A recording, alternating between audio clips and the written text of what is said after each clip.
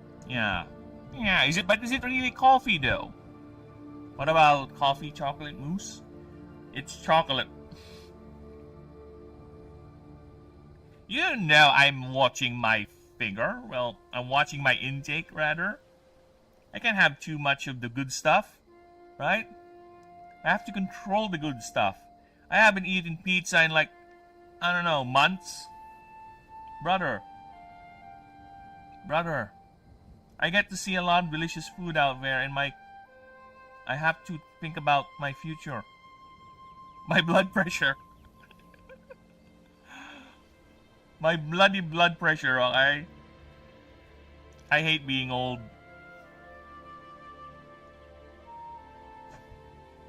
I hate being old and being a responsible human being.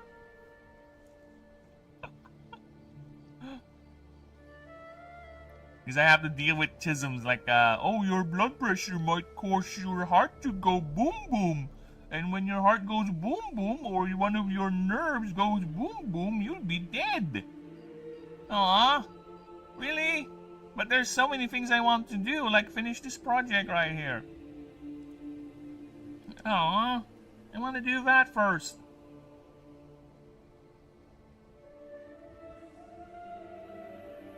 So yeah, unfortunately, I have to control the intake. The last thing I want is to have another scare, okay? I already have too many things to deal with, and I don't want to deal with my stupid body giving way and being annoying. Maybe once to get to the part where we can upload our brains into computers, maybe I'll do that. But you know, to be honest, I'm okay with my body. Because I prefer to have the feeling of being horny.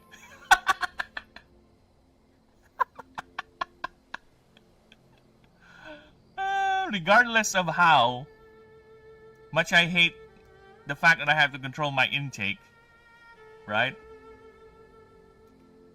I kinda do like the feeling of being horny. I want to feel that blood pump. To enjoy the carnal joys, the carnal experience of life. Okay? The ultimate expression of emotion, if you will. I'm uploading myself to C.D. Sweeney, but a lesbian, because I gotta go for... You just like donuts. You just love donuts. And I cannot fault for you. Donuts are tasty and delicious. Alright? Donuts or nuts. They're both nuts. Beans for the Brits. Dude, if we ever get that technology, we're done. Humanity is done. And a lot of new humans will be birthed in birthing pods. Pregnancy will become a novelty. Right? It will be a fashion sense. Because the normal delivery for humans is going to be through bats. Because that's safe. Okay? Safe and not risky. And people who want to be pregnant the natural way are people who are either traditionalists or people who just want the feeling of it. Because, you know, it's the fad going on. Guess what's new and hot in the world of fashion? Natural pregnancy. That's gonna be its future, man. I know, right? How dystopian my brain is. Is it because the setting that I'm working on is actually a pre-apocalyptic, near corporate dystopian sort of thing? Where the dwarves had commodified and turned everything into commerce, even the literal magic of the world? And there's a literal two gods of industry and trade that actually deal in cutthroat politics and the other one in contracts. Maybe that's it. Maybe that's why I'm thinking. Dude, the current song playing right now is just Star Wars music. I can't even play this. I can't even... If this were old YouTube, old internet, it's fine. It's fine.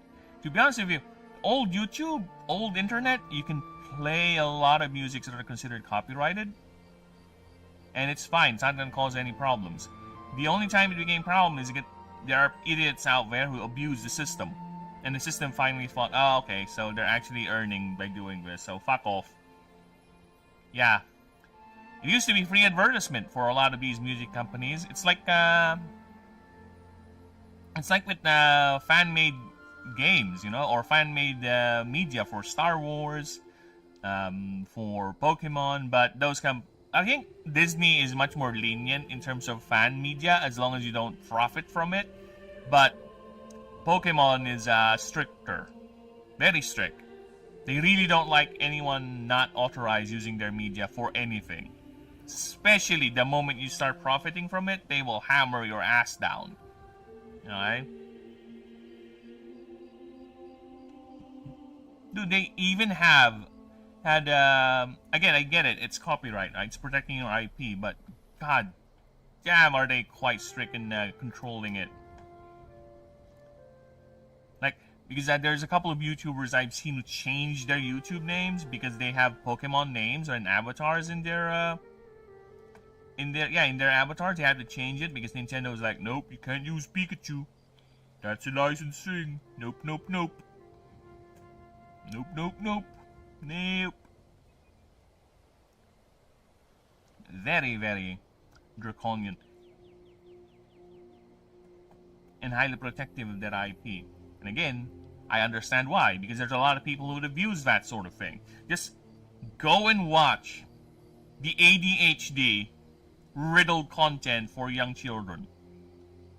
They're literally using avatars of popular cartoon media, Mario, whatever is trending right now that's fit for kids, Spider-Man, whatever. They're using 3D animations of those characters, and 100% sure none of them are authorized by Disney. It's gonna be some Chinese-made slop, right? So yeah, unfortunate. We have to deal with that. But what are we gonna do? What are we gonna do? That is life. Okay, now back to the passive. Actually, I'll be back. I need to pee. All that talking has made me go wee-wees. It won't be quick. It will be quick. Just give me a few moments. I'll be right back. I don't even need...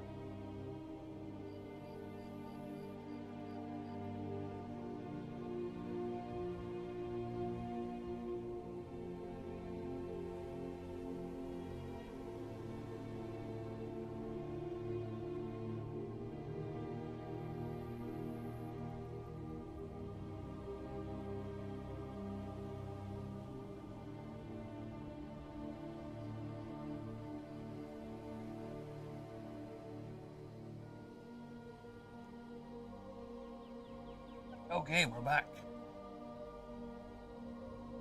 No problem, Ninja. Have a good one. I'll see you later. Assuming you'll stream, of course.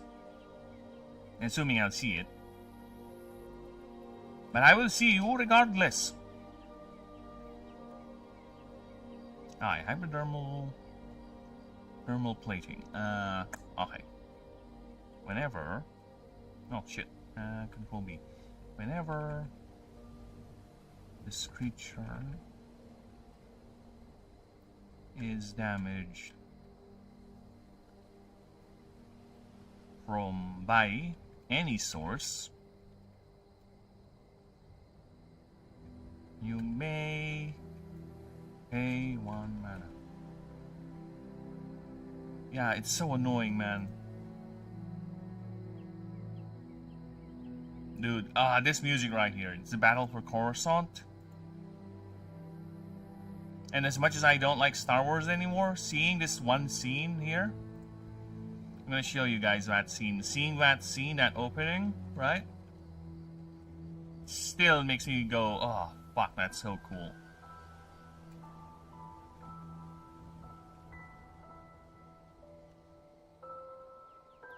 Tree opening. This one, this scene right here.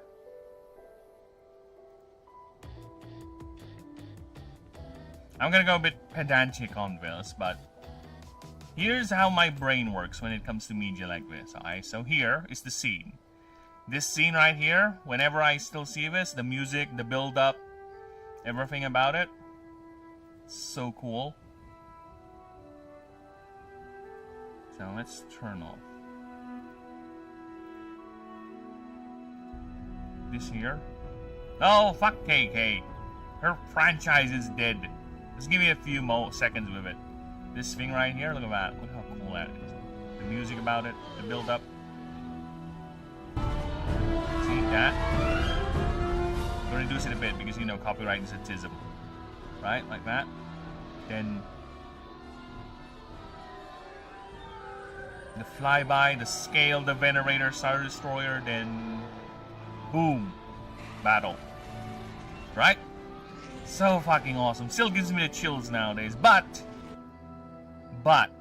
I hate the fact that they had to sacrifice logic so they can pull off this scene, okay? Because, look at this. There's a battle going on, right? Throughout the surface of the entire planet, there is a battle going on.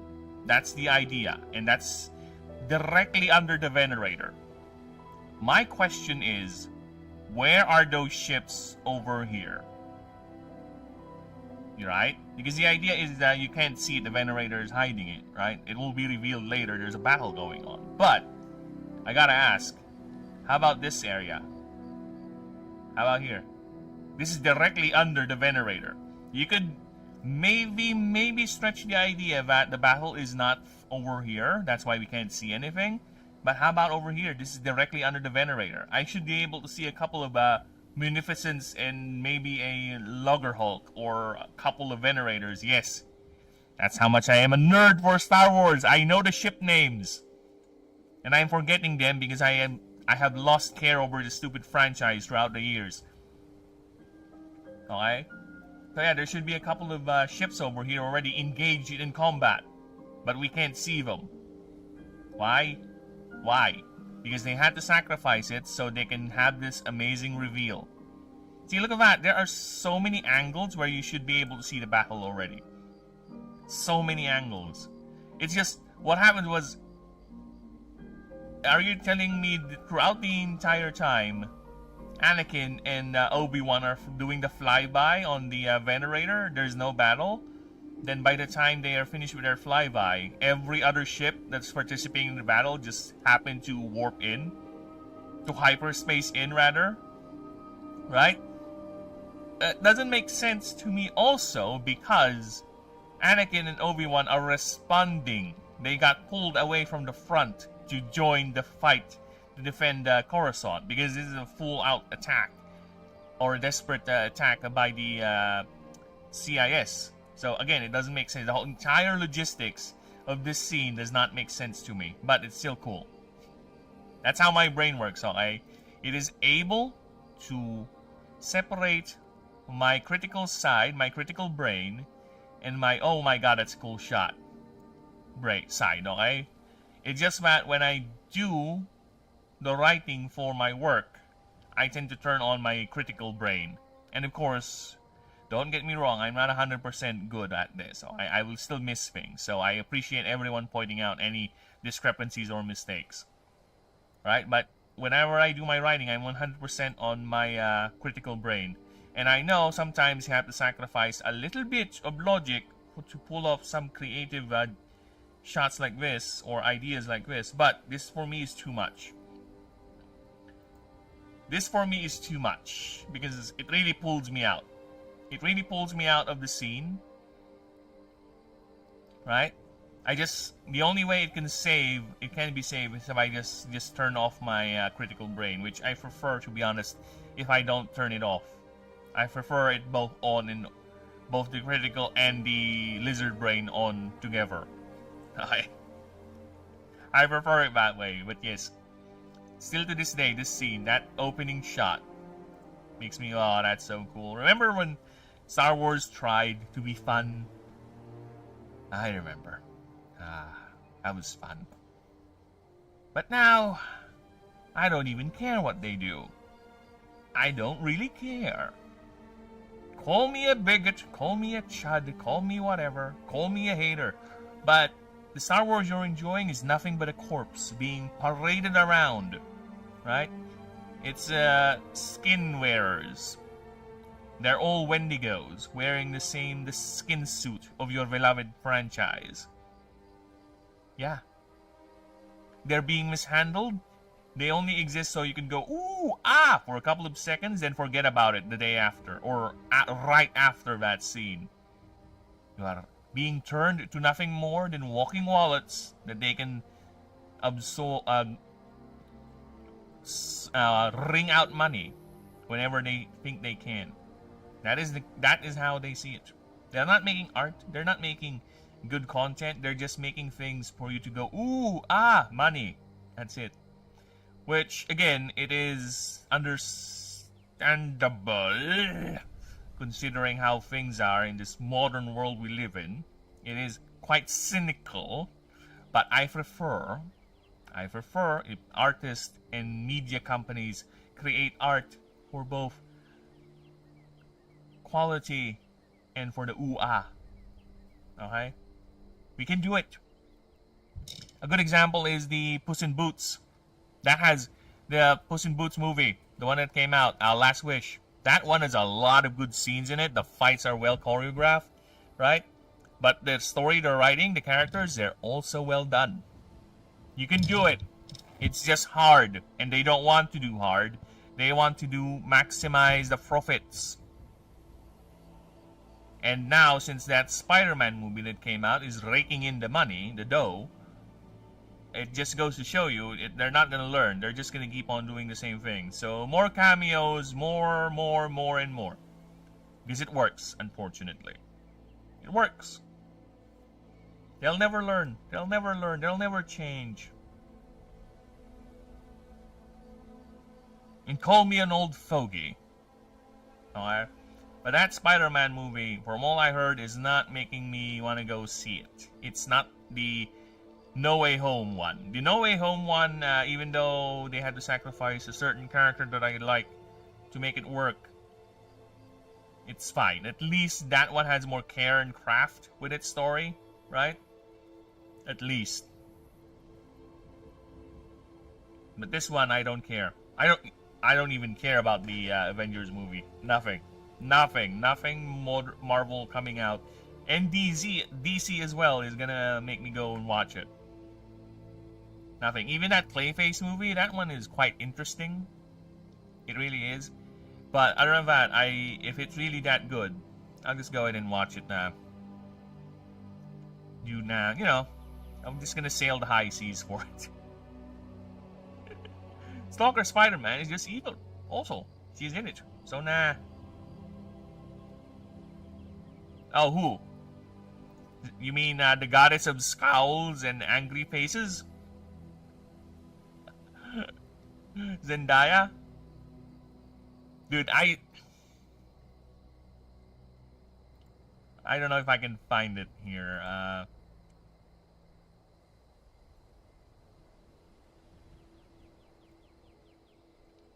There's something Drinker showed the other day on Open Bar, which is quite funny. Let's see if I can... Oh, there it is. I found it. Alright.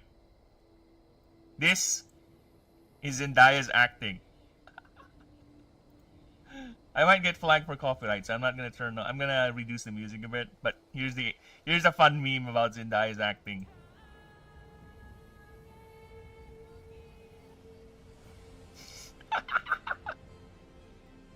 They just turned on the filter.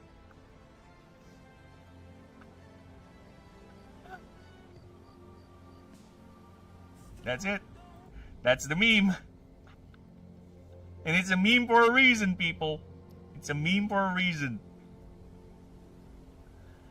I don't know. She must have good PR. She must have a good manager. Alright? I don't know.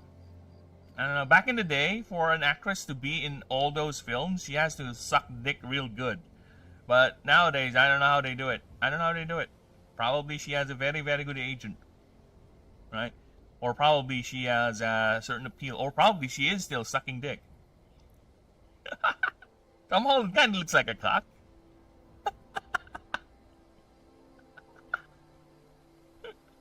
Damn it, Phoenix, I was just thinking about that.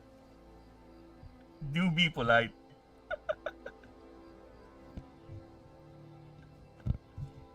Hey, it's called reality, okay? If we're gonna run away from reality, I might as well just go ahead and end the stream right now. And just talk about it offline. But no, jokes aside, of course. There's always a limit, but I don't think that's bad. It's fine. It's fine we talk about that. Right, a lot of those dick sucking has been done by white men, and the white men are bad. You know, have you not heard? Yeah, white men are bad. They're evil. They're the source of all evil in the world. Yeah, it's fine to talk about them. It's fine to berate them. It's fine to make fun of them. Poor Tom Holland, I feel bad for him. Yep, for all we know, okay, Zendaya might actually be a very loving and sweet wife off camera, right? There's gotta be a reason why Tom Holland fell for that girl, okay? Maybe it's her agent. Maybe it's her agent. She convinced Tom Holland she's actually a good wife. Or a good... I don't know. Maybe that's it.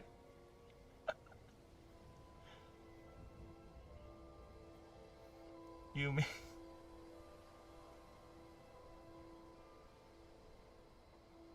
Alright. Back to my... Alright. It's not that funny. Fuck off.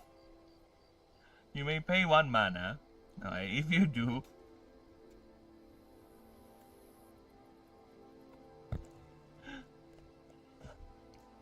This creature applies 3 stacks of either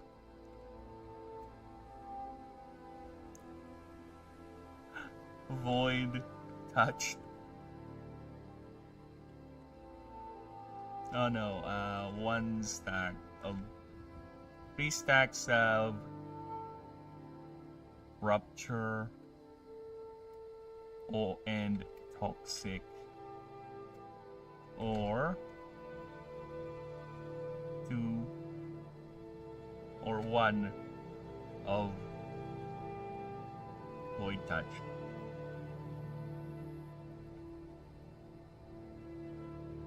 Okay. I must cook dinner and take meds. No problem, Alia. You go ahead and do that.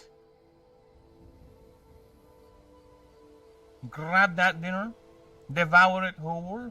Make sure the meds are properly administered. You don't want to be missing one. Alright. So I'll be here, typing these things, balancing them out. Alright. Okay.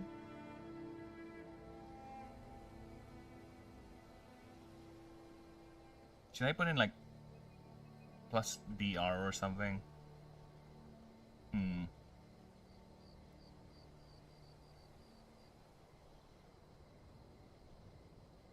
I don't think so. I think we're fine with this one. Yeah, I think we're fine with that. I don't need to make an uber complicated I think we're fine. I think this captures the idea of the thing.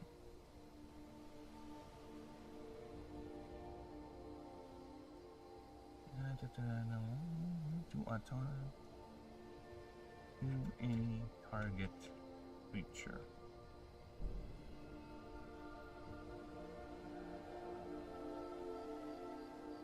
No. Yes, from any source. This is... Dude. This is intentional. From any source. Okay? From any source.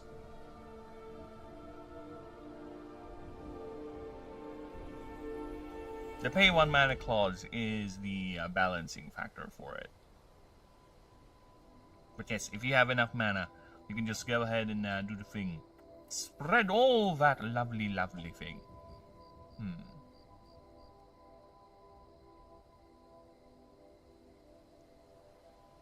Yeah, pay 1 mana. Yep. I think that's fine. I don't want it to be free. Because here's the idea. It's from any source, right? It doesn't need to be an attack. It doesn't even need to be an opposing opponent's attack. Opposing opponent, redundant rare, boy. It doesn't need to be an opposing creature's attack. It's any damage. You can apply poison or toxic to this guy, and every time toxic or scorch takes damage, it will activate the passive. So yeah, I think we're fine. With that. That's why it has the mana cost, because it's so easy to trigger, to be honest. It is so easy to trigger, and if you're gonna rule lawyer this, read it carefully. I said target creature. I didn't say other creature. I didn't say opposing creature. I said target creature. You can technically poison him if you want. So you can have a rolling feedback loop of forever this thing is being triggered every time the poison ticks. You can do that. Again, this is why many of my descriptions are for rule lawyers, and I need to be 100% sure of the intent. And if there's anything that goes beyond my idea, that's truly broken, I will change the wording on it. But when you read the passive abilities or whatever descriptions I have for the ability, I would say if you find, oh, I can target my own, oh, I can target my ally, yeah, it's intended. Again, I told Pao about this. If you're gonna read a lot of my attack descriptions, it says target creature. It doesn't say opposing creature. Because I will allow friendly fire. If someone in your party, if we can get more than one people playing or testing the game, if someone in your party doesn't like your ass, they have every bit of capacity to attack you with a regular move. Sure, the passive effects for the domains is not gonna target you or affect you unless stated otherwise, right? But they can hit you. They can hit you back. You can fucking sabotage the party and just fucking annihilate each other. Whatever, it's your game. I'm just there to DM. I'm just there to provide you the playground to play in. You do you, alright? So yeah, you can definitely do it.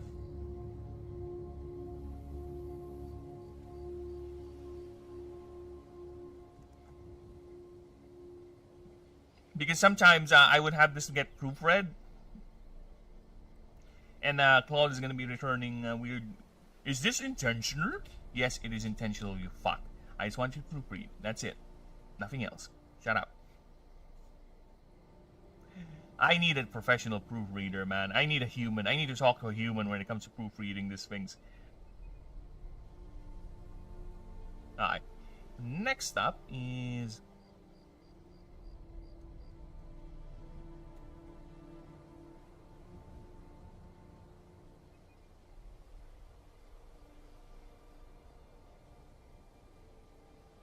Gory Hog.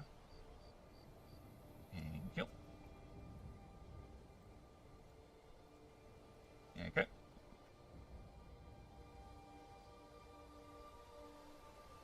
Now this is going to be an offensive one. I'm thinking, should it just spread stacks again because it's the void type? Or is it going to be some sort of a flat thing that applies? An actual passive thing? Something you don't need to pay mana for? That's what I'm thinking right now. Right now, when I do make passives, the first thing that comes into my mind is, how can I make this work? What's the activation trigger before the actual thing what happens or what it does, because the activation trigger usually dictates the effect, right? What sort of effect are we talking about, right? So I'm thinking it's an offensive passive, right? And it has something to do with either it attacking every time or attacking a target that it has already attacked, something like that.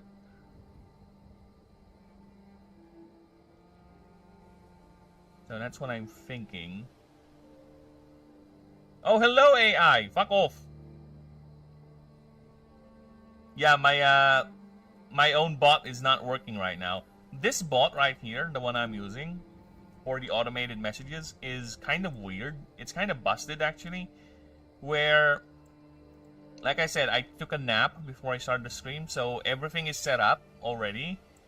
And this thing runs to play one of these random messages every 3,000 seconds. So, if somehow I have not started a stream and this thing ticks down to 0, it's gonna be stuck like this forever. For the entire stream, it's not gonna work. I haven't tried yet opening and reclosing this one. I mean, opening and reclosing. Closing and reopening this one. See if that could work. I'm just don't think that's a good idea doing it live on stream, because it might fuck up the stream. And the last thing I want is to miss chat from you folks. Alright? Okay, we barely get enough people chatting, so the last thing I want is to miss chat from people. So I don't want to do it. So I'll just have to endure this stupid bot not working for the rest of the stream, which is fine. It's not really that big of a deal. Speaking of that, I've been going on for an hour. How are you doing, guys? We doing good? We alive? We alive! Everyone's alive! Yes, hello, welcome. Hello. How about Twitch?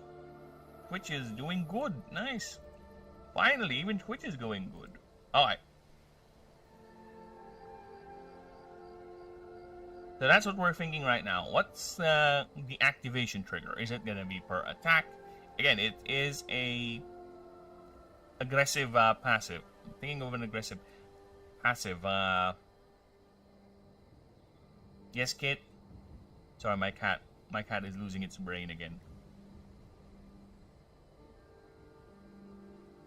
So, is it going to be per attack? Is it going to be before you attack? Or is it going to be a flat bonus to all particular type moves? Right? So I'm thinking, is it going to be a once per round sort of thing? Right?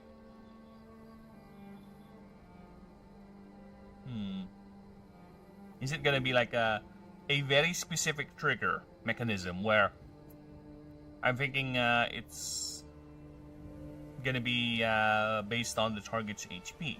Like, if the target is like on 80 HP and above, it has this effect. If it's on this HP level, it's going to be this effect. But I don't think so, because that's more of a Grim Reaper sort of thing, right? I think I would see that in a Nyx type or Essence type sort of activation, right? For a base Void type, Void is primarily playing around the idea of status effects, particularly Void, Rupture, and Toxic. So that's the main status effects of Void types. And oh shit, what is this? Sorry. And the main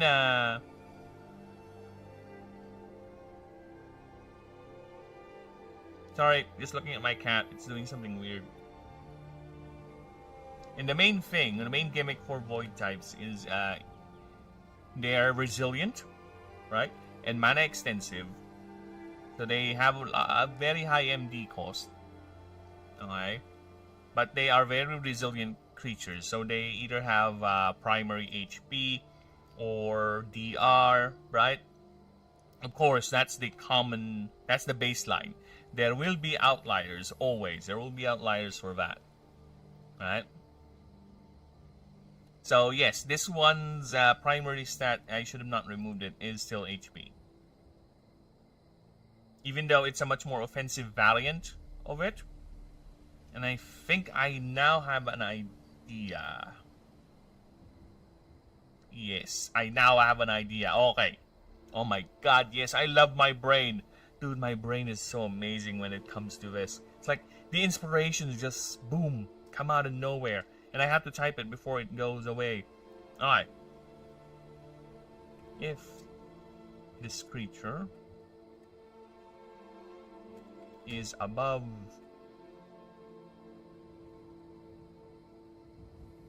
or at 80% of max HP, it gains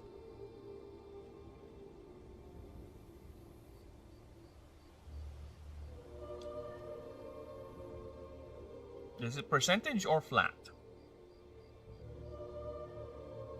Is it percentage or flat? Are we gonna go with flat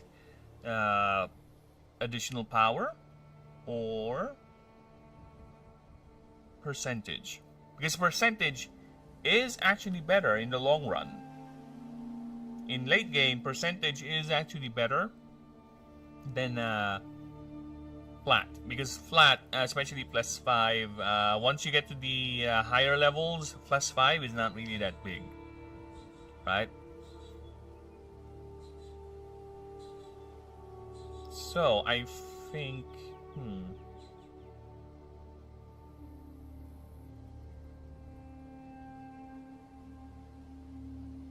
I'm thinking, because this thing is going to escalate. That's the idea. The lower the HP of Donkey Hog, not the target, of Donkey Hog itself, the greater the bonuses. So I'm thinking it gets +5 power, then by 50 HP it gets 10, right? But it gets reduced healing at that point. Like, let's say it gets reduced 20% healing. Then by 20% or lower, it gets not the plus anymore. It gets plus 50% more power, but it only receives half healing. That's the idea. And I think that is good. That is good. Right. Sorry about that. It's +5 EWR. +5? That's a lot, especially for level 1. +2. +2.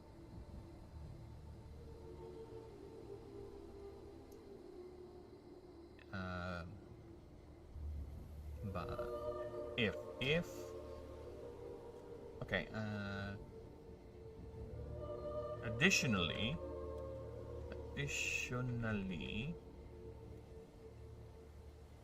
once it gets and updates on the Discord, yeah, updates on the Discord.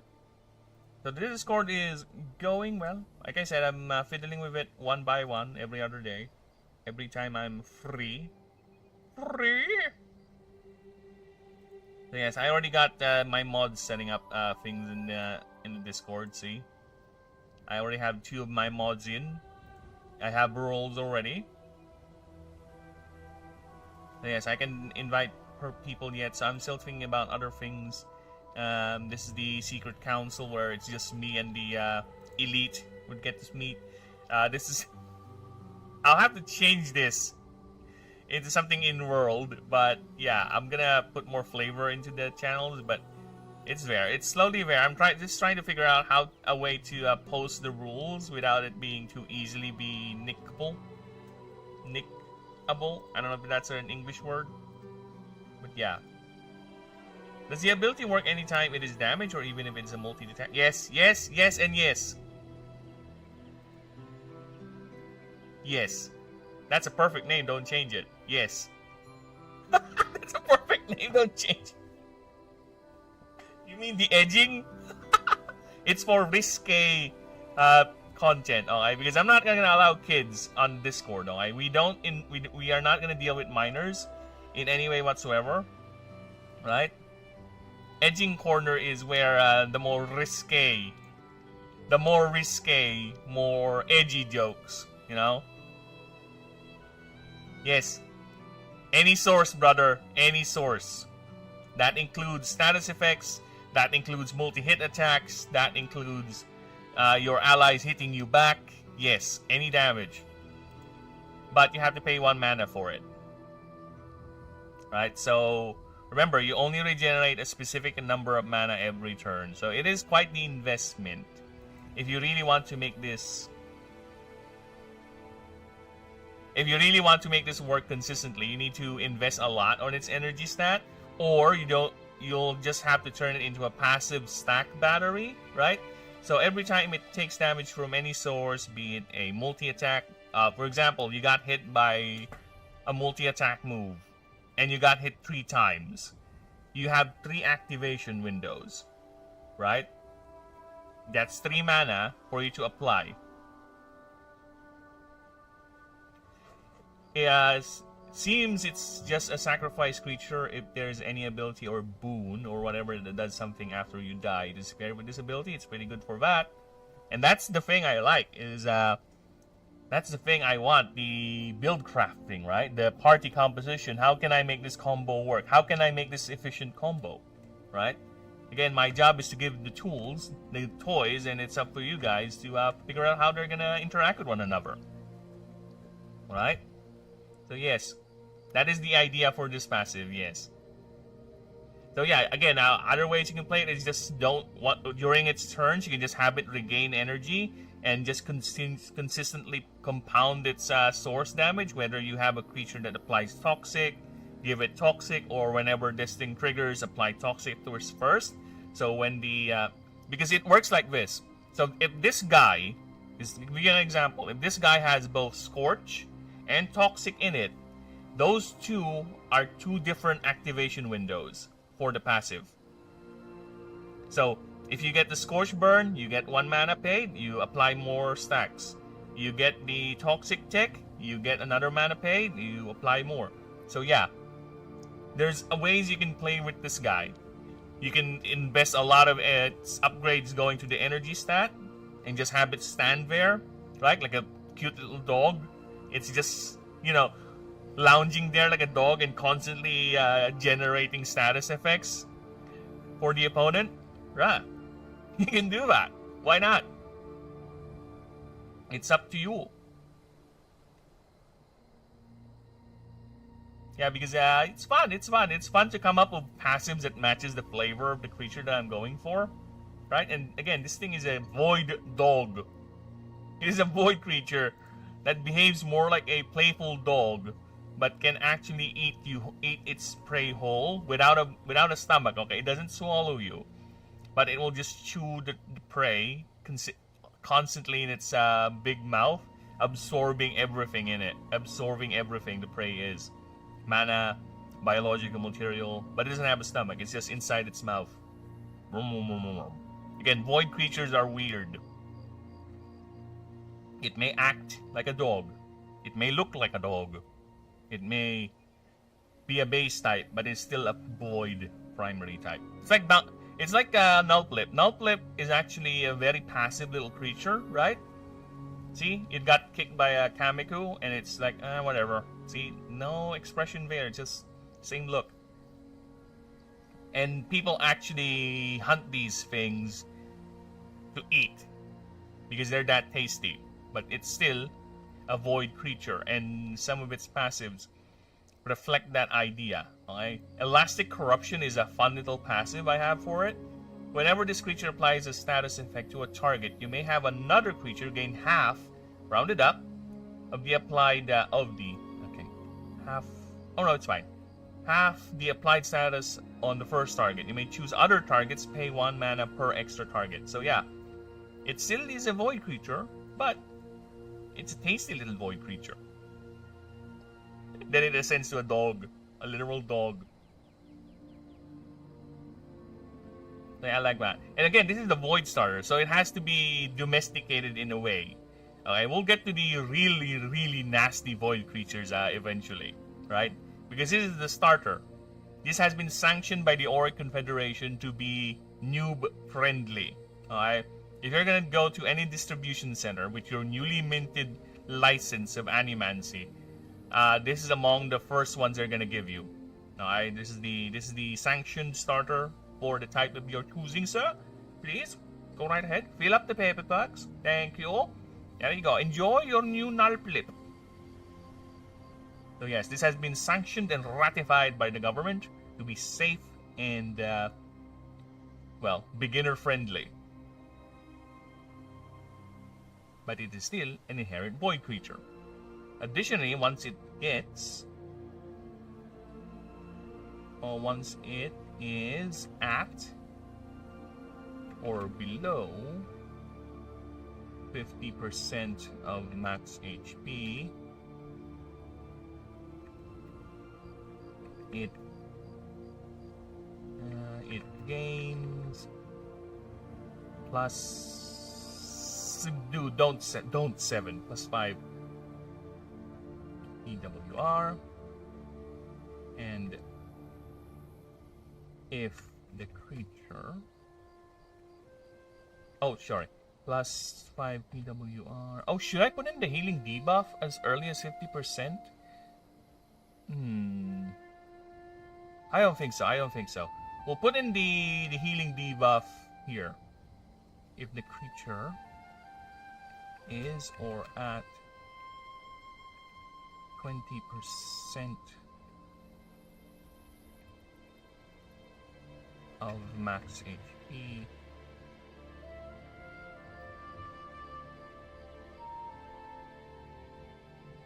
it gains 50% more PWR and minus 50% healing received. There you go.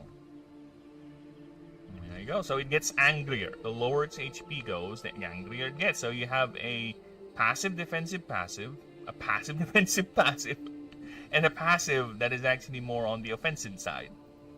So yeah, I think we're good with that. And as for HP, I think I'm gonna start it a bit lower than someone with supposedly with primary HP. So primary stat of HP. So we're gonna do it 95. Alright. PWR is gonna be at the negative at the start because the creature is not that it's not that active, right? So I'm gonna, again, it's a playful dog. I'm gonna give it minus 12 or 10. Minus 10 PWR. Its defense rating is gonna be decent enough, but not too much. I'm gonna give it 15. Its energy stat, since it's a void type, it is quite energy hungry, not energy efficient. So it's gonna be 15 was null flip, so I'll give it 17. It is a vase type as well, so I think it's fine if I actually give it 18 because it is a base type too. So it kind of offsets the inefficiency of the void type's energy stat or expected energy stat. 20 HP or lower? Oh yeah, thank you. 20 HP or lower. Thank you. Or lower. Thank you. There you go. Got it. Okay, speed, it's a bit fast, but it's not Rashbin speed. Rashbin is fast. Actually, I think it should compete with Rashbin. You know, since it says here it runs for as fast as 42 miles per hour, let's just give it 42. Rashbin is at 45. So Rashbin is, it's not as Rashbin speed, right? It's 42. It's not a fast creature. So again, void type primary, so it should have high MD cost. And normally, the second forms should revolve around 10, 12, I think. So let me just double check. With the non-ethereal and arcane types, because these things are indeed mana hogs, okay? Just look at that. Tushishim is that, wow, 16! Okay. Yeah, these things are hogs for mana, okay? Because they are very rare and very powerful So let's go with the more base type. So I don't want the normal creatures per se. Alright, so I have a baseline. So Tetri is at 6, of course, since it's the base form. Torai Boom has 10. 10 for Torai Boom. Oh, that's SO Blaster, rather, the second form. Let's see for Mad Rider. Mad Rider has 12. Okay. So I think 12 is the base. And let's see for Lorenzi, just to be sure. Lorenzi... Oh, this is Macorial. Going up. But water types are actually mana efficient. 10. Yeah, they're mana efficient creatures. Let's go with Torvin. I think Rashbin is... Look at that! The Donkey Hog! He already showed up in the bestiary long before I put him in the game. Look at him. Or rather, I made his ability. Or his character sheet. Creature sheet. Whatever. Look at him. There he is. He's about to eat this little pixie pears. Because again, they're dogs. Let's see. Pixie pears is at 10. So yeah, I think I'll give it at least, since it's a base type, it's gonna counter the void type's demand a bit. So instead of my idea is gonna be like 14, 16, I'm gonna give it, I don't want to go 13. I don't want to. So I, 14, 12. Let's go 12. Alright. It's a bit easier to field since the base type is offsetting the void. In terms of its mana draw. Okay, and the glyph, how many upgrades? 15 for Rashvin, that's the base. That's the baseline, and it's, let's make it 16. Alright, so I need my annoying little calculator for this. It's one of the few things I can depend you on. Okay, level 50 plays.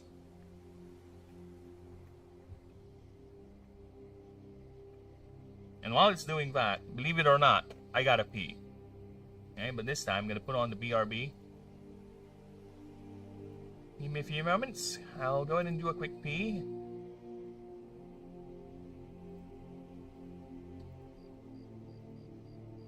There you go. I'll be right back. And hopefully by then my annoying little secretary is done computing.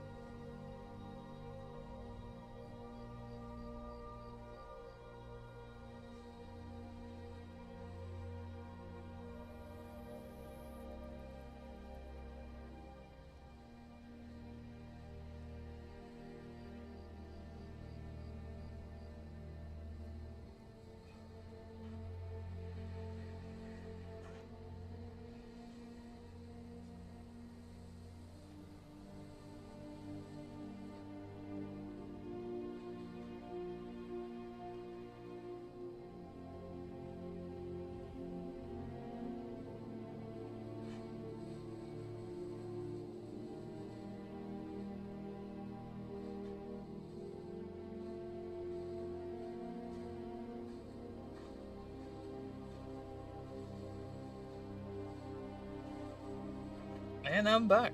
Told you it's quick. Hi.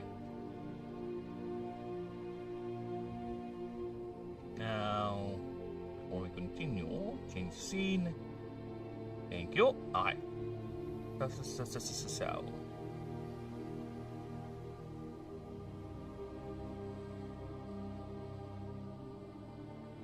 Where's my handy dandy, not so handy, not so dandy? There you go. 1565. Power is at 14.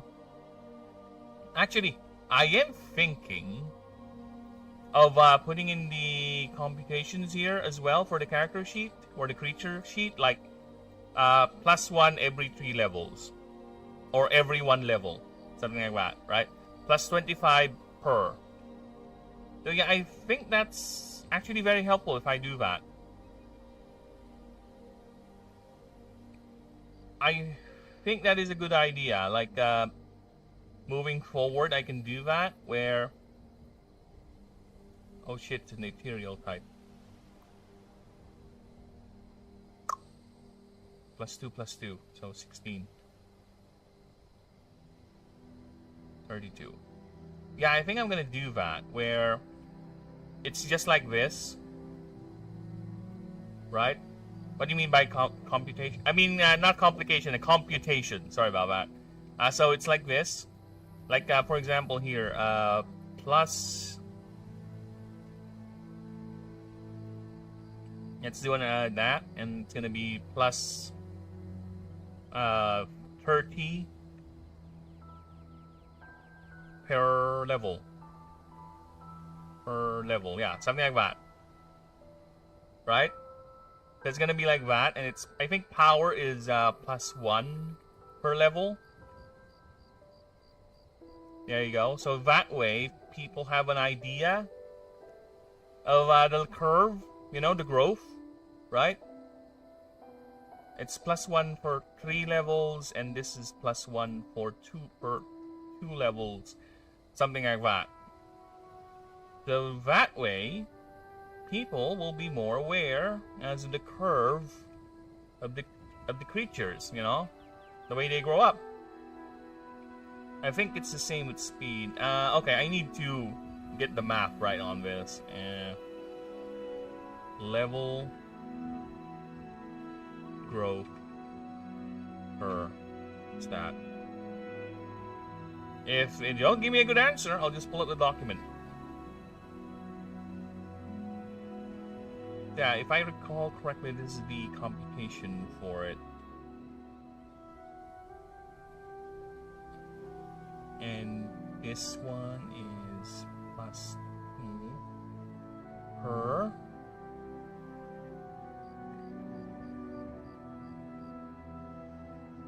This is going to be a long explanation. Per level 20. On, rather, not per. On level 25, 50, and every 25 levels moving forward. Right? See? Look at that.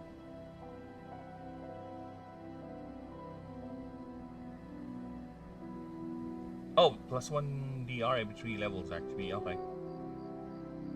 Power is +1 every 2. Okay, sorry about that. Speed is +1 every 2. Energy is +1 per 4, actually.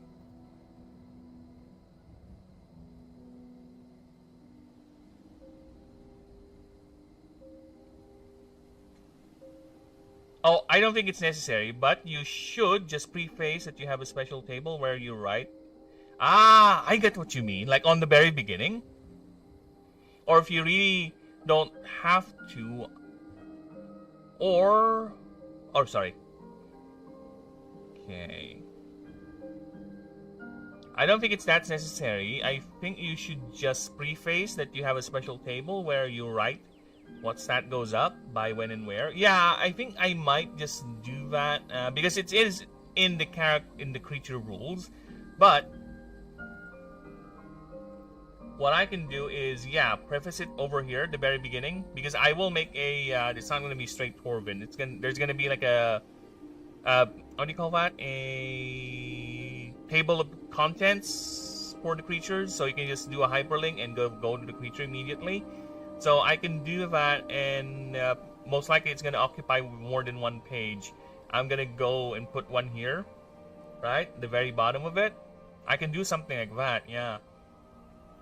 Also, a quick description about the asterisk, that it's the primary stat.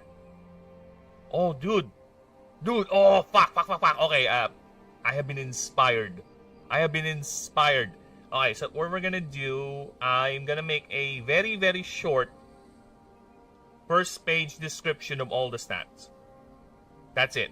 It's just a quick blurb, nothing deep. It's just power is flat damage added to this. Speed determines how many turns or the turn order of a creature is per round. And the mana draw is the cost of the creature versus your arcane. Something like that. Right? So we'll do that. Yeah, we're gonna preface it on the front. And I'm gonna do that after I'm done with the entire set. So that way I know how much space is the entire table of dock contents is gonna take. Because it's gonna be like with the God dock. Right? You guys have seen the God dock. The Pantheon dock has this. Yeah, look at that. So it's a hyperlink. If I want to go to Arcan, there you go. I go to Arcan. So I can do that, and just over here there will be like an explanation. Actually, I will do it here as well with the God doc right here. Just one page explaining the creature stats. Yes, I'm gonna do that. It's a very quick, very, very quick, very good explanation as to what do these things mean. Alright, so we're gonna do that. I'm gonna do it after I'm done with the entire the starter set. So we're gonna do that. And moving forward, all docks would be like that. Because moving forward, here's what I'm gonna do, Denisium. Moving forward, for all the other creatures, it's not gonna be like this one continuous dock for all the creatures, because it's gonna take a lot of space. So what I'm gonna do is gonna divide them. So for example, if I'm designing a water type primary creature, it's gonna go to this document here. So all the starter primary creatures all go through this document, right? And all the water primary creatures go to that document. Then I'm gonna go ahead and create a master file, just put them all together, right? And turn that into a PDF file. So yeah, I don't know. It's gonna be a lot. It's gonna be a lot. This is big. The entire creature doc is fucking big. Dude, just to give you guys an idea, you know how big this is? I cannot even upload it to my notebooks. I use Claude, right? Claude for me is much more reliable than Notebook. This one is good, very good with specifics. But I use Claude as a secretary as well when it comes to proofreading, right? And also for checking for mistakes and inconsistencies that I may have missed, because I really need a person to speak to with this. But Claude has this thing too where you can actually upload your documents, just like with what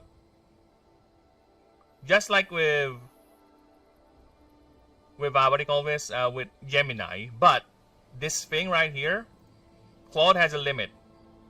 You can only upload a maximum of 30 MB per document.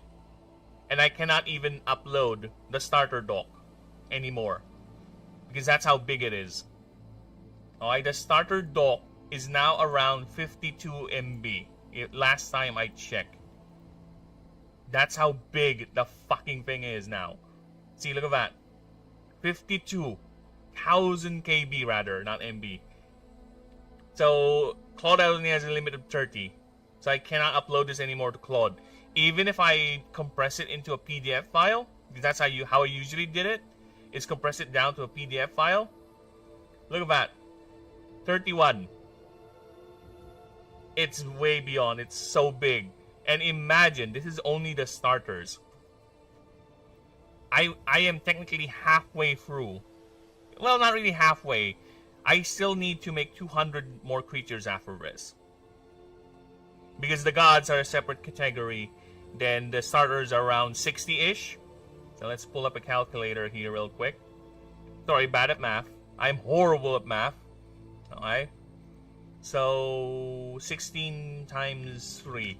So that's 48 starters. So that covers the 50 of the 250 that I'm aiming for. So I still need to create 200 more creatures after this. If 48 creatures is already consuming that much data, right? We need to compartmentalize this. So I'm also thinking I could reduce some of the load because this for me is a bit redundant. You know why? Because it's the entire line. So I can just put this ascension line on Umifin and that's it. However, the thing is, once I put in the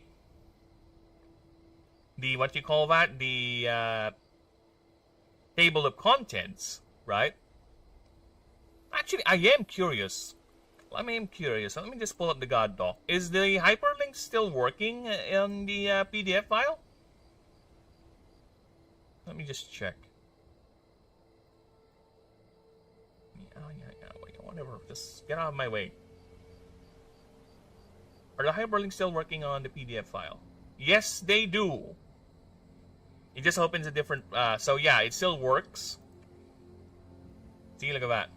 So yeah, that's the only justification I have. That's why the ascension line is in every creature profile, because at first I just put it on the first form, the base form, then just leave it there. But then I realized, oh shit, what if someone just looks at the second form or the third form? They don't know it actually came from this line. So I have to do that. Yeah, that's adding a lot of bloat to the file, to be honest.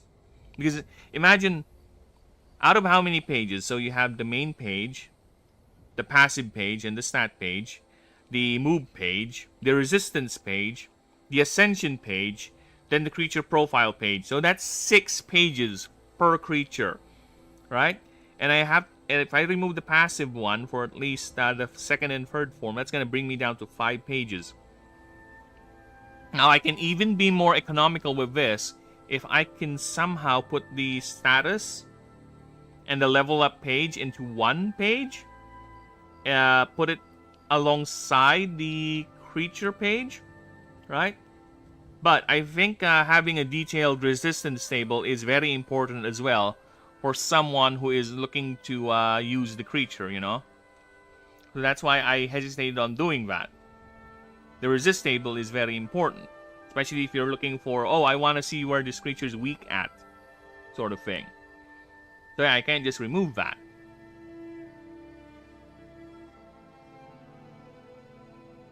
So yeah, it is very, very extensive in terms of... Oh, fuck off, get away from me.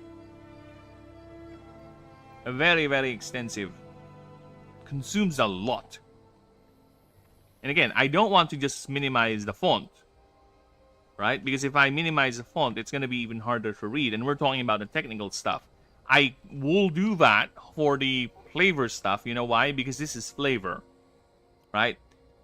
This is for the people who are really, really interested onto the creature to the point that they want to read the lore, right? It's fine if I have small, because this is already someone who's committing to reading the lore. And the more technical things, the one where actually people will spend more time on, because this is the game, this is the actual meat and bones. The lore is just flavor. Unfortunately, as much as I love writing the lore, it is flavor. This is the meat and potatoes right here, technical stuff. So this has to be at least readable to a point that the minimizing of the font has to be at a certain level.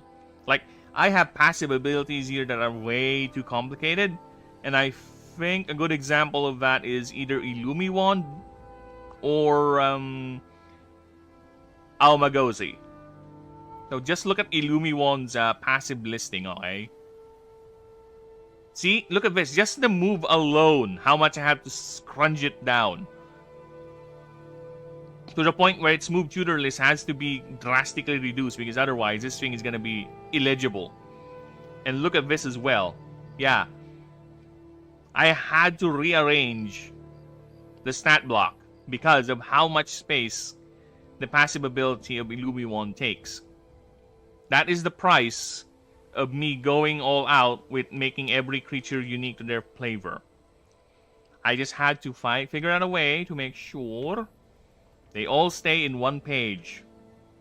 And sometimes that also affects the creature profile. there are some creature profiles here that are too long that I was not able to put in everything that I have thought of the creature's biology. That could change once we get to the proofreading pass, where I can just go and add and deduct sentences, words to it, hopefully. But other than that, I am 100% locked on one page per creature profile. Any creature that goes beyond that has to be fucking Lucerius, a god. Okay, other than that, no. All creatures had to be locked in one page for, of course, well, convenient reasons. But other than that, the only exception will be the gods, or if I can somehow find a way where I can further reduce this down, right? The space it takes. Because, yeah, this is hefty, which I think is fine. People do love, especially people who are into these type of things, people do love these massive compendiums. Dude, Warhammer 40k, the rule books alone are quite thick. Oh, I like going through those rule books, just looking at the art, reading the lore, and seeing the stat pages, the stat sheets. So yeah, I think it's fine, but I'll try to save as much space as where I can. And for now, I am thinking, or rather the main victim of that, is the creature profile.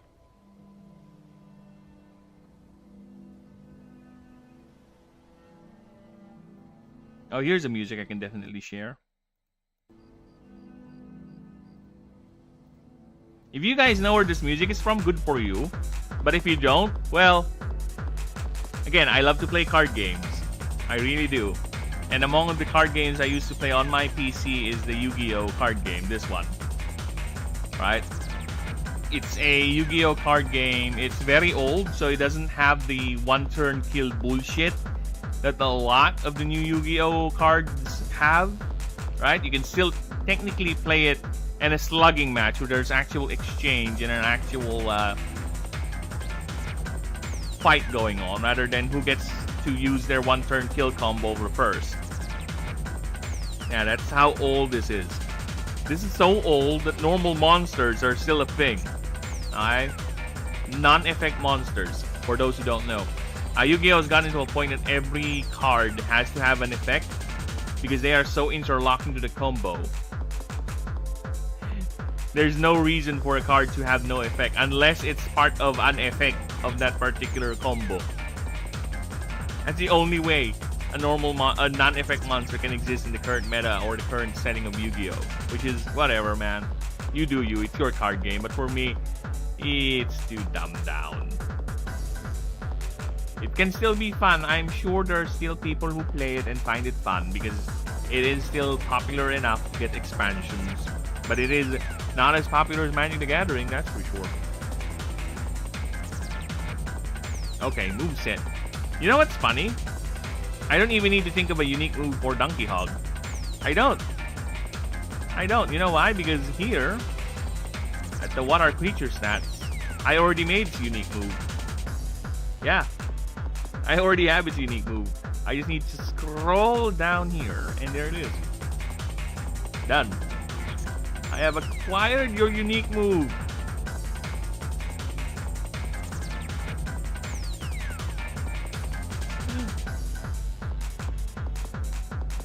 There you go. That is unique move. Got it. Next.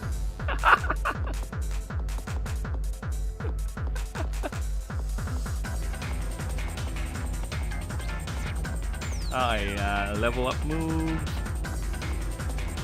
Oh, I still need to add this to the master move list.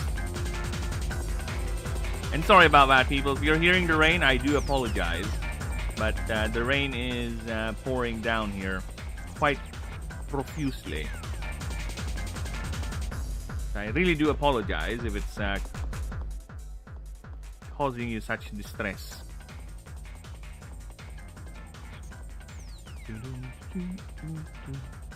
The base type move, interesting.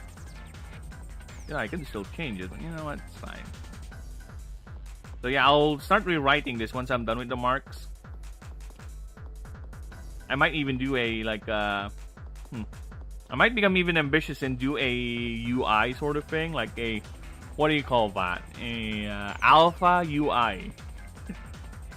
It's my vision for what the UI will look like eventually for the game.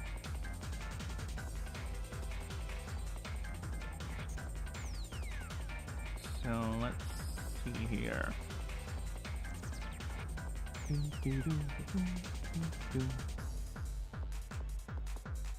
Unique. No, all the new moves are void types. Damn. Base. How much damage are we talking about here? 40. Wide attack. It's called Donkey Gore, but I rather copy paste it just to make sure we don't make any mistakes. 3 mana base type attack. Alright. Not that. There you go. 3. Alright, done. Copy that. Go to the base tab and put it in. There you go. It is now officially saved in the master list. Okay.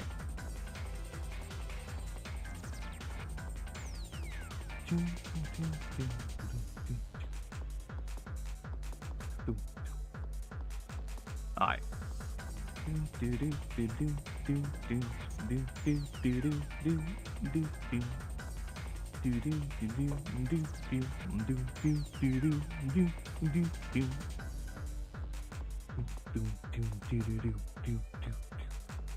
This music plays if you're actually it's actually very rare this music plays, right? Because this only plays if you are in a losing position. And by losing position, I mean if Kaiba, your opponent, somehow is like 3000 HP or life points ahead of you. And sometimes I would personally do that because, again, in games like this, all your HP, if you have like 99 HP, 98 of that HP is nothing but a resource. The only HP that matters is the last point. The rest can be expended as much as I want to. And if I want to get hit in the face, then rather risk my monster getting destroyed or vice versa, whatever the case demands, I will get in the face. I will get it in the face. Alright, it is fine.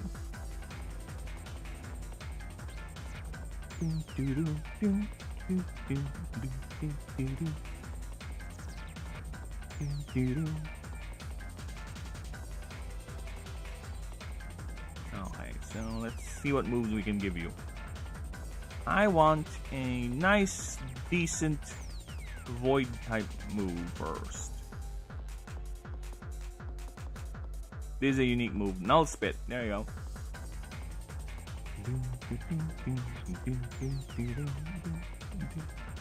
Level 3.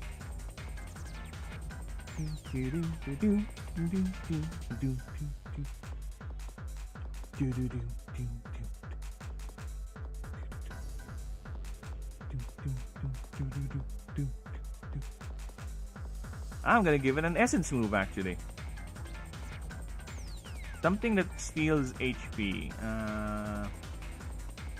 Soul Tap does not decrepify. No. Essence Drain. Is this the lowest HP drain move you have, Essence? Because if not, I think I might go for Swarmer. Swarmer has a drain move here somewhere.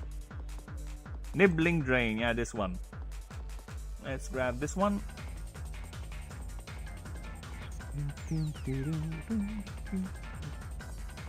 Actually, it does match his Donkey Hog real well.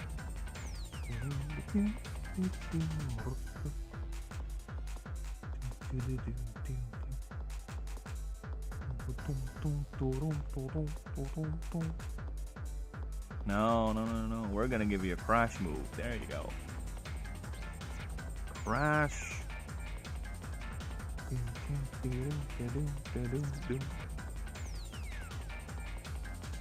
Okay, next up. Let's give it regenerate. Regenerate. This early? Yeah, why not? It's 10 mana cost for heal 40% of max HP. I think it's fine. 10 mana cost early game. Nah.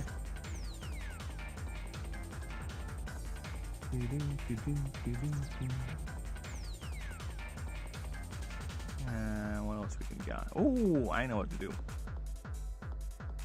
I know what we can do. Okay, it's a bite move.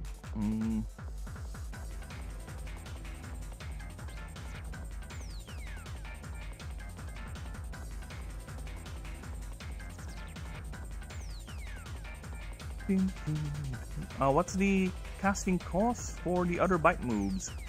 Tomoris, Fire Belly, Flame Belly, Consume.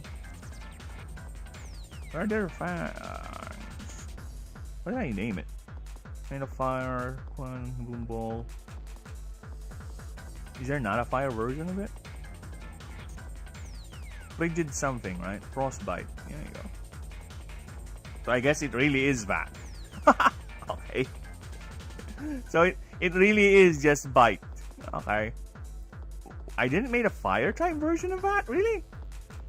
Flame Belch, Boom Ball, Sear, Stoke. Yeah, I have not made a fire version that bite move. Interesting. I have Frostbite. Interesting. Interesting indeed. Alright. How much the casting costs for Frostbite? 5. Okay. 5 attack. I think it is a modal move. Yes, it is a modal move. Okay. Okay, let's do that. Modal. And how much damage does it do? 40. Alright, 40 still. No problem there. It is a void type move. There you go.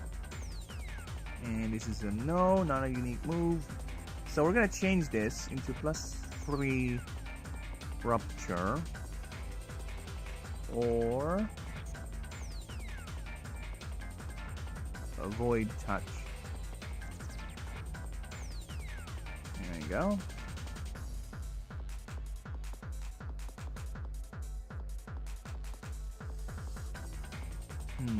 No.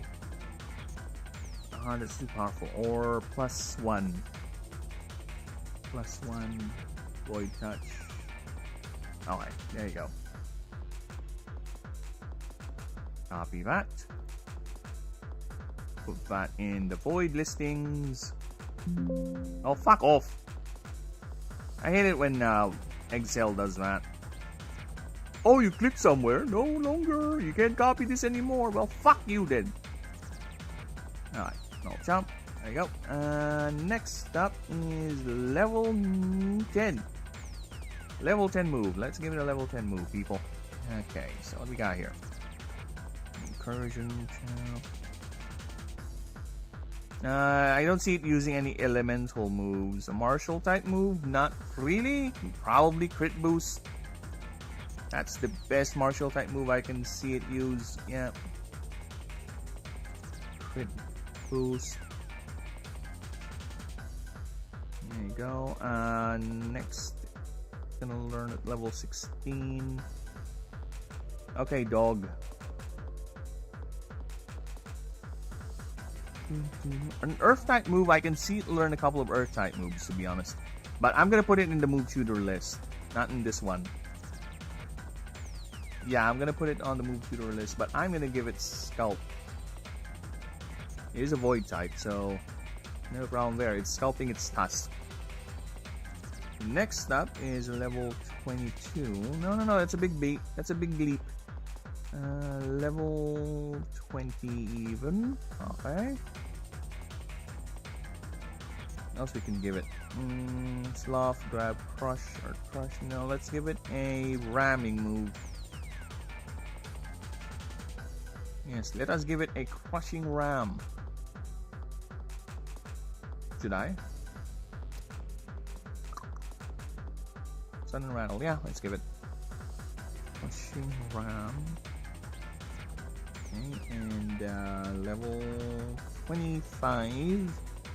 I want to give it some sort of a status effect that plays around its status effect.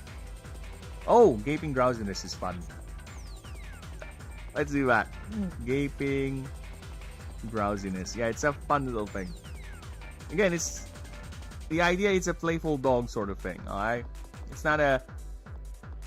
That's how you spell drowsiness? No.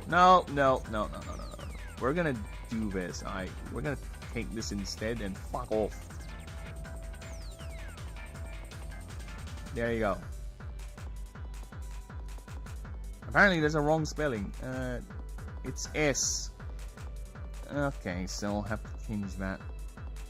Ah, fuck. No, I think I should be consistent. It's fine. It's fine.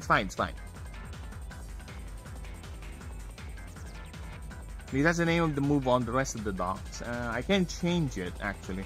Not really a bigger deal.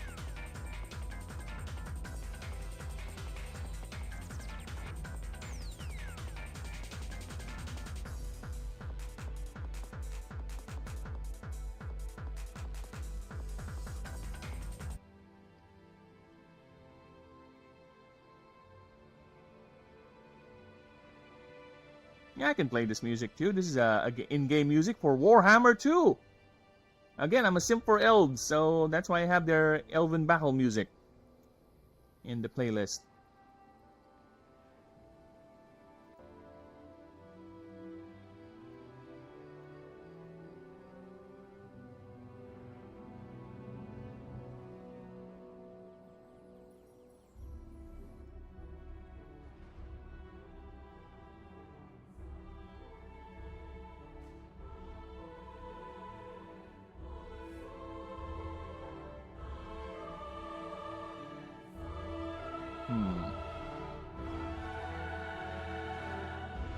Play dead. I kind of want to give it that move too. Play dead. Why not? It looks fun. Again, it's a playful dog. Okay, play dead. Alright, let's give it that. Why not? Fuck off. Alright. Then I'll give it a more powerful crash. Great crash. Level 36.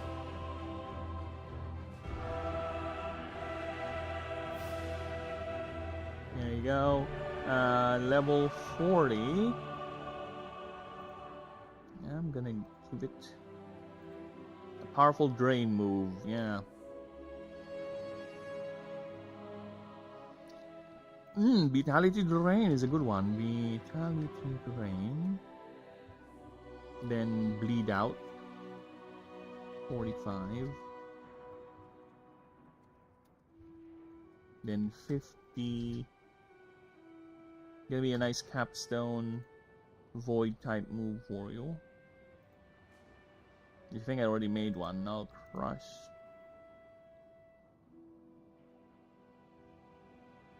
Yes. Now crush it is.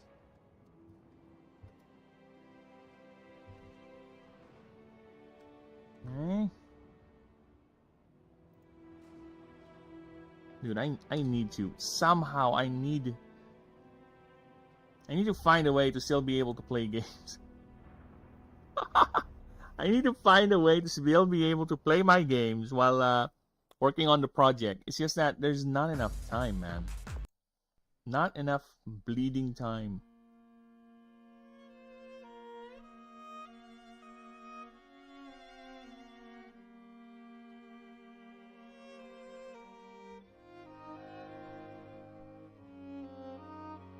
Oh well.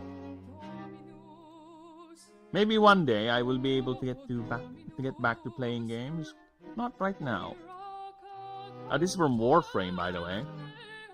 That's another fun little game I used to play a lot. I have like 3,000 hours on Warframe. Tutor moves.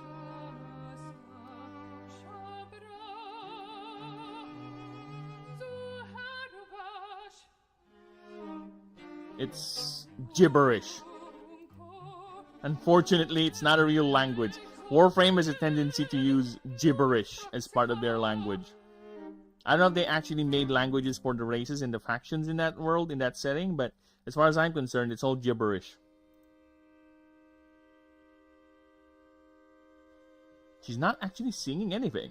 She's just saying words. Imagine how weird that would be. Right? If you were asked to sing a song, and it's not no real words. No real words. It's just random bits of words, letters, and everything. Just, I guess I just need to follow the tune. That's it, right? Yeah, that's it. Just follow the tune. You don't need to think about it. Okay, then. I guess I'll do that.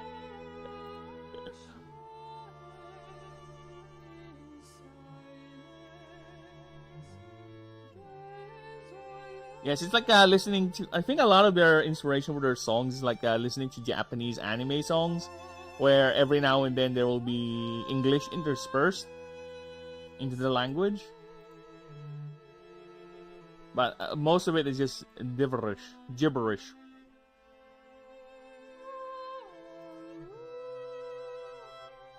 Yes, I think I'm gonna go ahead and go back. You guys listening to this kind of background music, because that is already running the risk. It's a lyric song, so any songs with actual lyrics on it is actually running that risk. Again, it is quite unfortunate. Now, okay, move tutor moves. Let's see. Like I said, I kind of want to give it a nice earth move.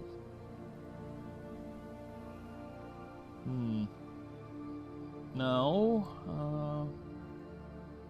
I want to give it...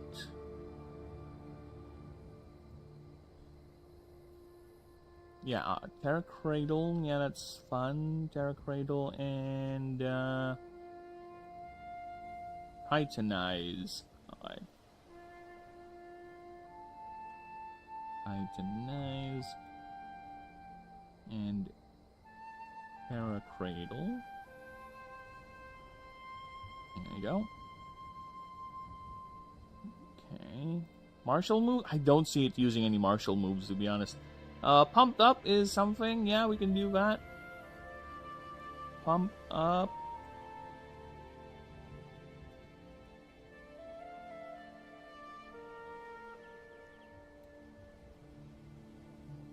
Okay, what else we got here? Let's go back to base types. Dude, Mega Crash.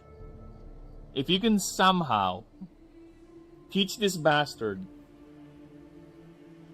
yeah, Mega Crash at the start of the game, why not? 7 mana, 120 damage, it takes 60 damage right back to its face.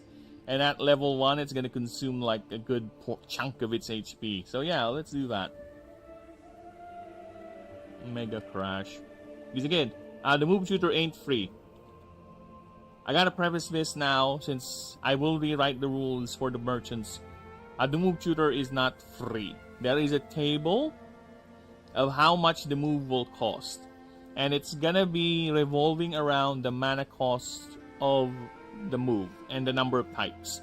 So, for example, if it will cost you more, if you're gonna teach a creature a off-type move, for example, a Eater move to a non-Eater type, as long as it's in the list, of course, right? So it's going to cost more than what it would cost if you were to learn it on its own. So yes, there will be a table. I will get the math on that once I get to rewriting the expedition mode, because I'm going to make a separate file or doc for expedition mode only, because that's going to be the thing we're focusing on. The overworld thing, I'll put the doc up there too, for people who wants to try it out, but I cannot personally vouch for DMing it yet, because there's only one map for one region currently available, and it is Yaldesha. But other than that, no. The other countries have not been fleshed out in terms of their terrain, in their countries, in their topography, whatever, geography. But again, I won't stop you guys from inventing your own. And who knows? If it's really good, why not? I could, you know, maybe borrow it. Dude, I am not opposed to actually using fan content as long as they're okay with it. You know what I'm saying? If they're okay with it, if they give me permission to use it, why not? No problem. Intimidate. I'll credit them. That is the main thing. I'll credit them, and if I have money, I'll even pay them. That is not a problem for me. I'm not that type of creator where I get my wee goes small whenever someone does something better than what I have done. No, in fact, I'll be grateful because, wow, thank you for being inspired by my own work.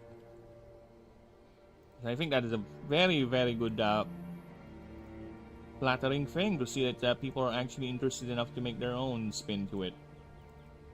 Why is this misspelled? This is why I don't like the fact there's no spell check in Excel. Tapping, Siphon, Web Shot, Horde Energy, Crosscut, Flash Cut. Oh, Guardian. Yeah, I needed to have Guardian. Guardian. Fey, no. Fire types? Earth, no. Air? I don't see it learning any air moves. Martial types? Ground and Pound? You know what? Yes. Let's give it Ground Pound. That sounds fun. Ground Pound. 3 more moves, and I think I'll call it for the move Shooter. Yeah, let's go Ground Pound. Why not? Alpha Stance, Heat Jab, Counterfall. No, no, no. Artifice. Again, I don't see any reason for you to learn any of these. Especially Voltaic. Nyx, probably. There's a couple of moves that you might borrow from Nyx. I already took Bleed Out from it. Dark Channel, no. Essence? Yes, I already took a couple from Essence. Life Force Conversion. Vitality Drain. Essence Drain. And let's take this one.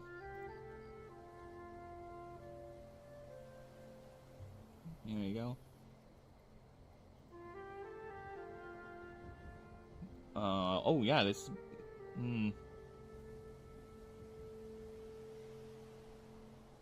Let's see. Crushing Ram, Guardian, Play Dead, Bounce. Frenzied Claw, that is a unique move. I think that's it. How about for Void? Shifting Mass? Yeah, let's give it Shifting Mass. Shifting Mass. And one more. Destabilize, Incursion. Oh, Engorging Void, yeah, of course. Engorging Void. That is not a unique move, right? I don't... wait. Oh, shit. Is that a unique move? I think it is. Oh, shit. Yes, it is a unique move. It's Van Voider's unique move. So, no, you can't learn that, boy. That's Van Voider's unique move. So, no, you can't. If that's the case, let's make a new move. Devour. It's gonna be... I'm born to be princess of the universe. I understand.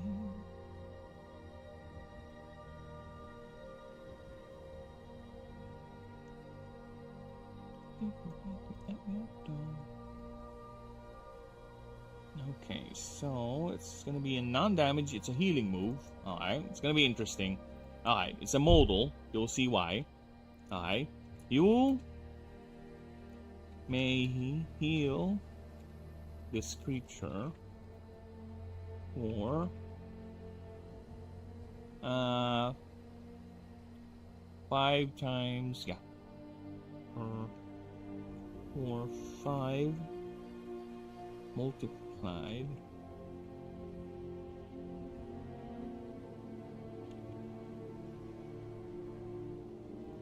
Oh, no, no, no. 5% of max HP per mana paid. Per mana paid.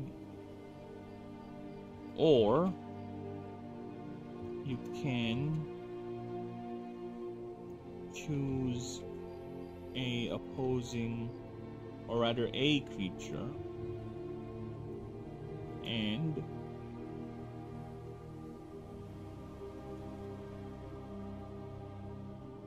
is it gonna be deal or lose? It's gonna basically devour it whole.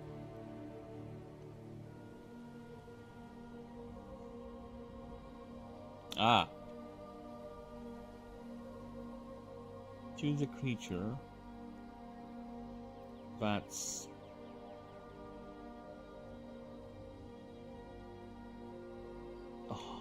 I don't want to put that. I don't want to overcomplicate the system with that. I kind of want to make it an idea where it eats a smaller creature, but I think it's gonna overcomplicate the system. Ah, fuck.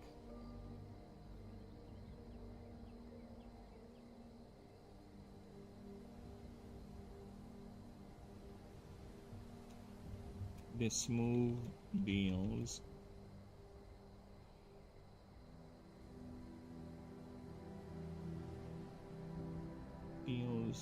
five. 5 times 7 is 35.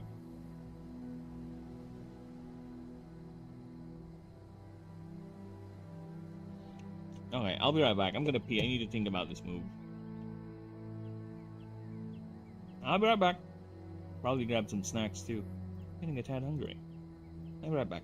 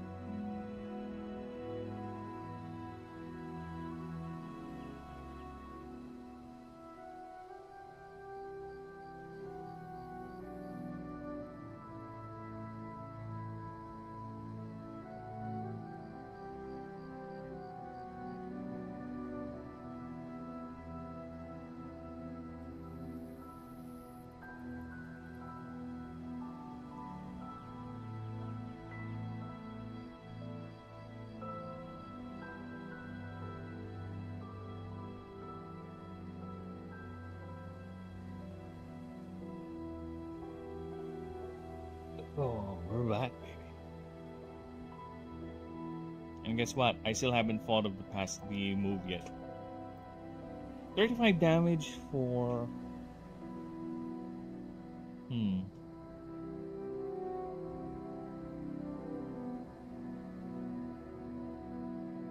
Oh, wait. Never mind. Or choose a creature. This creature... and target creature.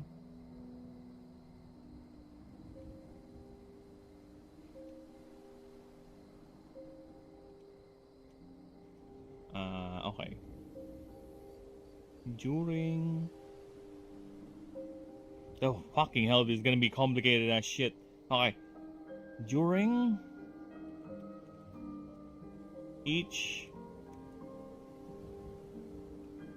During this creature and target creature's turns, Okay. Roll.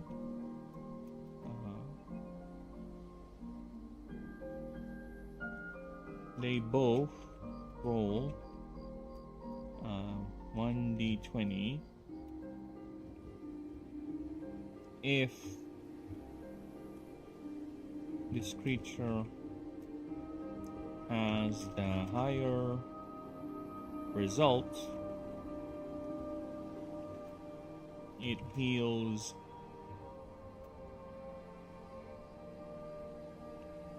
20% of max HP. If not, this effect ends. This effect lasts for 4 rounds. Hi. Fucking hell, this is complicated shit. And you're gonna be a base type move. Or is I think it's fine. I think it's fine to be void. It's fine to be a void type. Alright. Fucking hell, that's complicated.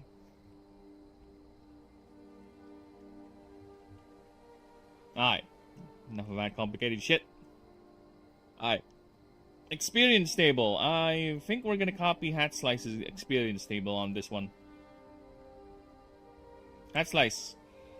I need your XP table. 120. Yeah, not bad. Not bad. Okay.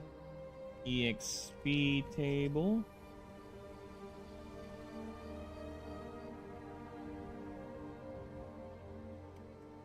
Okay.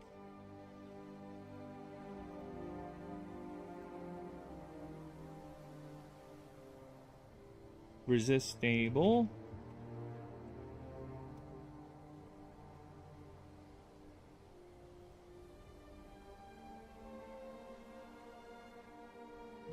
Okay, now I don't think we have a boys bait type yet, so I need to go back to my annoying little secretary and have that stupid bastard make a table for me. You better not fuck up. Resist table for void base. This is an easy one. You should not get confused, because base is neutral all throughout.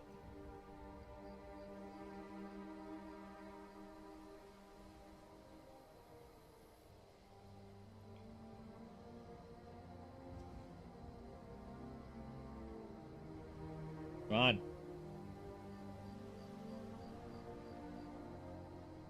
Oh my god, this is good. Ah, this song is copyrighted too. Is it? I don't think it is. Yeah, I don't think it is. So let's have fun with this one.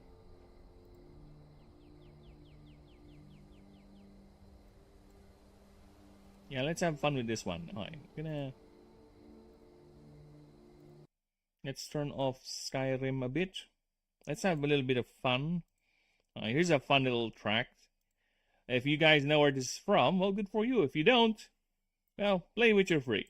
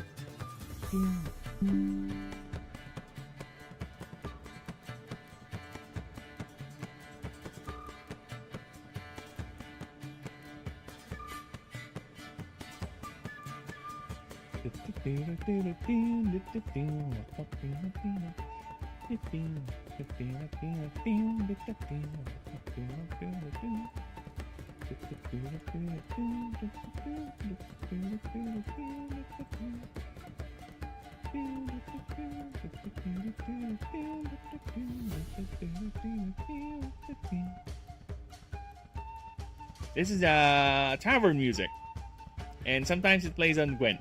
With Gwent, the addicting card game they have.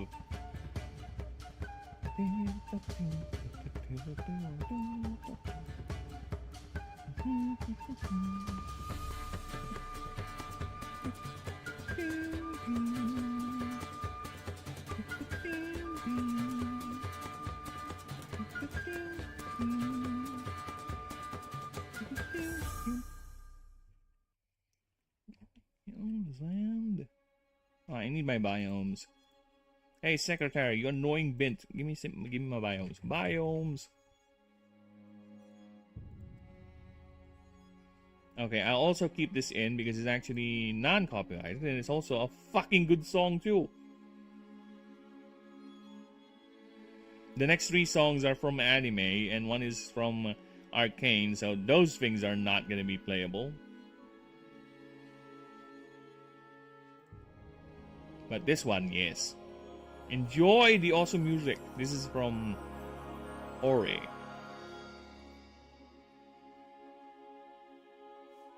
Idyllic Rubble. Yeah, let's go with that. That's the one. Alright.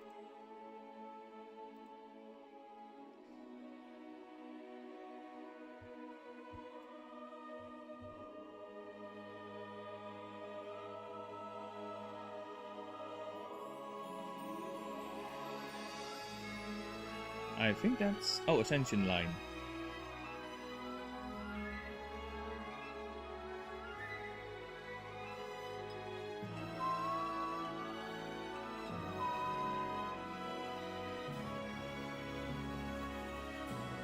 Creator Popile.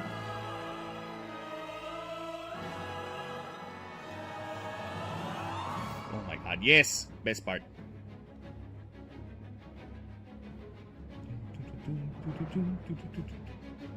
Time to draw.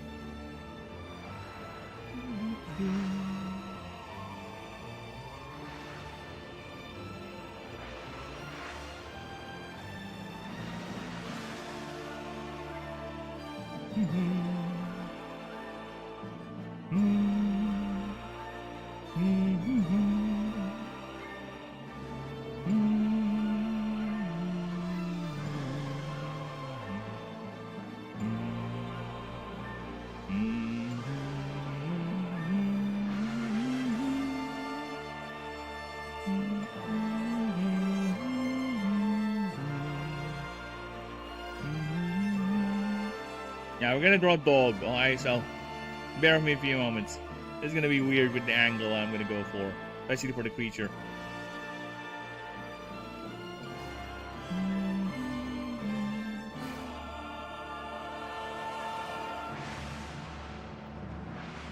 Oops, wrong color.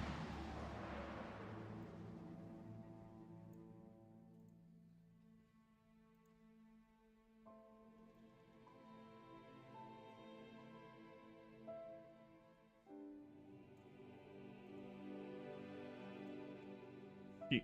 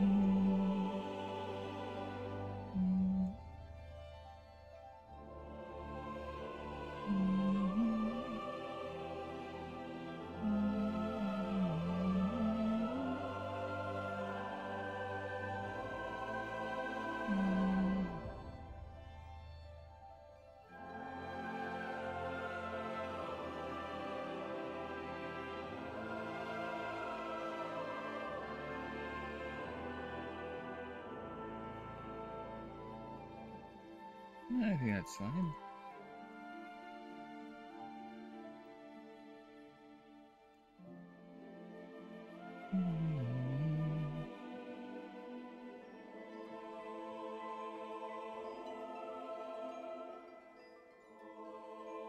Oh, look at that lovable monstrous face. Look at that. That's a face only the void will love. It has a certain twisted cuteness about it.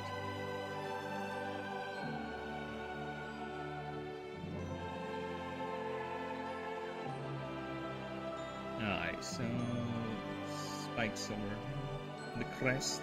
Oh, fuck off!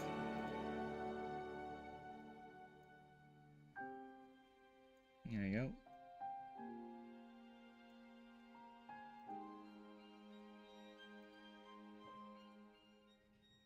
Alright, so let's grab lay colors.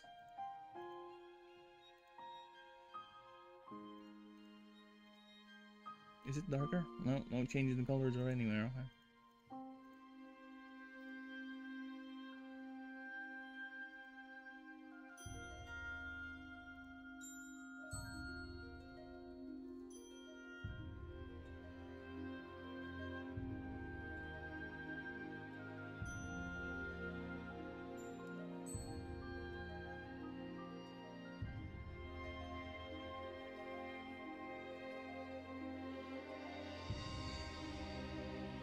Are the tusks that big? Yes, they are. Actually, they are way bigger. Alright. Power of layers. People say, why do I do layers? Because they are quite powerful.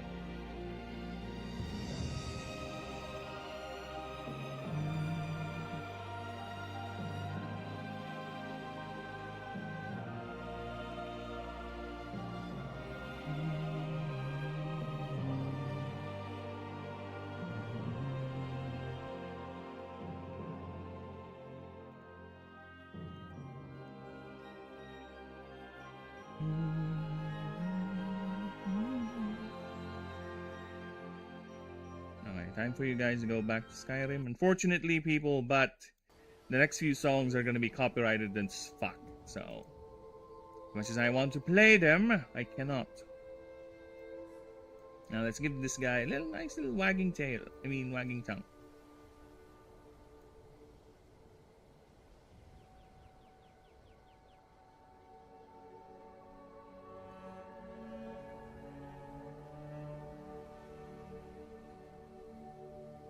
Yet even its tongue is void-like.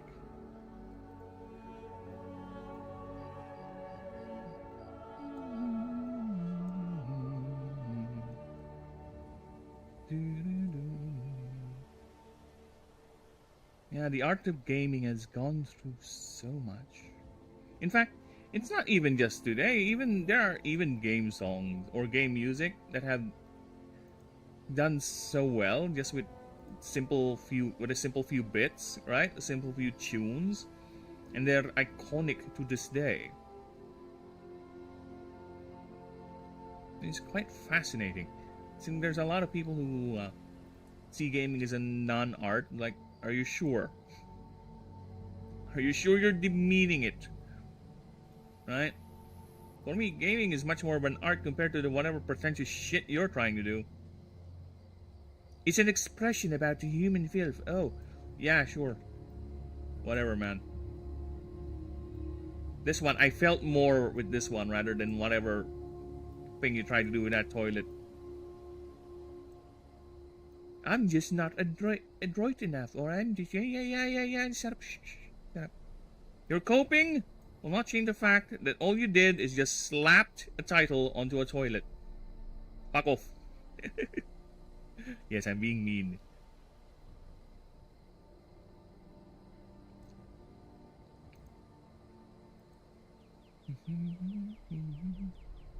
Alright, this is an angry donkey hog. We're gonna draw a happy donkey hog.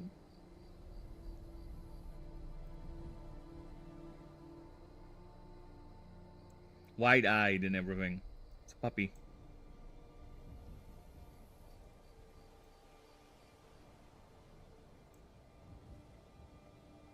Alright, there you go. That's a happy donkey hog.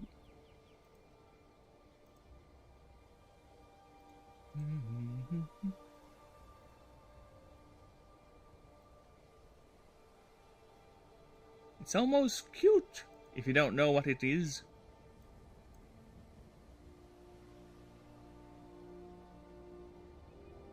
Now, question is, how about the other eye? Should I make another eye over here? Or I don't need to? I don't think I don't need to, right? It's gonna look weird if I do that. Something like that.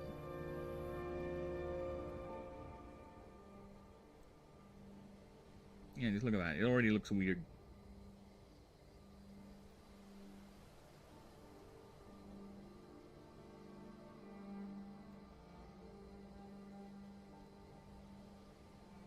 Now, let's see how it looks like.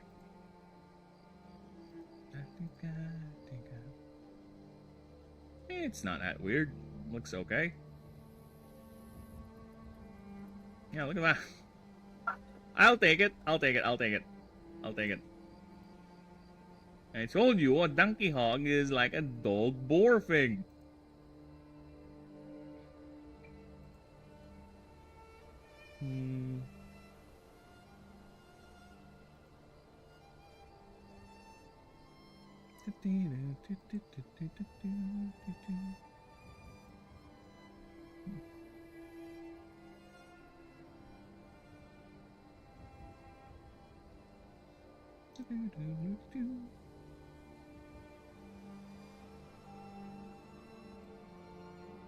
No.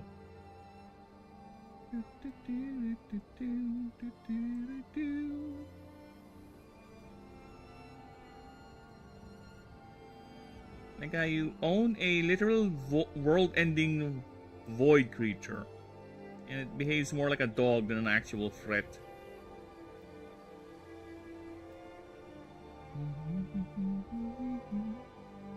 I think I should move it a bit further, or I can just...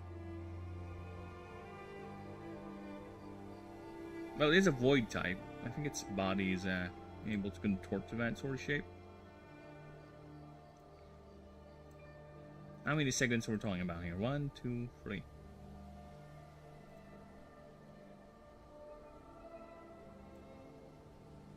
One, 2,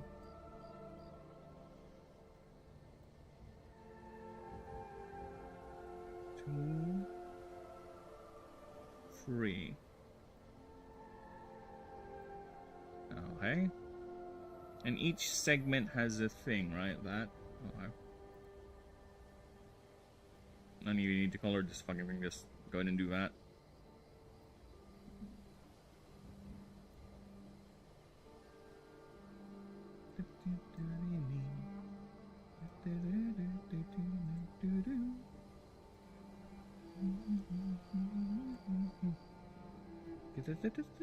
There you go.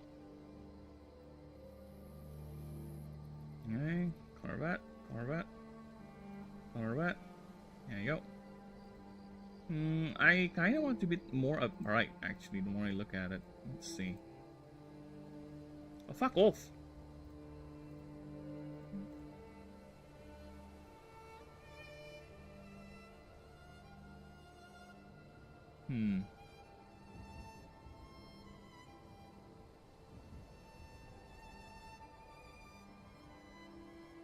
Okay.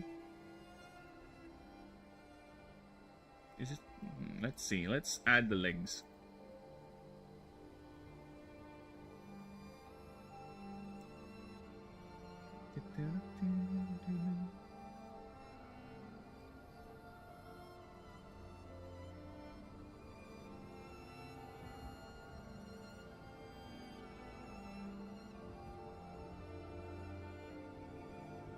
Like a faithful little dog waiting for you.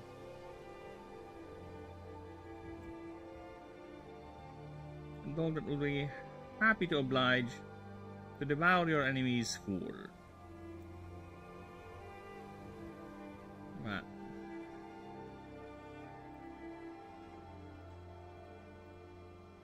And this is pure black.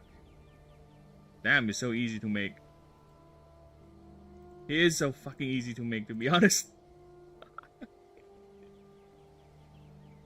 There you go. Nice. Look at that. You have a cute little void creature.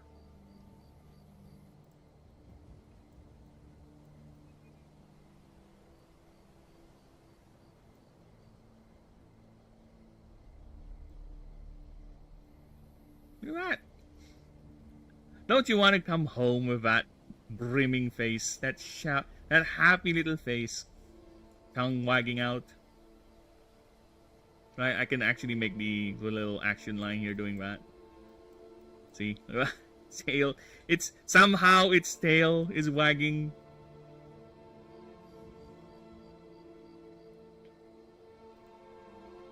Look at that. What a cute little thing. Happy. Next drawing will be also rageful.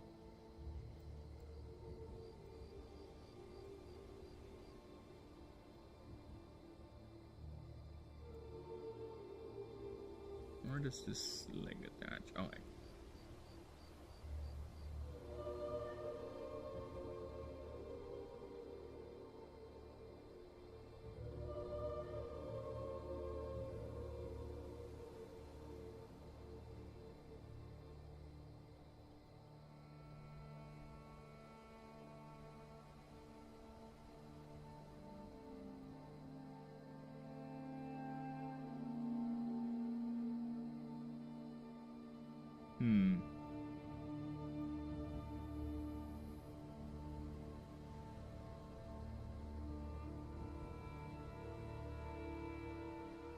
Okay, we have a problem.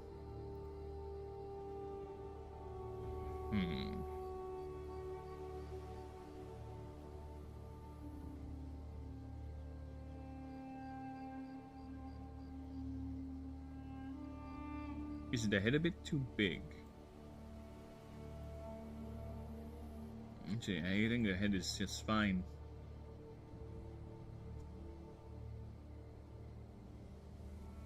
I think it's the body that's my problem. Because if I want to keep it consistent here, where the leg here, then it's already a segment. So if that were the case, if that were the logic of the design, then the... Right?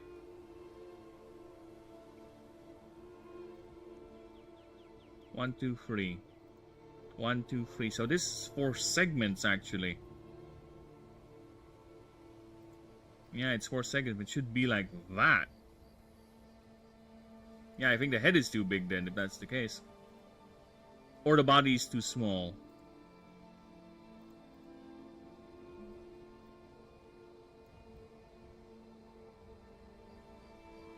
Alright.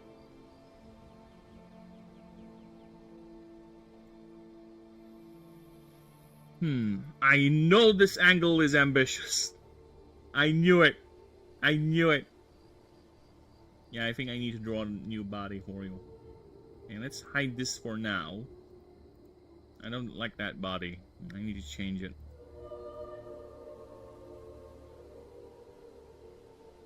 I knew it. I knew it. This angle is gonna be ambitious as fuck.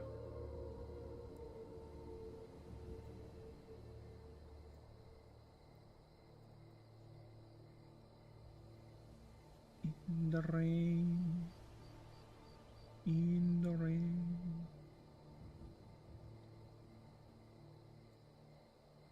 Walk in the rain.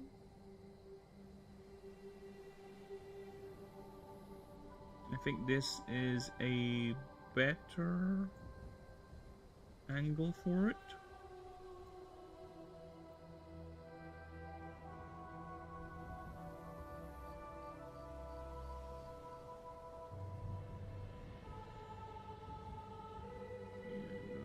Fuck you. I think this is a better angle for it. It's the tail though that's making me want to go all angry and rageful.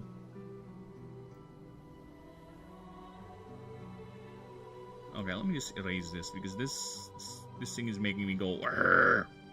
Fuck off.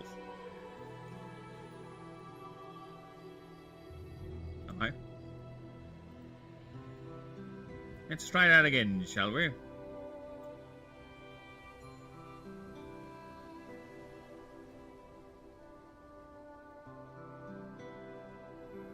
There you go.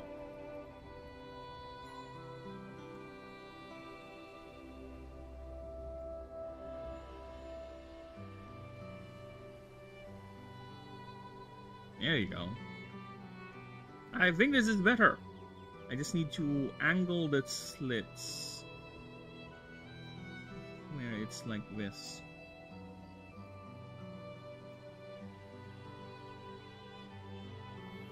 Alright.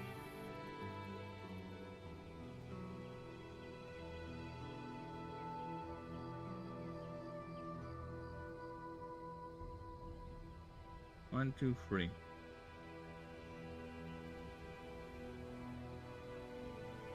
One, two, three.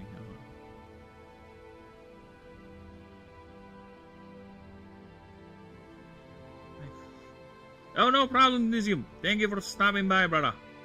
I'll continue on this next time. But yes, next stream will be just me proofreading the character background, so I guess stay tuned for that. But thank you for stopping by, brother. Have a good one. Might actually do a little bit of break too. Getting hungry. I haven't had breakfast yet.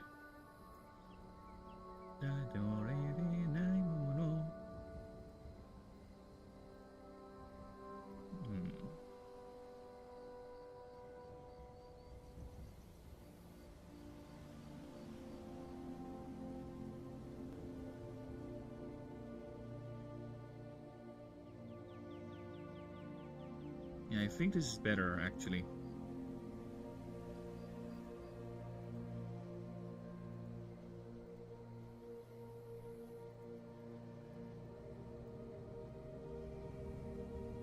Maybe it's by fixing the head a bit.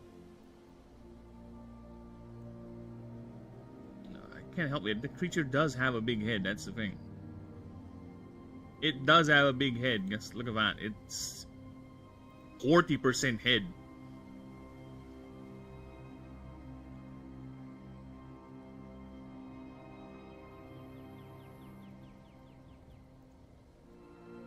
I think the problem is the body is too long.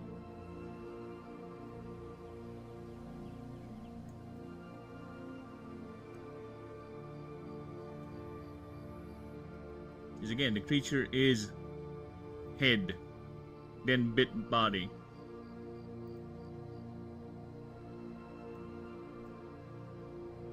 Yeah, let's try it now.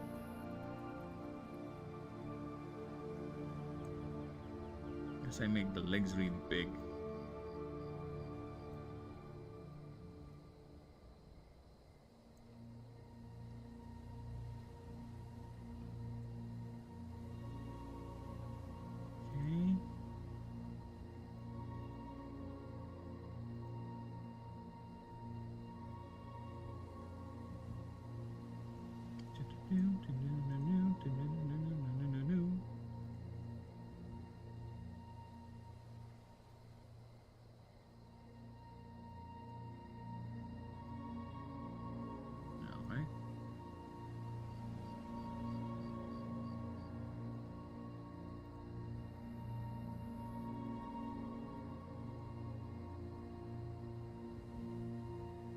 Try that again. Oops.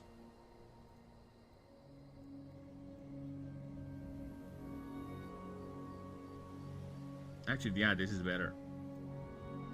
This is better. This is way better than before.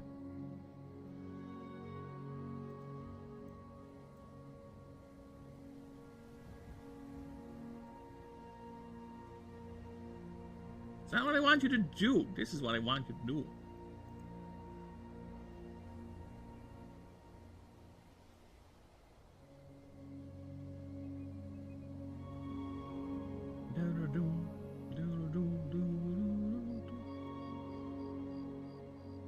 This is way better.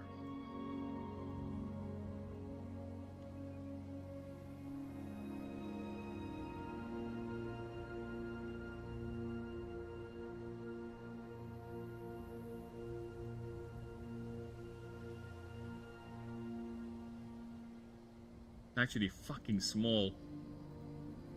Let's delete that.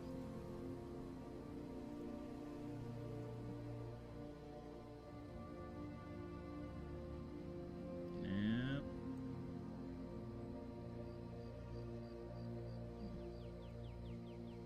There you go. Cute little donkey.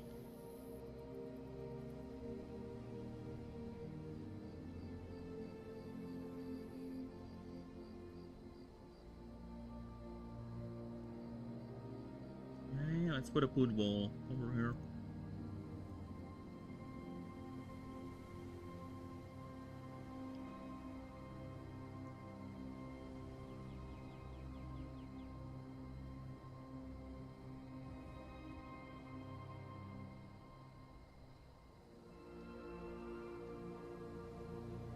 Yeah, little food bowl over here.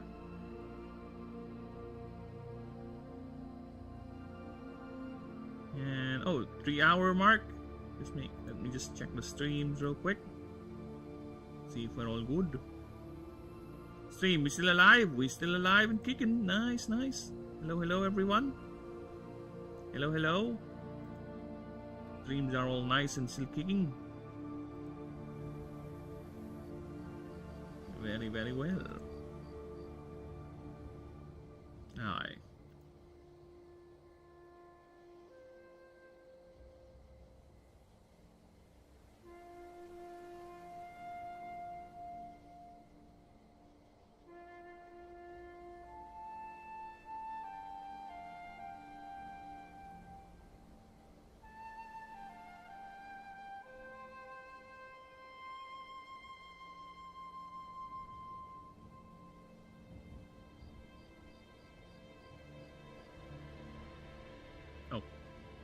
Was it? Where am I supposed to draw again? Oh yeah, now I remember.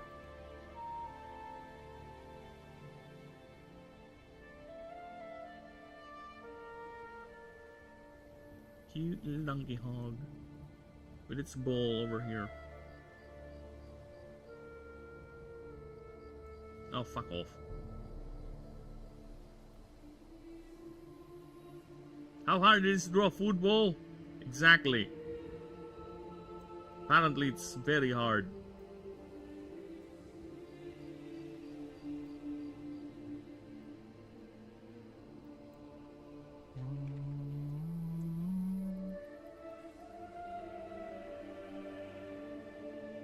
There you go.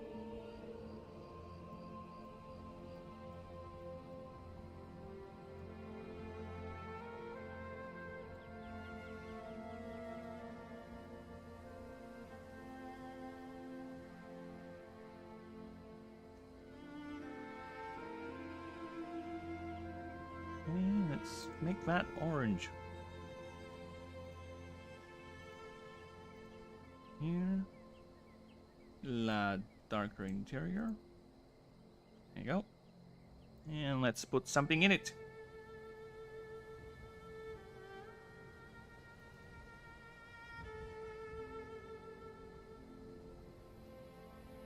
No, let's not put something in it. He is a ravenous little thing, so no. Let's take some grass.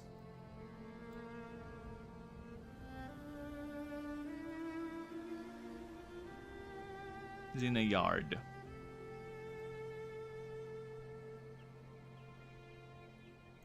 Oh, that's some uneven grass. I know, right? Take care of your yard work.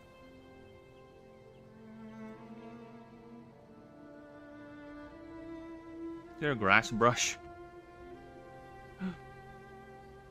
Oh, there is actually a grass brush. Okay. Yeah.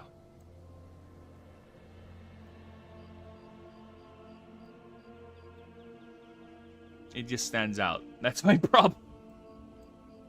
It just fucking stands out. Look at that.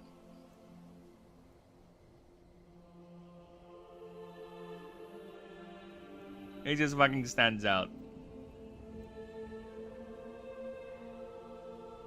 Right? Just give me a moment here. I can work with this.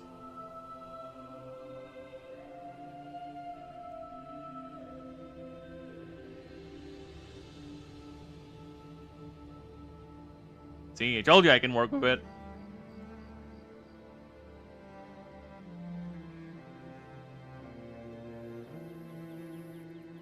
Okay, so let's...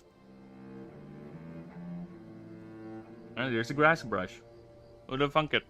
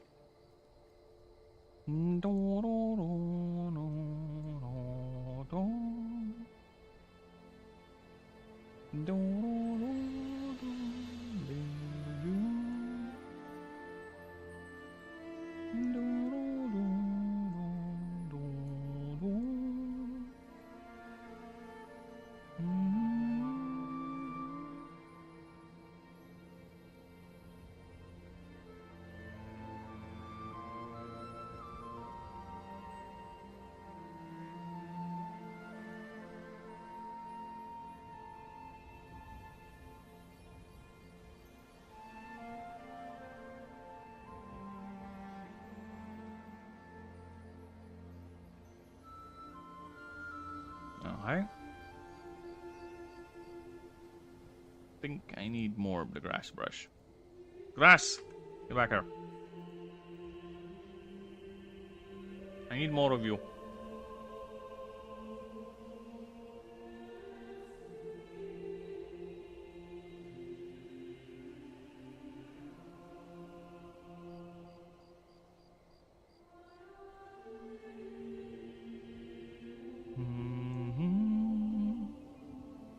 Now,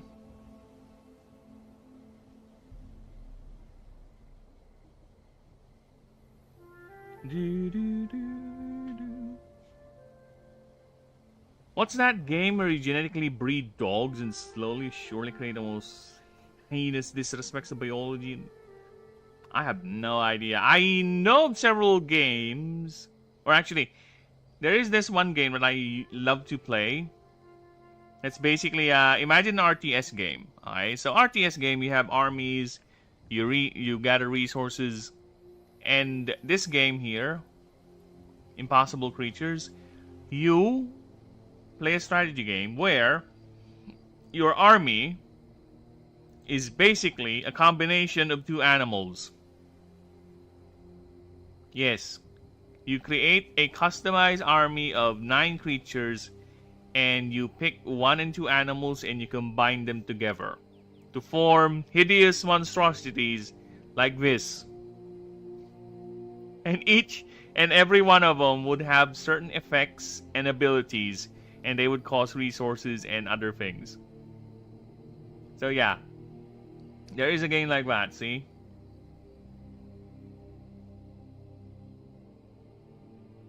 See, look at that. Spinning spider. Oh look, it's a xenomorph. It's a face hugger.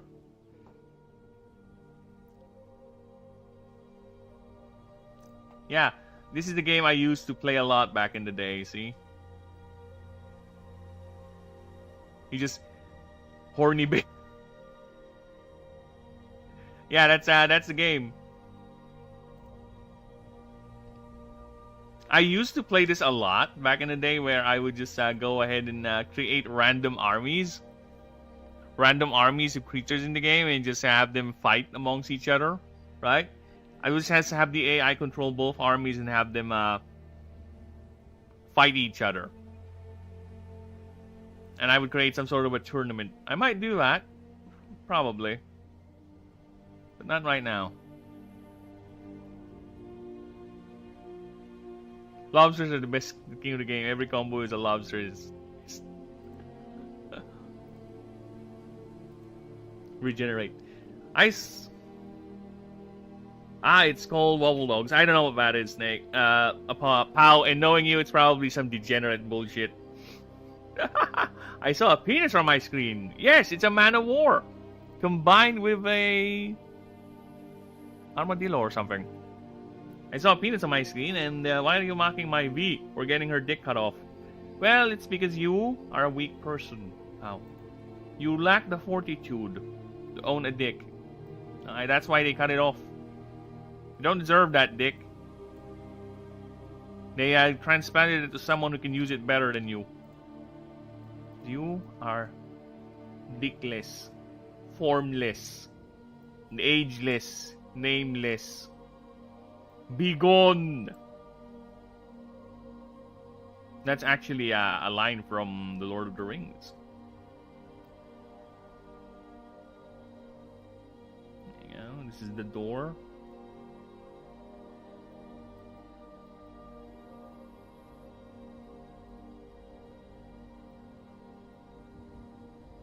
There you go. The yard of the house.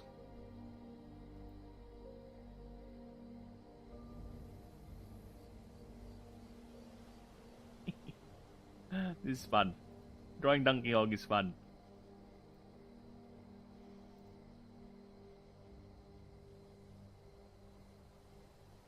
No, you, Pao, you. No, man. You're the one who came up with that Discord channel. You are forever marked as a degenerate bastard. No, just kidding. Wobble dogs.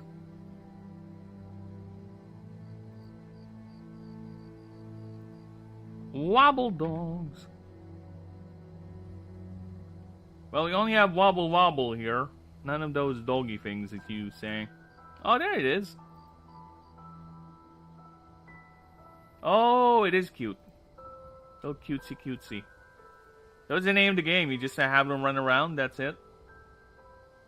Pet simulator where you raise your own personal mutating dogs. You simulate a way down their guts. Oh, it's just a yeah, it's a sandbox. It's a cute little game. Okay. Look at that. Okay. Okay, pal. Okay. But those dogs are surprisingly phallic. No, I'm stopping. Anyways, still quite a fucked up ending. I like it. Really did sell the disparity of it all. Like Corpos win no matter what. Yes, Pao, exactly. You finally get the message of Cyberpunk. There's no... or it's always the corpse who win. Nothing you do will change the system. That's the main... that is the crux of the idea of Cyberpunk, where you think you're changing the system, but no, you're not. No one can fight the system. Even the system cannot change the system. That's how deep the rot has set. Even those in the system, even if they want to, they cannot change it. That is how deep the rot has gone in the world of Cyberpunk. The only real evolution that will happen in that setting, there's an actually world-ending catastrophe. But other than that, no. The world is fucking fixed. The corpos are too big to fail, so to speak.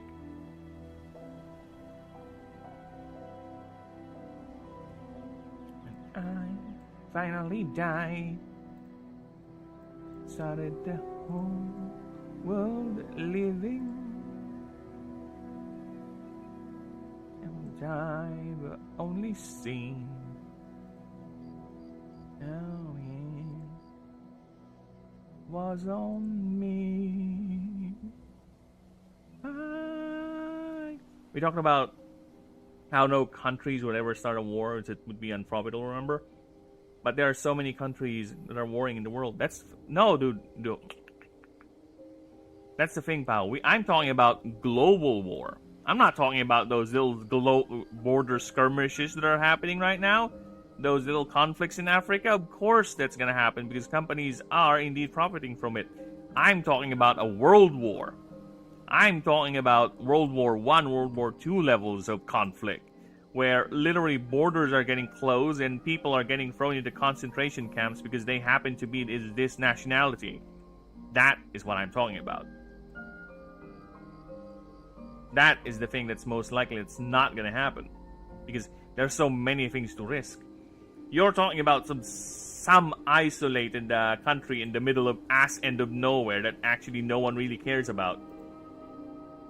You ask those people who scream in the heavens or scream at you for being a white national or a white whatever, a colonialist, and you ask them which countries are they specifically referring to, and do you know, a good percentage of them won't know what they're talking about. You ask them to point where that country is in the map, they won't even know where it is. You know why? Because a lot of them are just doing it because they think it's cool. Because a lot of them are just doing it because it's what their tribe leaders keep on screaming to the heavens that they should do. A lot of those people don't think. They let others do the thinking for them. That's the sad thing. Okay? Those micro conflicts, sure. But I'm talking about global world war, brother. I guess another thing to do is that let the black wall fall and let the infinite rampant AI attack human societies. That could work. But none of them would do that. But even then, I'd people get hurt. Here's the thing, pal. A lot of these corpos, these massive corporations already have backups over backups over contingencies over contingencies over contingencies. So even if one branch fails in this particular area, I'm sure the South American branch will be happy to take over the operations of the American branch. Like, more than happy, because you eliminated in-company competition for them. That's how bleak that world is, man.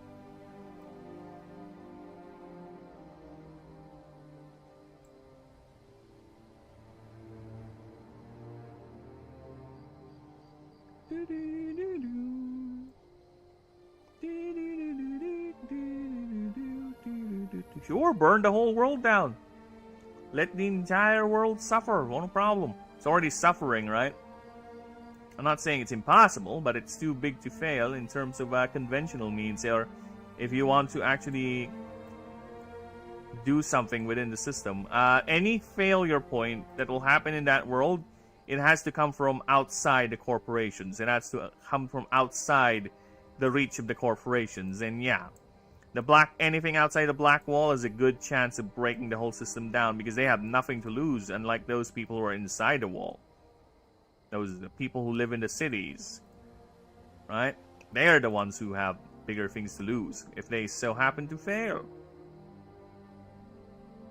Why not? Let the world burn. Dystopian corporatism anyway.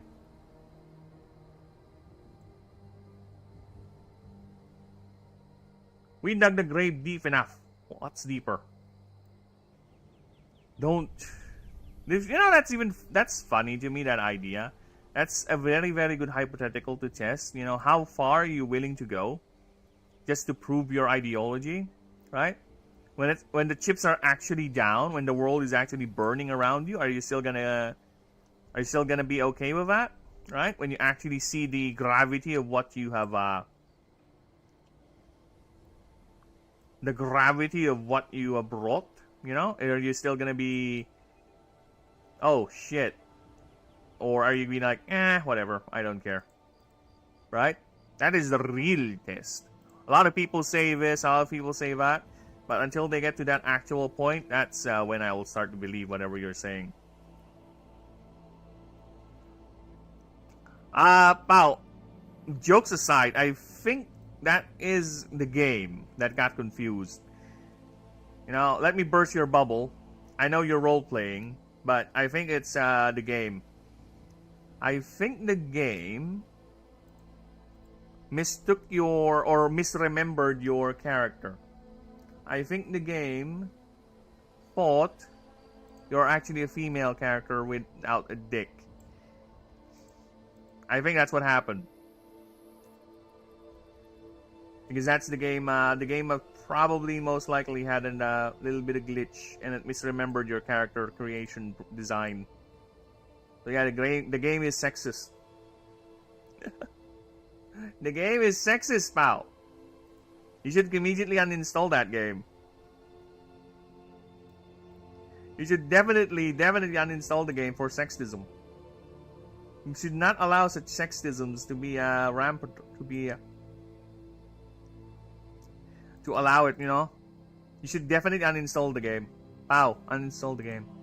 Uninstall it. It's sexist. It doesn't allow true transgenderisms.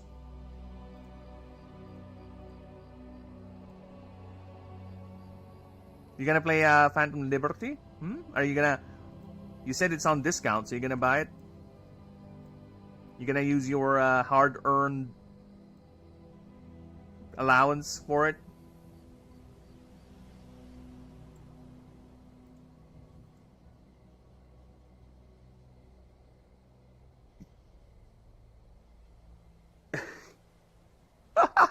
You know what? I would believe Arasaka is transphobic. You know why? Because they're a hardline Japanese company. They are quite draconian when it comes to their belief systems. So yeah, I would 100% Arasaka is transphobic.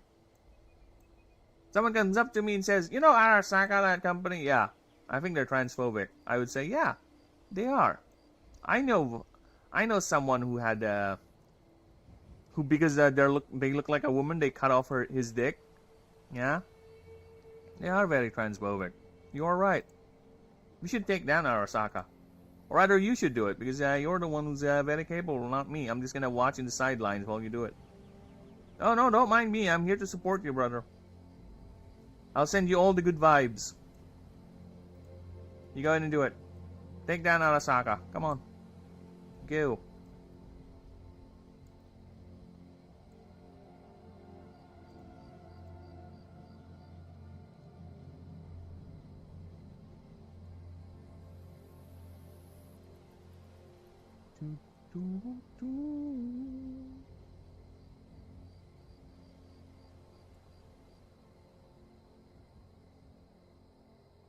Ah, look at that Donkey Kong. Look at him. He's having the time of his life, this little fuck.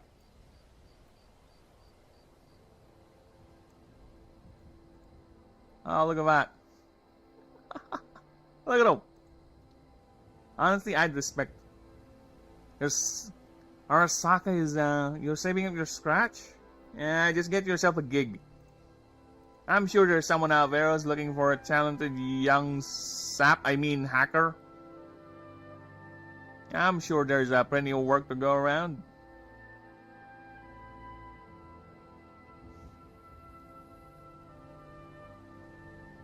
Is he metallic? He's slick and void-like. Rubbery. Right?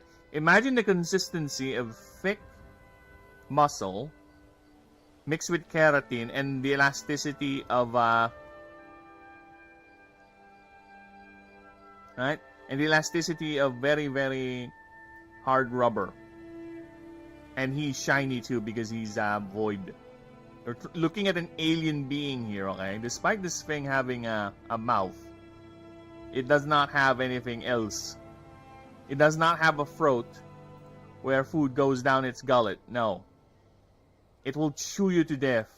It will absorb every last bit of you inside of its mouth. I've been asking all... they'll get you one.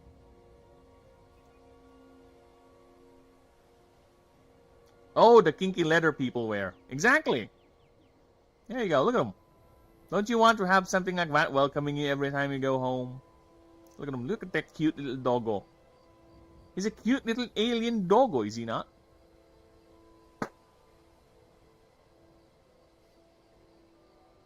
Look at that. Look at him. Hello, Gourmet. Hello, hello. Welcome, welcome. Just in time. I'm making the second ascension form for Nullflip. The dog. Look at him. Look at the little doggo. It's a void type dog. It's your Cthulhu dog. Okay. I'm doing good. There's this typhoon going around here in the country. And actually, this is the first time the rains have stopped since, how long has it been raining? 5, 6, 7, 8, 9, 10, 11, 12, 1, 2, 3, 4, 5, 6, 7, 8. Yeah, close to 12 hours rains straight. Careful, dude. Hi, look at him. Look at him. He's a cute little doggo. A doggy void creature. I love typhoons because it means look at that. Look at that. The memories of youth. Cute little latex doggo. He is a cute little latex doggo. Sure, call it latex. Yes, but that's Donkey Hog right there. I'm gonna make another picture, but this one is a lot more serious. This one is an angry Donkey Hog. Okay, let me save that. Knees in the jungle. Welcome to the jungle now. My serpentine. We don't get typhoons here in the UK, but we do get regular rain. Not in a moment. Dude, I heard that there's a couple of British YouTubers that I watch often. They would, I don't know, that one I usually watch or watch a lot is from Wales. Other one's from Scotland, and another one, well, Dankula is Scottish. Yeah, Scottish and Welsh. They always complain about the rains there. Like, it's constantly raining. Everything's gloomy. Right? I guess that's how it is here right now. It's very gloomy to the point that I call it sleeping weather. Sleeping weather, man. Where I just want to lay down. Dude, I should have started earlier with my stream, but no, I was not. You know why? Because I took a nap. Because it's so good to sleep. The weather is just... I took I think an hour or 30-minute nap before I started the stream. Oh shit, crazy heat waves, 35°C. Dude. Here in the Philippines, I would tell you, we also have crazy heat waves. We live in a tropical country, okay? Let me show you the heat index here in the Philippines right now. And my friend Pao, I think he's in the cities. There you go. 45 degrees Celsius. That's how hot it is. It gets here in the Philippines lately. And that's why I'm celebrating of the rains. Because usually, we get very, very high. Look at that. This is the capital city right now. Oh, rather April last year. I said today. Blasted stupid bitch. There you go. Weather forecast. Give me a weather forecast. May 30? Really? Why these old...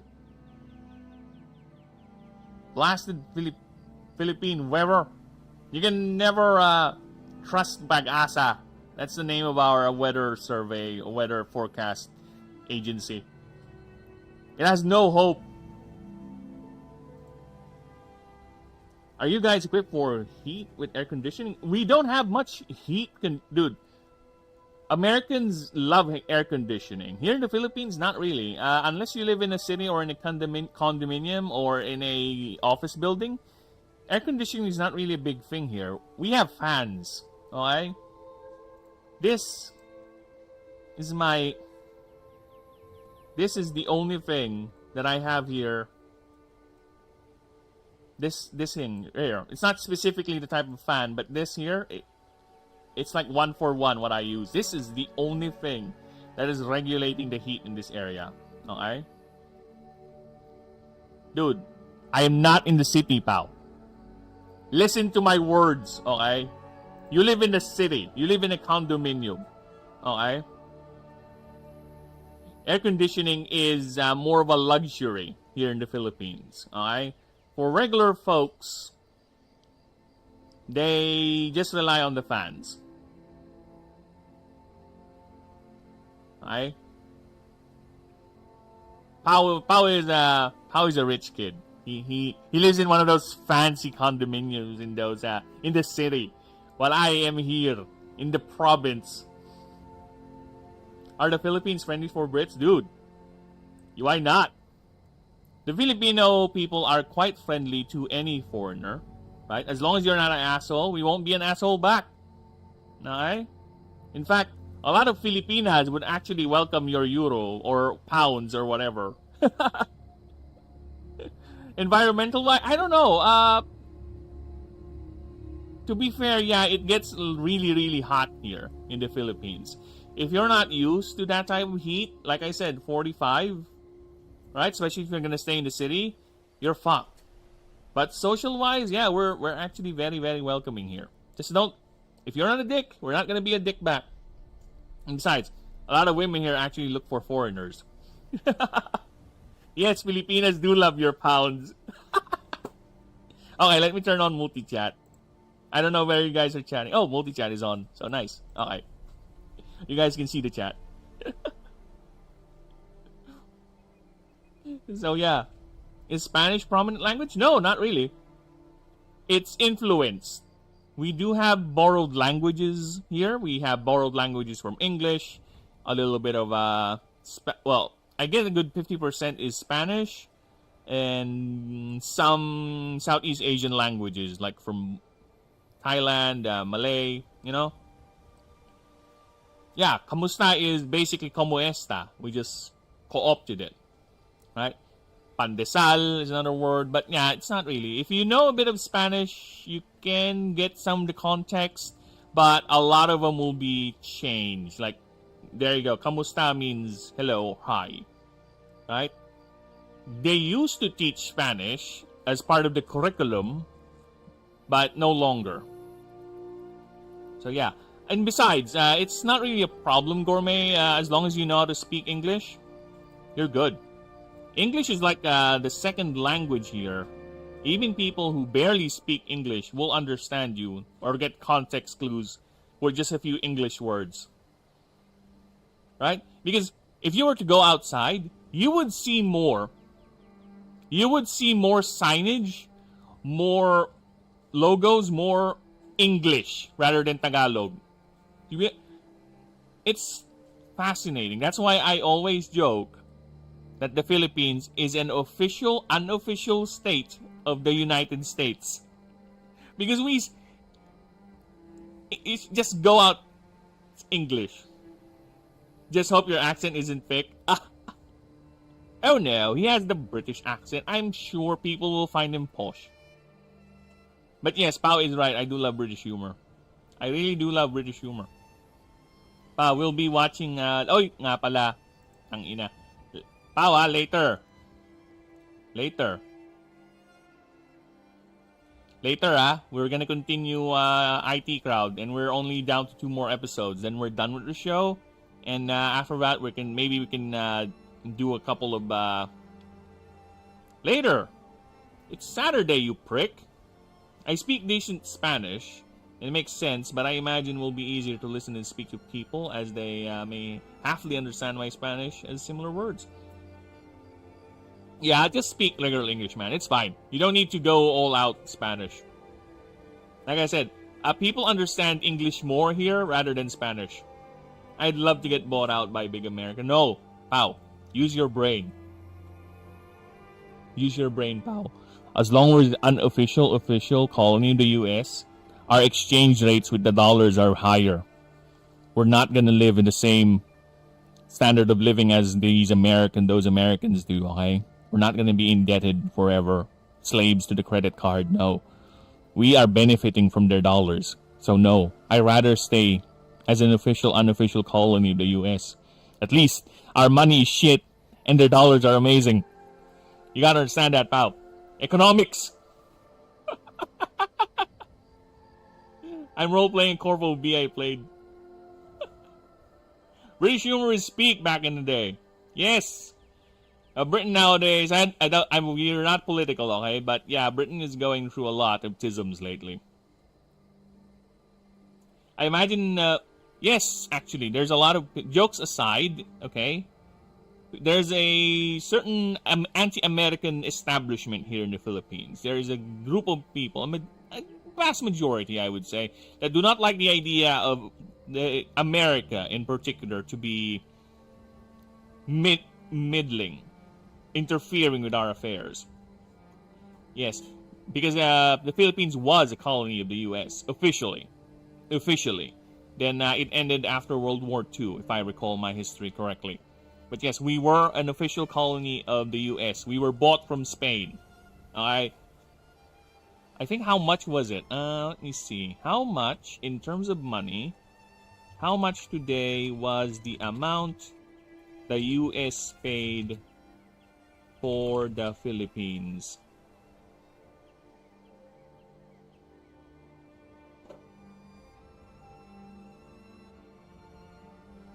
How much today was the amount the US paid for the Philippines?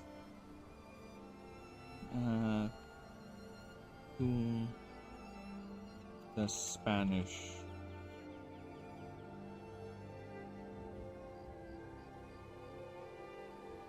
The US paid 20 million. So they paid 20 million to Spain to stage a fake war. Yes, it's fun. This is fun. So the US made a deal with the Spanish government for $20 million at the time, which roughly translates to 781 million in today's money, right? To have us, or have the colony of the Philippines, to be transferred over to them. But they would do so in the guise of liberators. Yes, they would go in and help us, quote unquote, shoo away the Spaniards. But in reality, they already bought us from the Spaniards. They're just trying to be heroes about it. So yes, there's that little bit of controversy regarding that, and that also fuels the idea that many people don't like it.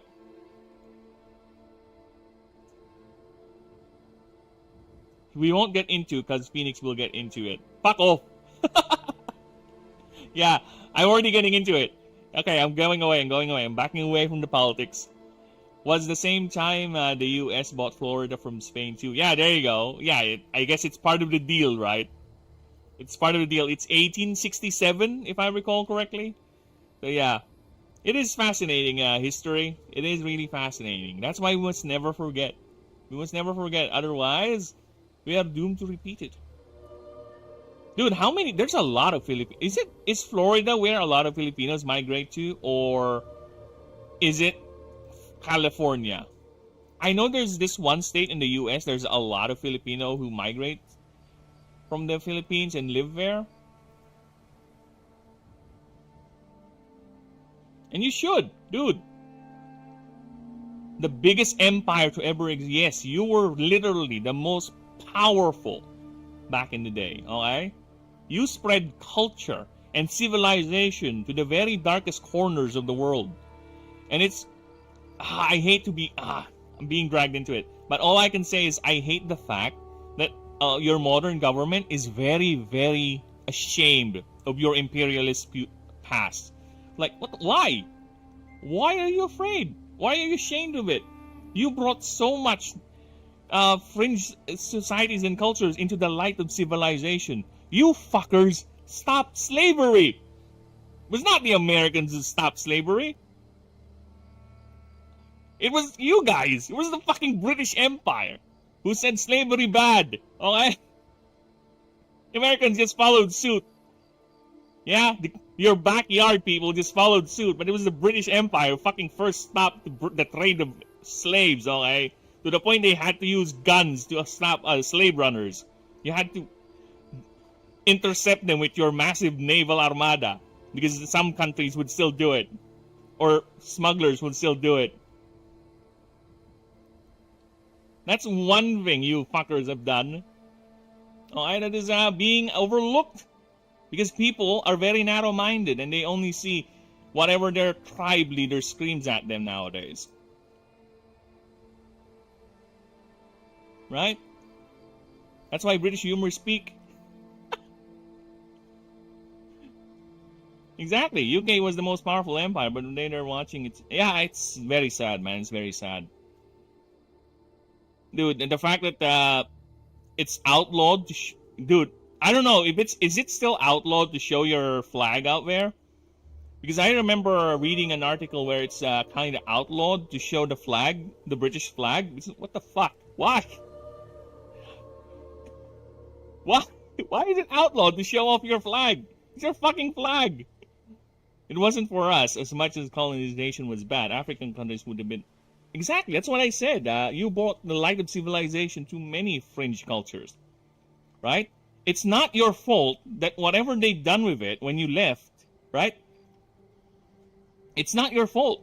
You left, you gave them the foundation to be civilized or modern society, and whatever they done with it, once you guys left, it's not your problem. Why? Why are you being guilty about that? You haven't done anything wrong. They're the ones who mishandled the gift of civilization. They're the ones who just wanted to go all out and fucking war with each other and turn their country into a war-torn state. It's not you. You just... I don't know, man. It's really weird. Oh, is it true that the Philippines cannot be waved outside because, cannot be waved outside because the upside-down version is the war flag? Yeah, if red is above, that means we're at war. If blue is below... Yeah, if blue is above, we're peace. That's the flag. But I don't recall any law about it not being allowed to be waved. It's just that you have to make sure you got the right orientation, right? So if the Philippines flag is at the top is the red, we're at war. If it's not, see, this is the default. You must, if you're gonna fly the flag, it has to be like that because we're not technically at war with anyone.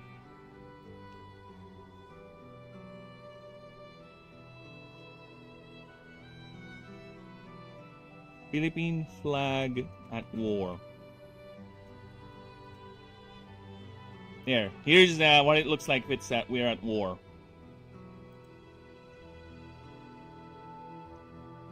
Yes, we do have that symbolism, but we don't.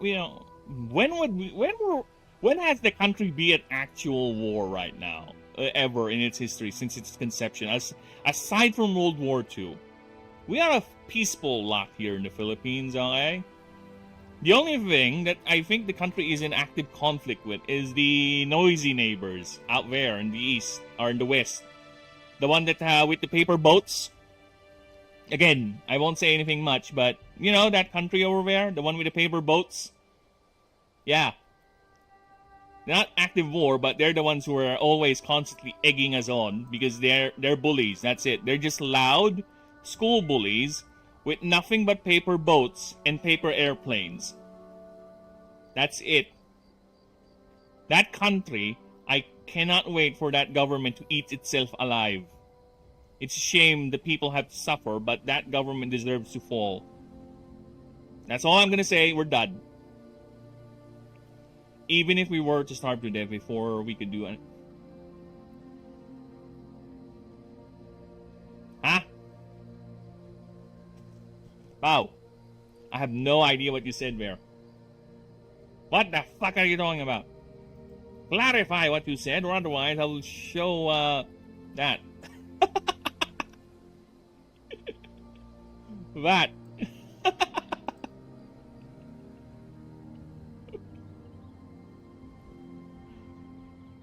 What country is that? I can get the reference. It's China. I'll say it now. It's China. China has been bullying the Philippines a lot.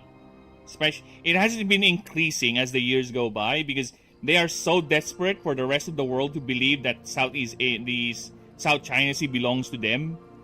So they're trying to encroach on our territory by screaming to the heavens, just screaming to the heavens that the South China Sea belongs to them.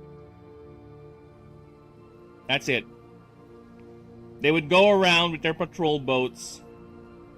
And harass our own navy and our own fishermen because they claim that portion of the South China Sea belongs to them. No, it's not. Fuck off. I read your chats. What do you mean? British humor spoke to the people's frustrations. China number one.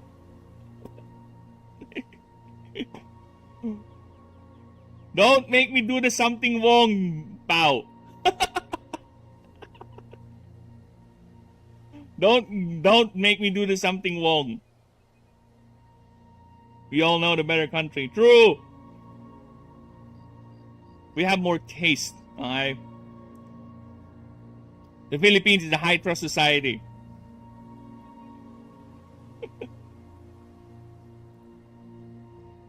Alright. Enough politics. Oh my god, my voice is broken. It's breaking up. Dude, if I were a political channel, I'd be ranting all day about politics, but no, I'm not. I keep saying this, politics is cringe. Alright? We deal enough of that every day. I don't want to bring it on my hobbies. But pal, whenever we have our little conversations, hey snakes, how you doing, man? Just in time. You got in time while we were talking about politics. I would love to see a political phoenix. I'm not gonna lie. Pow, pow, pow, pow. Can you describe my political side? How political I get whenever we talk in private chat? Oh, don't get me wrong. I don't scream racist things. No. I don't do that. But I do get deep into that. Sometimes the Pao would let Pao speak for that.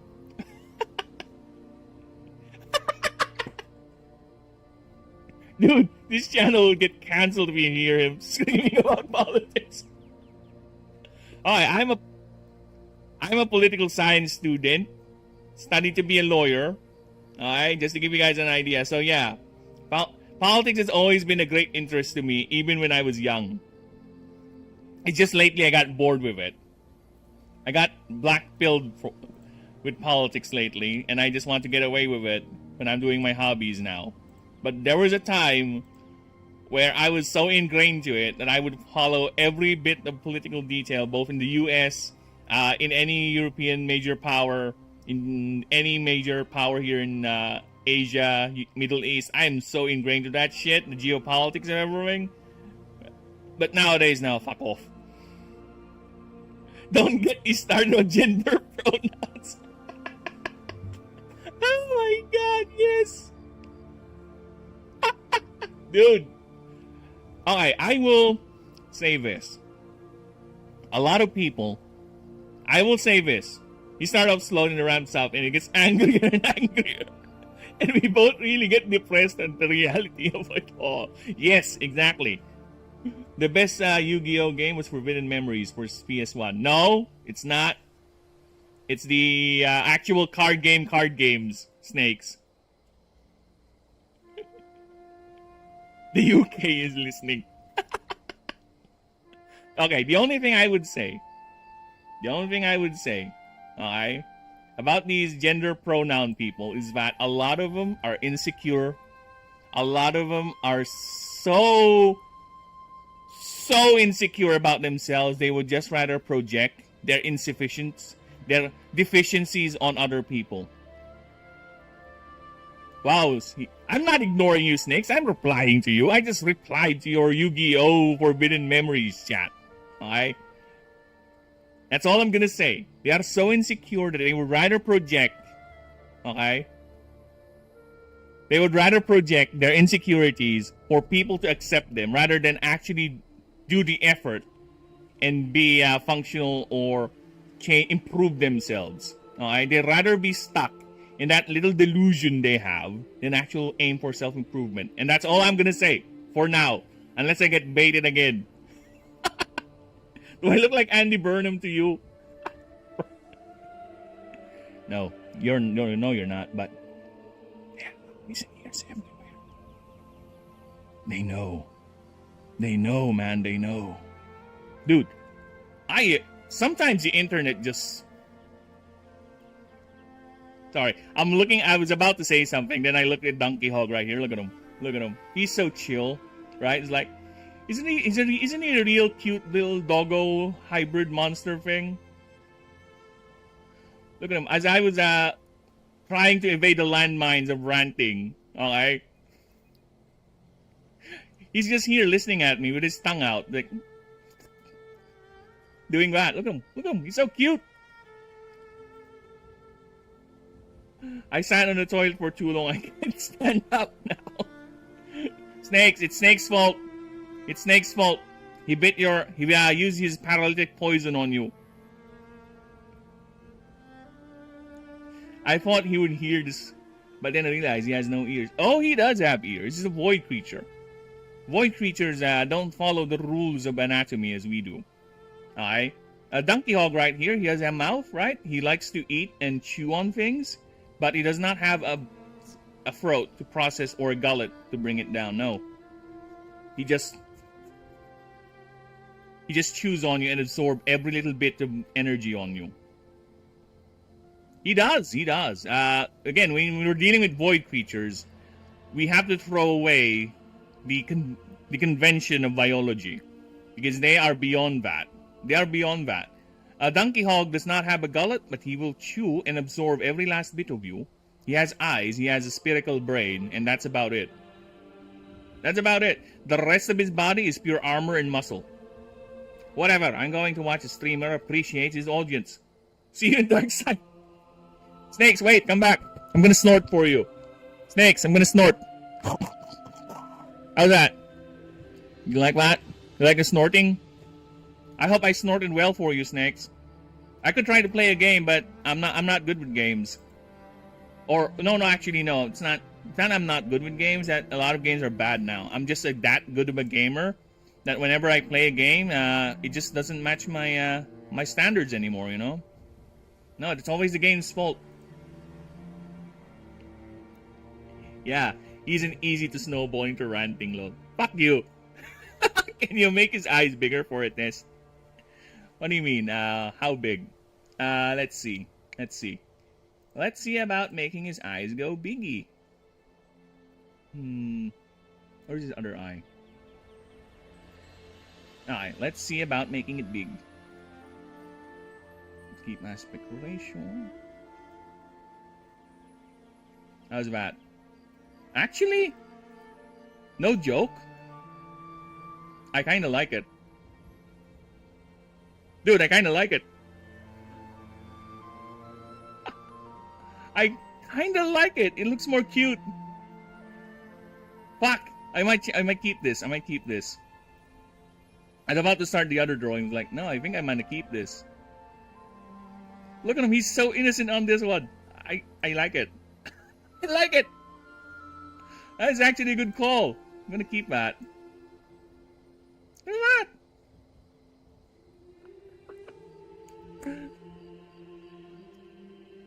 I'll keep that. Like, yeah, it is. To be fair, he is doing the puppy dog eyes right now. He is a puppy dog. I would describe Donkey Hog's behavior as he is more like a warthog mixed with a dog and also a void creature. So, yeah. He behaves like that. Okay? He's a dog. He's a cute little doggo creature. Okay, so let's save that. I'm gonna keep that. I like that. I like the big eyes.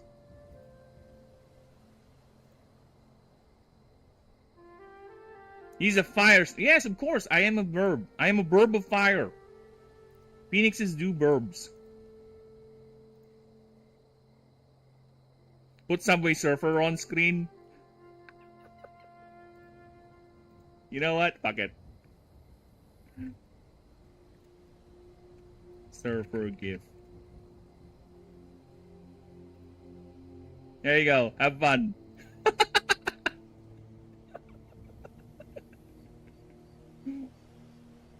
I don't mind saying. I don't mind what Gourmet is singing. Like a jumping spider roll. I meant his pupils bigger. Oh, yeah, I can do that. Let's see about. Imagine ignoring the only person who gives you money. This is Lady Burb, who is the bread. Oh, snakes. Yes, love. Sorry, be right back.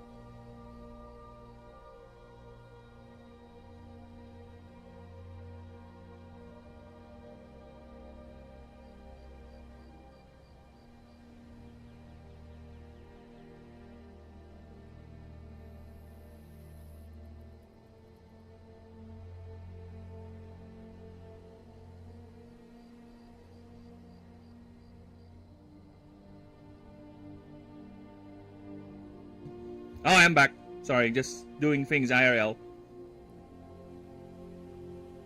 Snakes? What? How am I not? How am I ignoring you? Do you see the Subway servers on screen? Right? That's me acknowledging you because you are a good friendo, you bastard. True, Snakes can't believe he's ignoring his biggest financial supporter. How do I invest? Invest on what?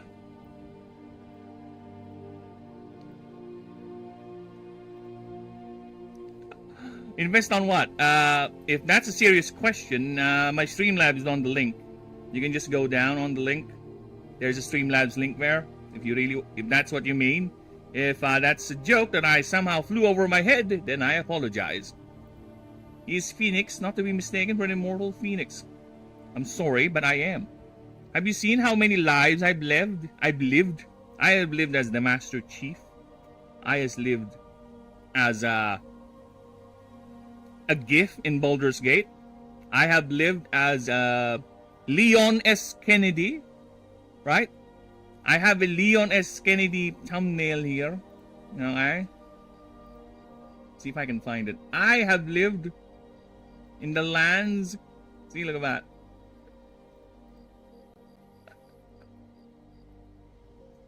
Look at that. See? This is me. This is me. This is me in Expedition 33, y'all.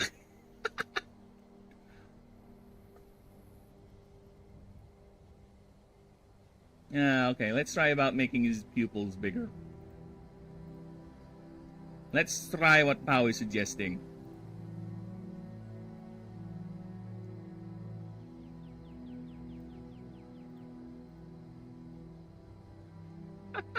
Dude, I like it too. Hi. He's being too puppy dog, but you know what? It's fine. We're gonna make him the puppiest of puppy dogs. Hearts of Iron? Dude, I have not played Hearts of Iron, but I have played similar games of the Paradox variety, right? I have played a lot of Stellaris. That's among my favorite games. And the other one is Age of Wonders. That's another one I love playing. That is of the same variety or same dev. But I don't have Hearts of Iron though. Crusader Kings is something I would actually kind of want to play. And it's something, but lately I haven't touched any. Again, like I said, the only game I have managed to play recently is just Slay the Spire. That's it. But other than that, no, I have not touched any other game. I have like, fuck you then. That's what I was just thinking. Well, think of it this way, Snakes. I was also thinking about that too. Yes, I was thinking, what if I decided to go ahead and fornicate under the consent of the king? Good old Snakes here. Hey, come back here. Come back here. I want to fornicate with you. Get back here, Snakes. You. Don't run away from me. As I was saying, it's like 299 games right now. And this is the only one that's been playing currently. Unfortunate, but you know what? We'll deal with that someday. Hey, how is Chatback's gray and mine isn't? Looks super cool. Well, unfortunately. Well, it's alternating.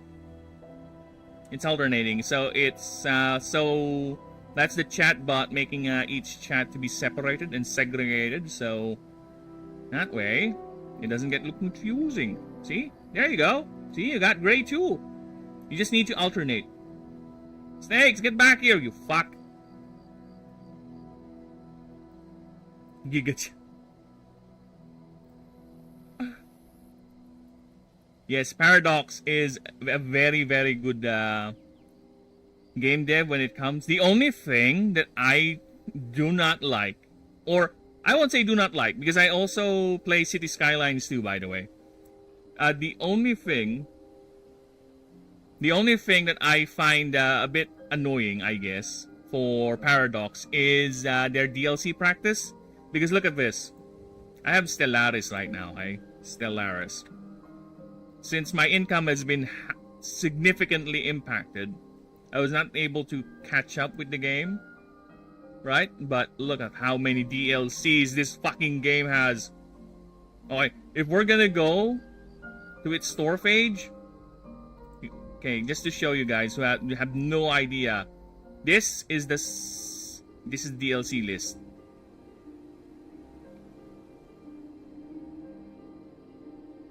This is a DLC list. Look how much I don't have. I stopped. I was not able to buy anything Overlord. So look at that. Oh my god. Just for me to get the whole DLC list is 5,000 my money. I don't know how much that is in the euros or whatever, but that is a lot. Alright, that is half. I would say half, a good 40% of the minimum wage here in the Philippines. Okay? That is someone's salary. One DLC for new alien avatar. Oh yeah, Stellaris 2026, exactly. That's how. It's the one thing that's making me annoyed with Paradox practice. But I do love their games. Again, City Skylines, dude. How many hours I have in City Skylines? Cities. See, I have 200 hours playing this, and this is just the non-pirated version because I first played this pirated. Bye, snakes. No, snakes, come back. Don't leave me. So yeah, look at this guy. Look at that. All these 70 pounds. Dude. Yeah, not too bad. Well, that's the thing. It's regional. It's your money, right? For me, that's a lot. That's a lot. That's a lot of money we're talking about here. Just to give you an idea, that amount of money is like 80% of what we spend for a month's worth of groceries. Right? Yeah, that is not money I'm going to throw around into buying a game. No, and that's something I would do. But yes, and the only good thing about the DLC practice for City Skylines, which I kind of prefer, right, is that a lot of these are cosmetic. So I can go and play the game without them. That's the one thing I am okay with, the DLC practice for City Skylines. I'm fine with this cosmetics. How much is a loaf of bread cost fair? Okay, so we are gonna go for the most common brand of bread here in the Philippines. I'd say Gardenia. Gardenia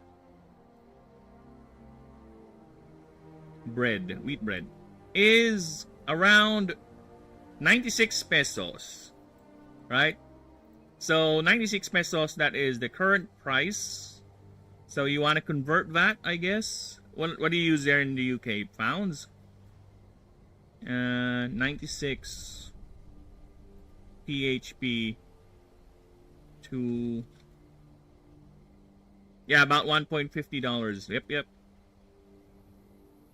Pounds sterling, I guess? So yeah, that's a $1.18. GDP.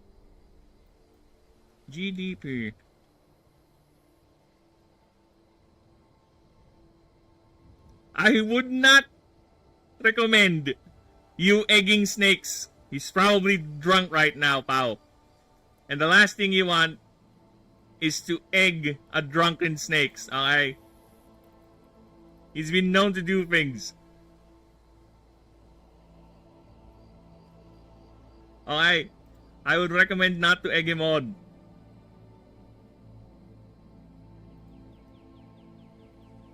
But I love eggs. And I'm telling you as a caution. What? 118? Yeah, I don't know. Is that too expensive? Is that too low? I think that's too low. Because see how much is 1 PHP to your money? See? This is how low. 1 peso is worth not even 1 cent of your money. Okay? Or rather, it's not even worth half your money. That's why a lot of Filipino workers, too low. A fucking sandwich in Ireland costs £5 or some shit. Oh, that's why he said that. Hey Gourmet, you want to ask how much the gas here?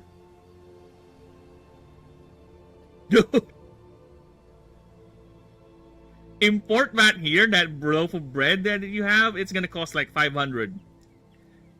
Yeah. You wanna know how much a gallon of gas here cost? Gallon of gas. And this is considered expensive already, by the way. Of gas. PHP. This is already expensive. People are already protesting for the price here. Alright? So roughly 300 is a gallon. 4 liters, basically. So yeah, 3-ish pounds around that. Yeah, pal. To GDP. So yeah, roughly 3 to 4 pounds. So yeah, that is how much gas here. And I think this is... I had this conversation ago with someone from Estonia. If I recall correctly, he's from Estonia.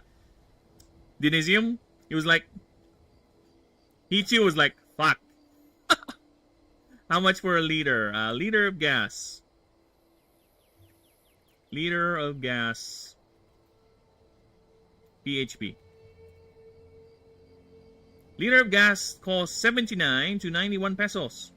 And here's the breakdown. So diesel, that's the cheapest, is around 76 to 90.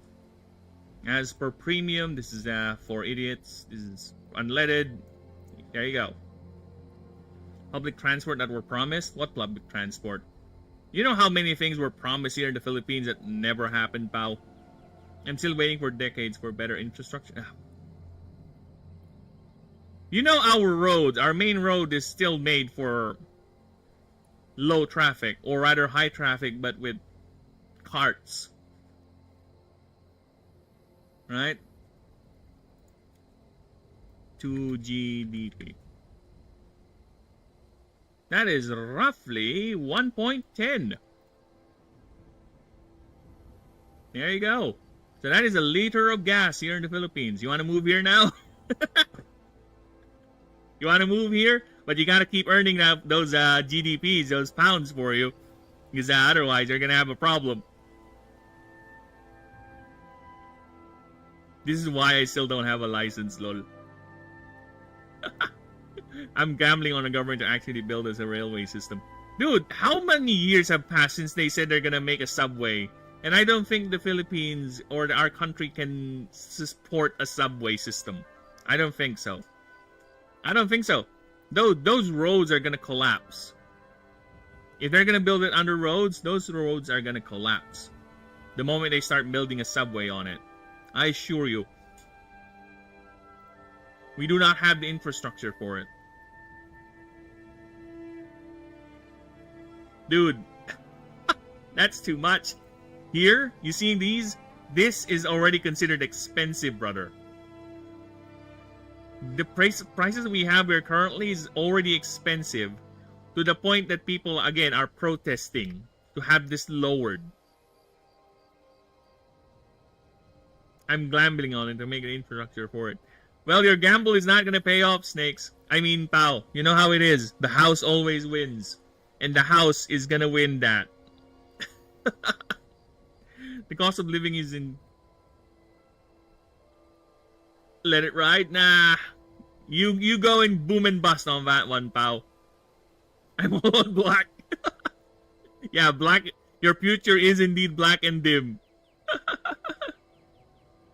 The cost of living, dude, everywhere. That's why I live. I moved in the province now because god damn is the cost of living in the cities.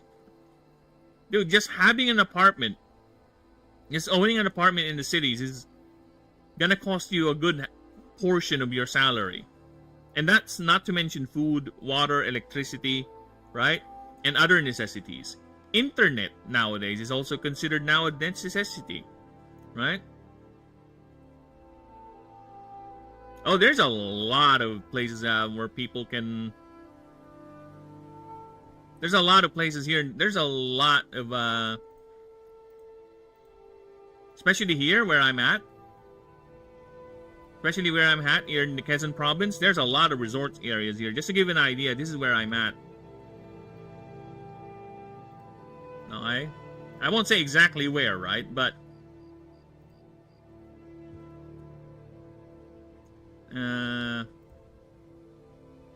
okay. So here, we're here. Here, Quezon province. Here. This is where we are. And you can see how close to the sea we are. Yeah, there's a lot of resorts here. The other day we went to this restaurant and it's by the sea. And it has these piers where you can actually eat your food, your ordered food there, and they would deliver the food by a pulley system. Like the food is being rappelled down towards your little hut in the pier. So while you're eating there, the sea breeze and everything, you have nice food, very good view of the sea, and there's an island. Of course, there's a massive power plant there, but you know what? Whatever, it's fine. But yeah, it's a nice spot. There's a lot of resorts here in my area. Very nice. And this is the largest lake in the Philippines. Phoenix is south of me, but I ain't going to him because you're fat and lazy, pal. Don't live in the cities. Yes, I would highly recommend not living in the cities. Unless you want to burn a lot of money in air conditioning and... Hampshire province of England. Oh, the original Hampshire. Not the derivative Hampshire in the US. The coast is nice. I can imagine that. Britain has what levels... Or rather, what I've seen with your coastlines, it's a beautiful country out there. Dude, I don't know where it is. I think it's somewhere in Ireland. They have this rock formations that look unnatural. I forgot what they're called. But they're like hexagonical. Let's see if I can find it. Hexagonical rock formations. I think this is somewhere in the UK. I forgot where. Yeah, there you go. It's in Ireland. Look at that. People actually mistaken these as man-made before it was found out these things were actually made by volcanic activity. It was fascinating. Look at that. Perfect. Not really perfect, but hexagonal to the point that it can even be... that people are getting fooled these things were man-made, or rather, yeah, man-made. Look at that. Fascinating.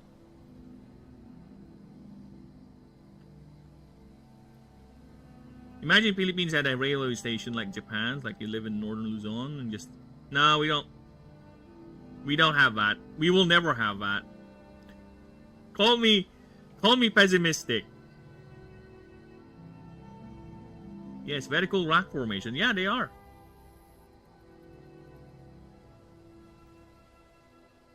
I don't recommend the UK if you want to see European beauty.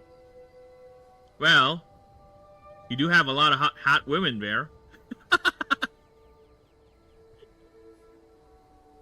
European beauty is not just, you know, the geography. There's also the more carnal aspect of it. The more physical aspect of it, you know. The one thing that I am still grateful I still have a biological body for it. Quezon province, I mean. Oh, yeah.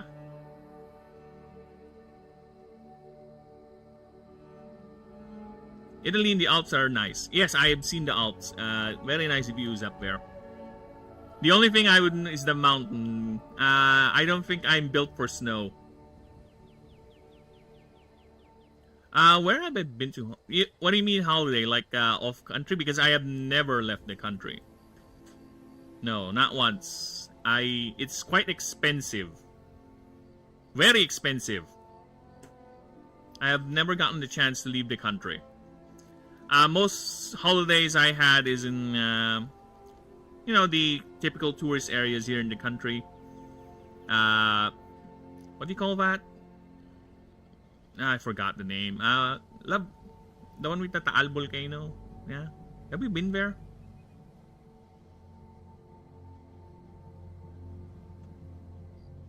Yeah, because most of my holidays are just Cavite. Yeah, I know. It's most of the place I've been is just Agaytay. Yeah, thank you. Is those tourist spots, but nothing outside the country. No.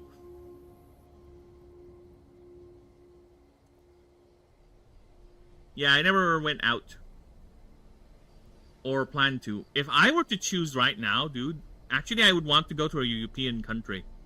Something filled with history, right?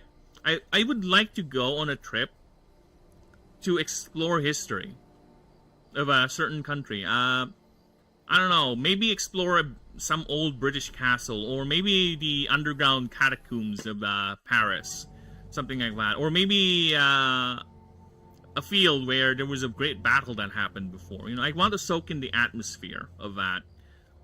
Germany has a lot of interesting places too. If I want to go sightseeing, yeah, probably the Alps. Some very good mountain ranges there, very good view, but it's just a snow, man. I don't think I can deal with the snow. I want to go to Japan really badly. Why not? Dude, Japan, I would say, here's the thing. I would say, if we were to here,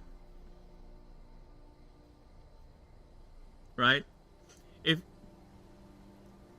If I were to rank all the languages right here in Asia, I would say Japanese would be the British equivalent of the posh language, right? For me, a Japanese the Japanese language has a certain role. It rolls off the tongue really well, right? It's very, very fun to pronounce. It has a class to it. Like, unlike the other languages here in Asia, where our own language is just loves repeating vowels. Like uuwi or malala. Yeah, right? We love repeating vowels. It's fine, but it kind of doesn't roll off the tongue. Some other languages are just noise. Just noise. I won't say one, but yeah, that country that loves to bully us, their language is noisy, right? Korean is fine, but Japanese for me. Japanese has a certain flair to it. If you want to go to killing fields, they aren't too far from you. Cambodia? Well, by killing fields, I mean, you know, where actual great battles will fought, not some genocidal bullshit. I want to go to the to where Pol Pot so delusionally think that he can be a leader of a country by killing people doesn't like them, right? I'd rather not go there. I'd rather go to one where it's not steep in you know. I'd rather go to a place where a historical battle took place, like the one I forgot the name. Oh my god, my brain. I need to refresh myself with history. That one battle where the French lost against you folks because you guys have good positioning. You guys leverage your longbows against the charging British knights. It's in France. I forgot the name. God damn it. I hate being old. No, not Waterloo. That could be a good place too. And I'm referring to something older. Oh my god.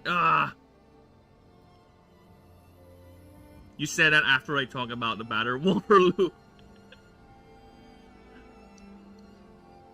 Konnichiwa.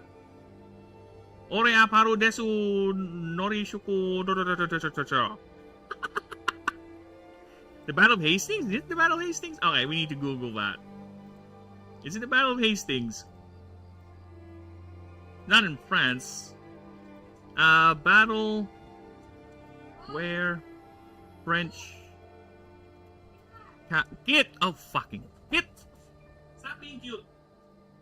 Sorry, my cat is trying to go places where it's not allowed to go.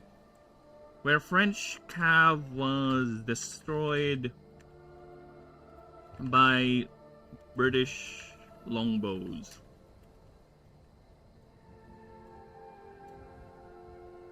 Come on, Google. Agincourt. Was it Agincourt? No, famous battle of French cavalry was famously destroyed by English women during the 100 Years' War. Longbows were affected. Is it Agincourt? I need to see the battlefield of Agincourt. Is that it? I think this is it. Map. Yeah, this is it. I think this is it. Battle of Agincourt. Yeah, this one. Dude, the British are so outnumbered, but they took good positioning in between. So they created a corridor, right, within the forest, and in here, I think this is a muddy area. So they have longbowmen and a couple of men of arms over here, while the French has fuck ton of knights.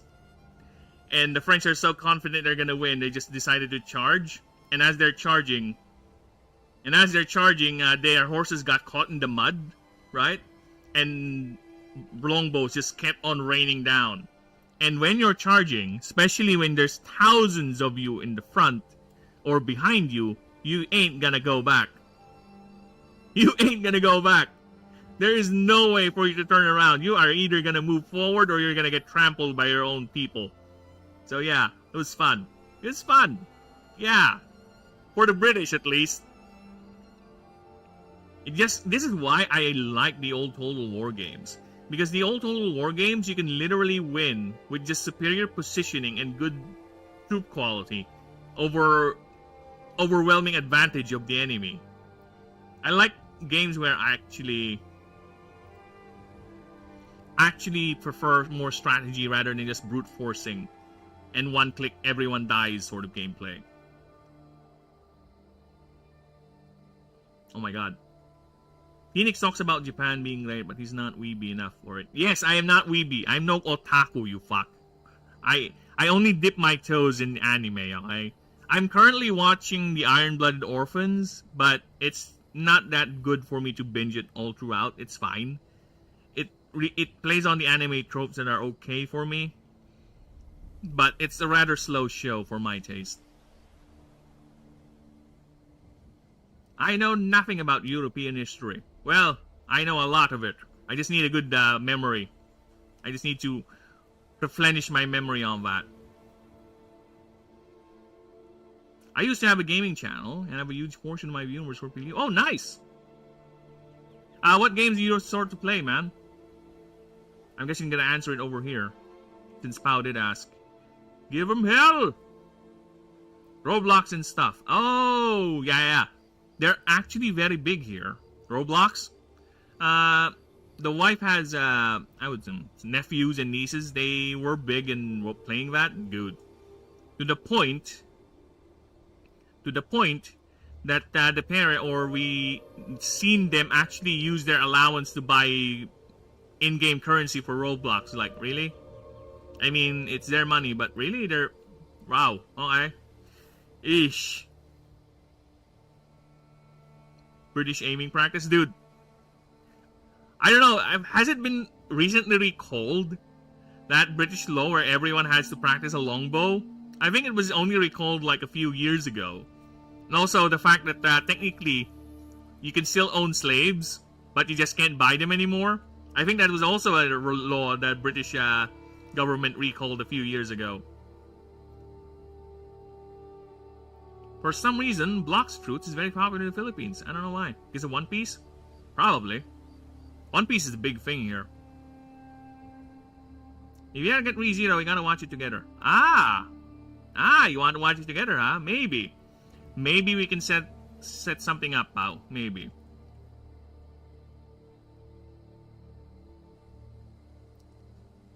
Yeah, the kids here love Tycoon. I know, man. I don't know. It's money. It's real money. They're throwing real money to it. That's annoying me. It's... You know why? Because kids are so impressionable and they are so easily tricked into spending their money into things like this. I kind of feel that, and a lot of those games are designed to be predatory in terms of how they would get money out of children. I kind of, I don't know, man. I don't know. Kids should not have access to this shit. I agree.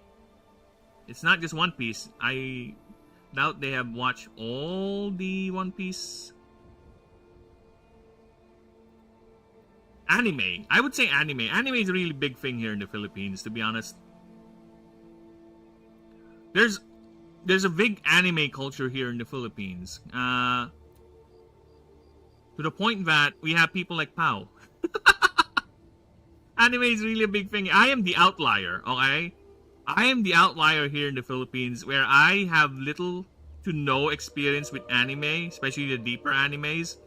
But there's a lot of people here who grew up watching anime and still to this day watch anime. Not just the popular ones, no, the fringe ones, the really weird ones. Right? We don't talk about my 160 pounds spent on Roblox. Well, don't worry about that. We don't talk about the thousands of pesos I spent on Magic the Gathering. I would, actually, Magic the Gathering, if I were to sell my whole collection, I would say it would clock in around 30 to 50k of my money. Probably. Could be less now, since a lot of those cards are old and probably got banged up. But yeah, that is the amount I estimated I'd spent on that. At least. Mishers? I'm not actually that big of a weeb. Yeah, you're not, but you're enough. You know the weird stuff.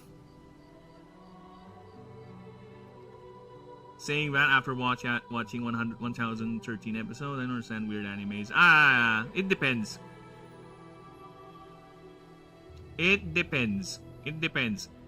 There are animes that I find weird that I watched. I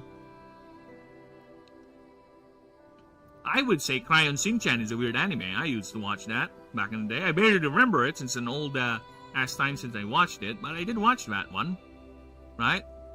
I won't. The Dan is also a weird anime I recently watched, but it's fun. It's chill. I really like that show. I really like the fact that the Dan, even though it has played on certain anime tropes, but the way it does its dialogue is very, very efficient. I said this before and I'll keep on saying it again. Anime is a certain way of whenever it comes to dialogue, they're very bad at dialogue. They would repeat things over and over again. They would say redundant things. The characters would rather tell you what they're feeling than actually show you what they're feeling. They would actually break fights so they can have long monologues with each other. And again, if you like that, good for you. But for me, it's dumb. Alright? The Dan does have that, but they're efficient with it. Very efficient with it. It's good, but kids LARPing. Whoa. New Ferrari for Phoenix? Dude, I wish I have a Ferrari. I wish I have a Ferrari. It's good, but the kids LARPing to make their... Oh, I don't know what JJK... Oh, JoJo Bizarre... Is that JoJo? That JoJo Bizarre Adventures? I don't know what that is. But JoJo, there's that one song I have, or actually two. It's the Pillar Man song and the Torture song. I have that on my playlist, but I don't know what that is though. Jujutsu Kaisen? No, I have no idea what that is. Chainsaw Man, I am intrigued. I am intrigued with Chainsaw Man's character designs. I am intrigued with Chainsaw Man's character designs, but not enough for me to get into the show. I have read the lore. I know where the story is, or at least the anime is going. I know enough, but not to the point that it's actually something I would invest time in watching. Right?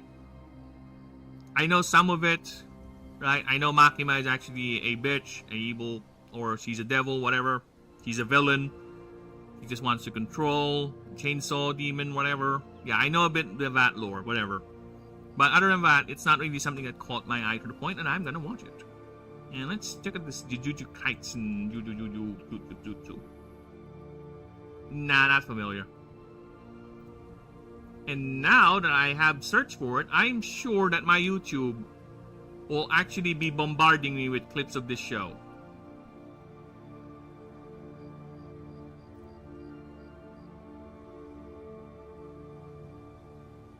Anyway, speaking of weird anime, I'd like to see your PFP have a mustard color background. Mustard color background.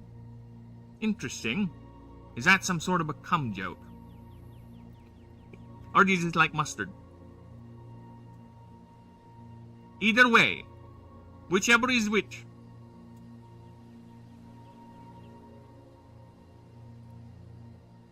Mustard. Oh, yeah, this is mustard, right? Here. This is mustard. Kind of, right? This is how mustard looks like. So, okay. I was struggling to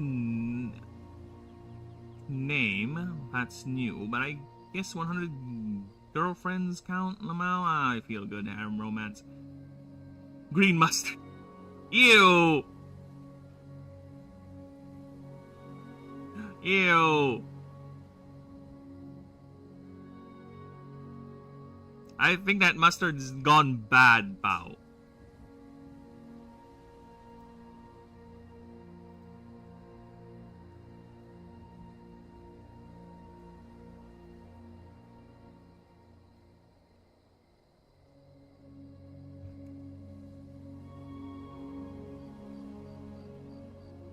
Is your...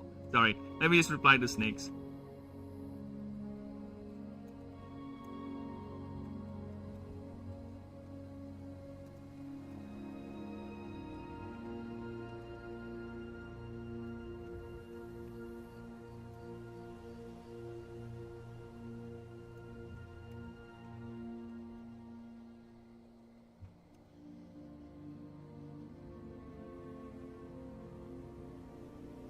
Why?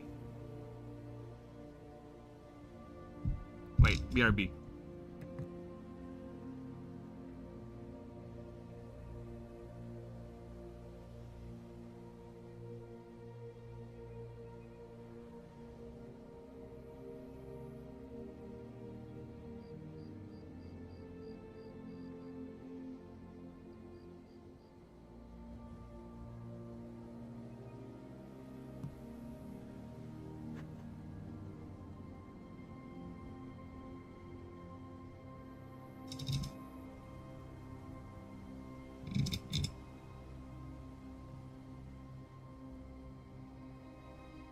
Nope, I am not.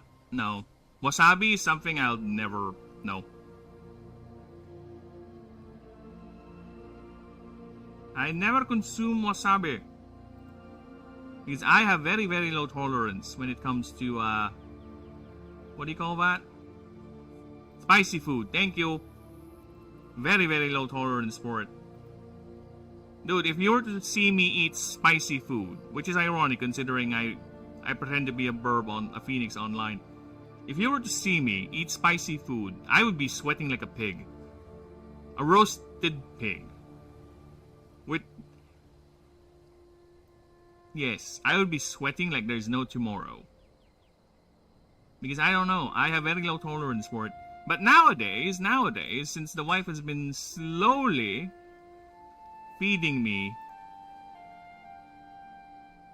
spicy food every now and then, I think I'm starting to gain some tolerance to it. Some, but there's still some sweat. You know, there's some sweat every now and then. Okay, so how am I gonna draw him on attacking or something?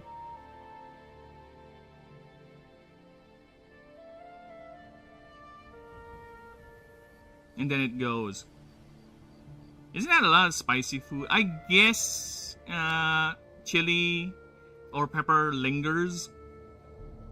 But either way, Either way, I don't see myself enjoying that experience. Probably, it depends. Maybe if I have friends and we're just fucking around, probably would enjoy it. But if in terms of actually eating, you know.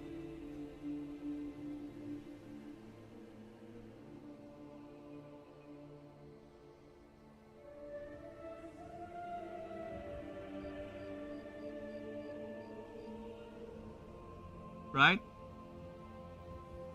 If it's sushi dumbs down the intensity. Dude, I have seen people snort that shit. I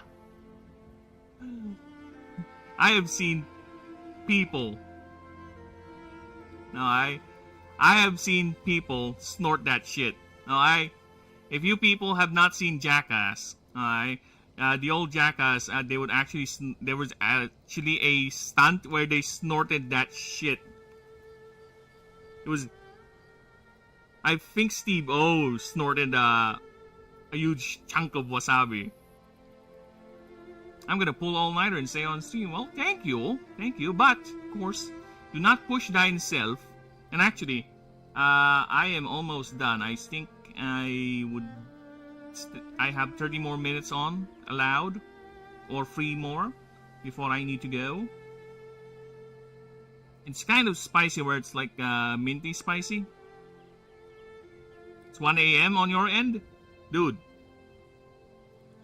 I've been awake since 1 a.m. my time. And it's around 8:51 here. Yeah, like I said, I was about to start earlier, but I just had to take a nap because of the stupid weather. But yeah, I am how would you say? He's white, Chad, not actually Asian. I am 1/4 Spanish, you fuck. I'm more of a night owl, actually. So yeah, it's because of my call center experience. I work a lot in call centers the past few years. So that is why I am used to being awake around that time.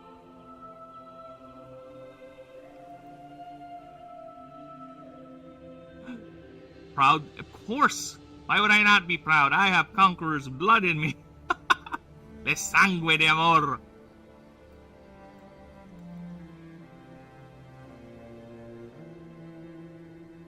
Fish and chips. Actually hates pizza. Alright. There is a stereotype as to British food, being it is horrible garbage. Is that true? We actually have a British person here that can corroborate on that.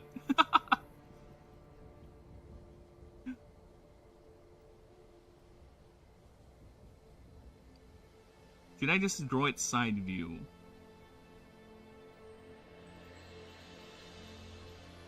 I kinda want to draw it angry and charging.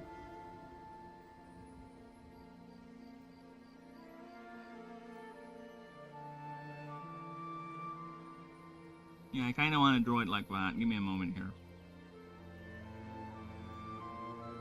Let's see about that.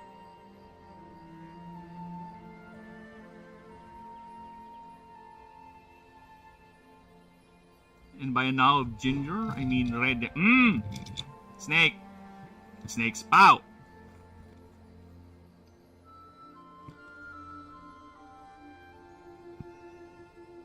Shepherd's pie.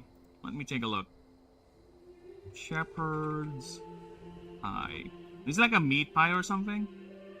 Actually, it does look nice. No, jokes aside, man, it does look nice. It is something I would find appealing, actually. Dude, it's not dog food. This is something nice.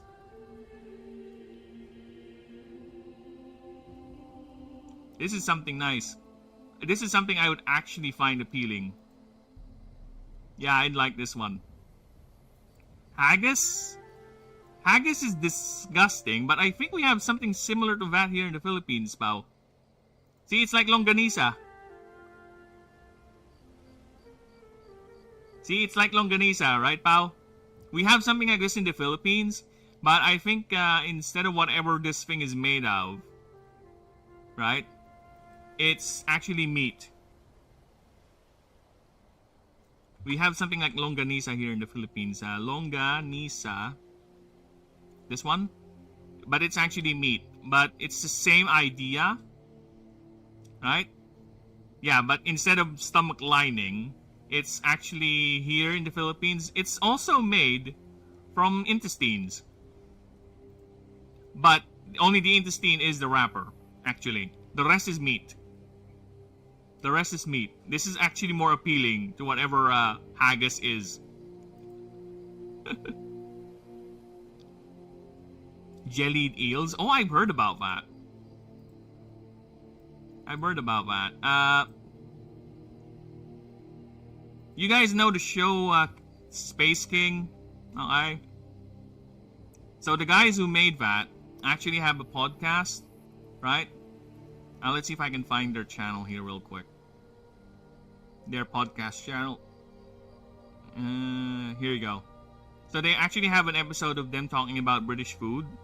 And I think that's where I saw jellied eels. Here it is. Because one of the hosts, or one of the creators of Space King is actually British. He's actually British, so he tried to tell his friend that, well, just watch the video, but it's fun. They talked about British food and how horrible it is.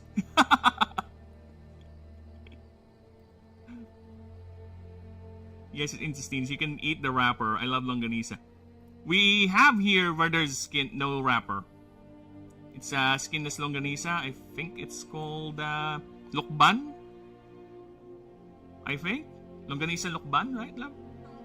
Yung longanisa dito? Ano tawag? Okay. But the main difference is what? It doesn't have a skin, right? Or does it have a skin?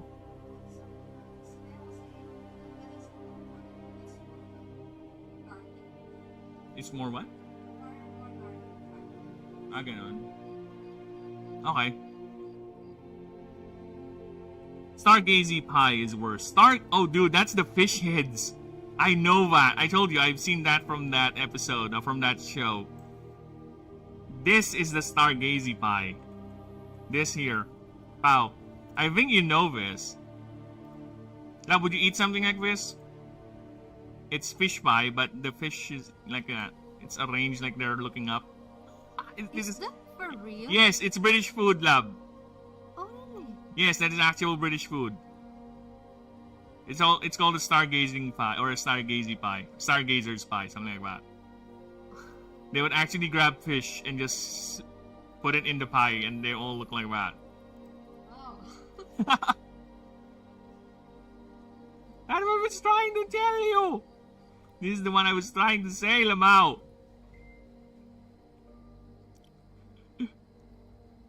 Jellied eels are different, though.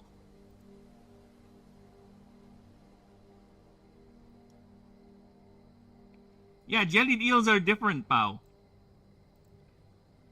There is an actual dish called jellied eels in Britain. This is it, I think. That's so British. That is different. Yeah, this is it. This is something I cannot eat. It doesn't look appealing. Not the slightest. It does not look appealing in any sort of way. No, it's not. I don't know. I don't like fat. I will say this now. I don't like fat in my food. I don't like consuming fat. I don't like the feeling of fat in my belly or in my mouth. It's too soft. It's too weird. No. Fish and chips hit the spots. I'm okay with fish and chips. It's just fish and chips. Dude, we even have fish flavored chips here. It's not really it's not really something that's out of the ordinary here.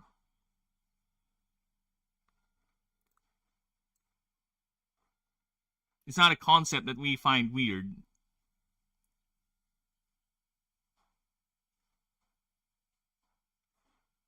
Okay, I want to do an ambitious angle here for Donkey Hog. Give me a moment.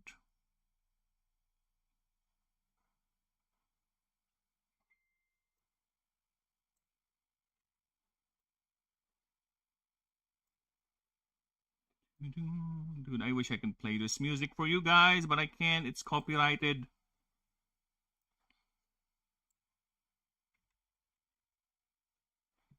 I'm obsessed with paella. Oh, paella is nice. I've heard it, but I've never tasted it.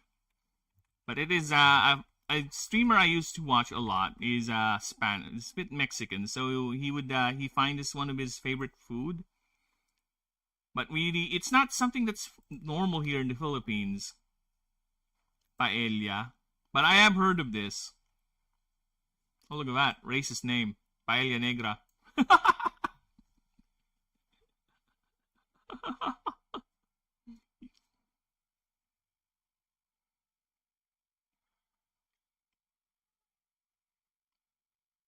Fish and chips. Oh, you put jelly in the pie too? Oh. Fat tasty Phoenix. No, lechon kawali. No. You guys can have all the fats. No, I don't really like eating fat, man. I really don't. That's why whenever we eat bangus, right? Here, fried bangus. Fried bangus. Whenever we eat that, here, this part, the belly, I just give it to the wife. I don't love it. I don't like it. I really don't.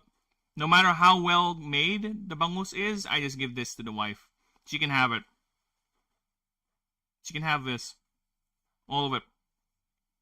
She can have the belly. I don't care.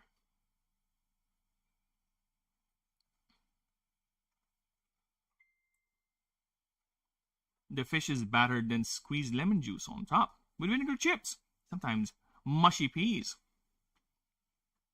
Ooh. What do you call them? Chips or just chips? Just chips. We don't have anything special for it.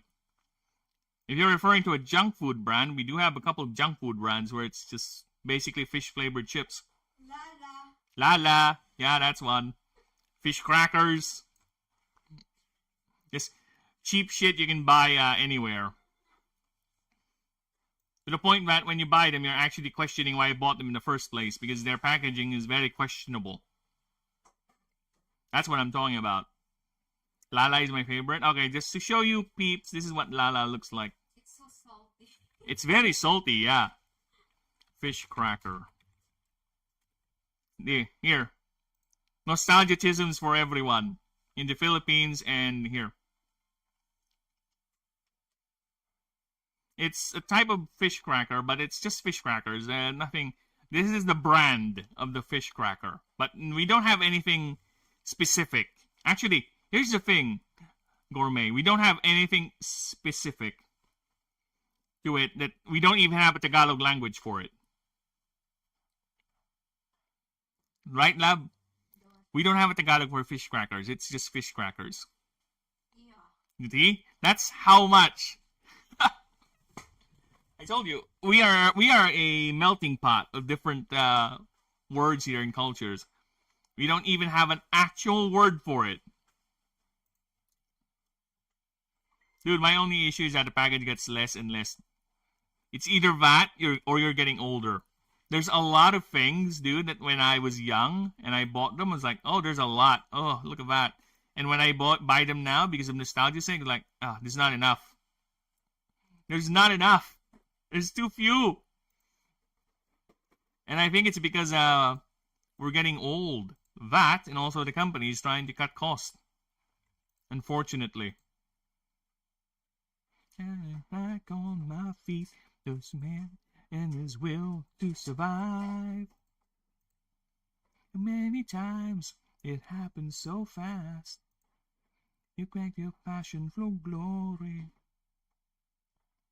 Going to this, not the things of the past. There is fight just to keep them alive. I am the tiger, it's the name of the fight. Stand up to the challenge of our rider. And last known survival, let's get ready tonight. Sorry. That is actually the song that's playing right now. I wish I can play this song for you guys, but no, I can't because it's gonna be copyrighted to fuck in hell. But yes, this is actually what I'm hearing. It's a feel to survive. It's the I am the tiger, that's the name of the fight. The video is copyright. I know! At least I can get away with it a little more. If there's no sound. That's why I had to hide it. Only certain supermarkets, though. We sometimes have certain items in one supermarket, but not... Okay, what's that?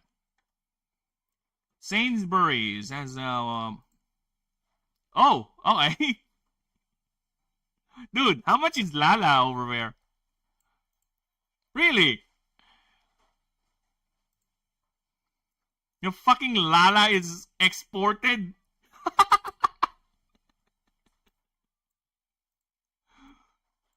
Fishda.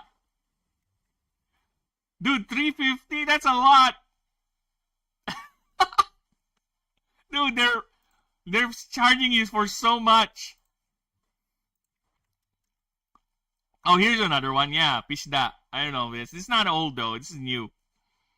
That's not worth it, brother.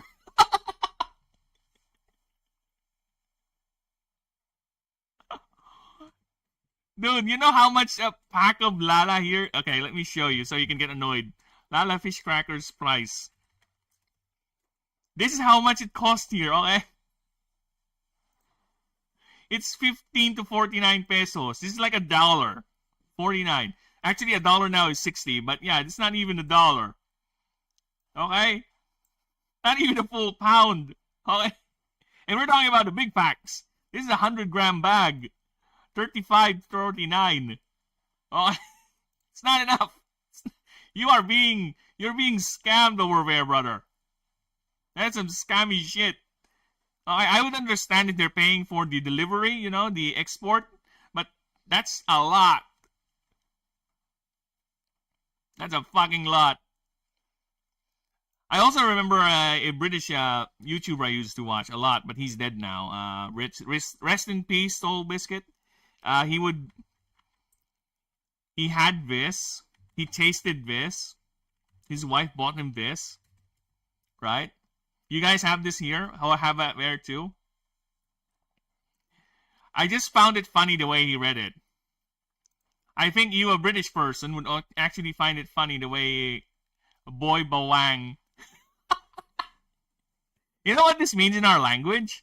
It means boy garlic or garlic boy, right? But I think you English-speaking folks have a different meaning for wang.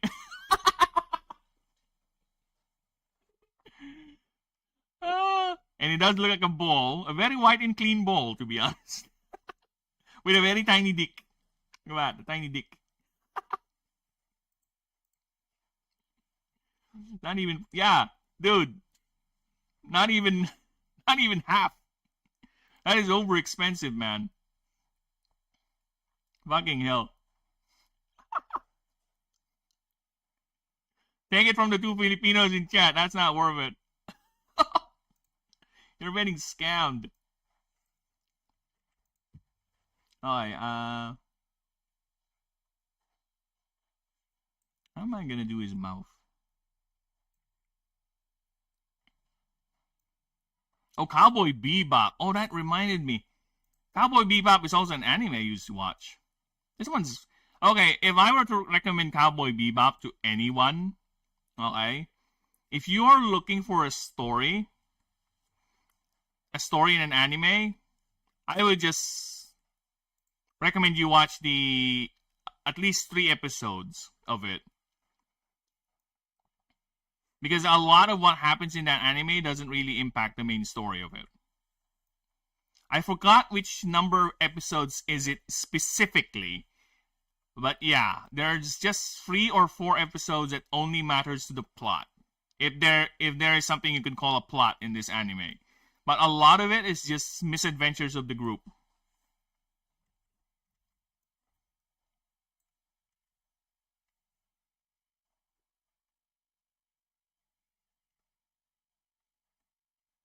Ooh, gotta go, Phoenix. Thanks for the streams. No problem, man. And I'm about to go away too. I have things to do. My cats did something horrible out on the porch. So we need to clean that up. But let's just say it's a bit stinky.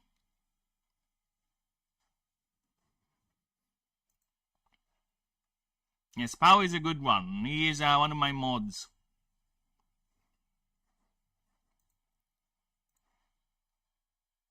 The dream. So yeah, how can I do this? I kind of want to draw him charging and ruining things. Yeah, let's do that. I just want to see how am I going to do the mouth. This is always my problem with this type of design, the mouth. Right? How am I going to do the mouth? A happy mouth at that. Like that. Should I make it? Yeah, I think we're fine with that.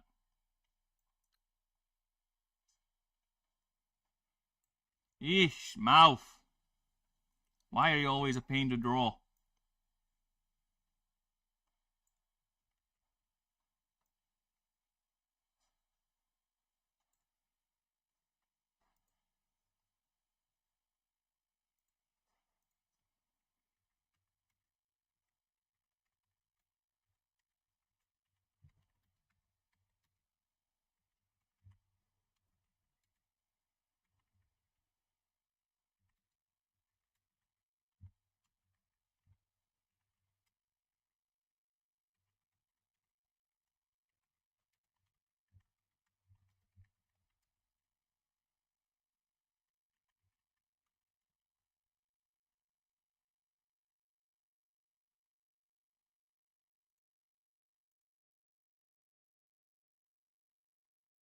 When will be the next stream? Most likely tomorrow. Because I don't see any reason for me not to stream tomorrow. But I would just recommend just just watch out for the announcements because I do post whenever I go live, I would do a community post at least every now and then so people will see the stream or sub to me.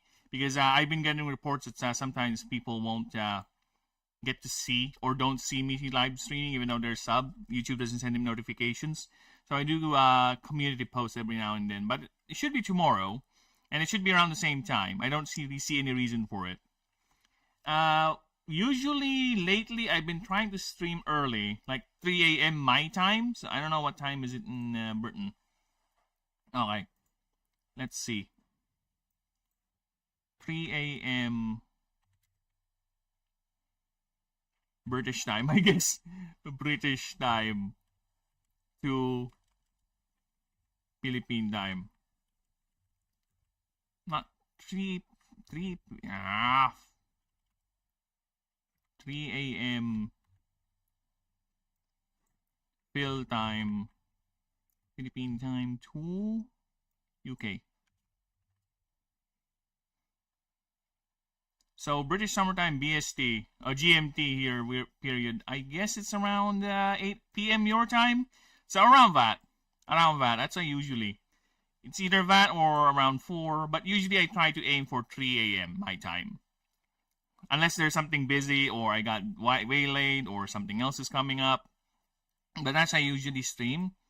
And the only reason I won't stream is because I'm busy, or there's an emergency I have to deal with, or just plain I have no capability. But I try to stream every day nowadays since I don't really play games anymore, and what I do offline anyway is just work on the project. So there's no reason for me not to stream, right?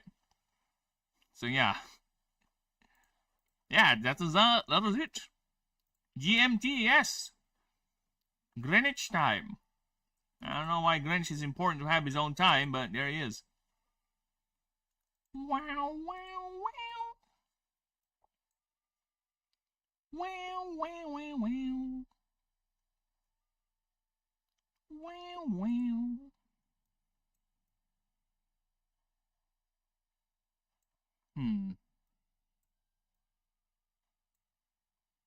I've joined earlier, but I was playing Minecraft server with my friends, but the Minecraft world map was so right. Oh, it's fine. No problems there. Dude, Minecraft is a game that I've never gotten to play, but I can see the appeal of it. The fact that it's so customizable, you can do a lot of things with it. And like, for example, that server, dude, it's fascinating. See, this is what I mean now when it comes to games. You don't need powerful graphics or anything of that fancy stuff to make it appealing to people. You just need to have very good... The skeleton of the game needs to be good. And it needs to at least, you know, get that itch, what people are looking for in the game. The immersion, you know, if people want to play some sort of a social game, the idea of having fun with the games. Wow, wow. Wow, wow, wow, wow.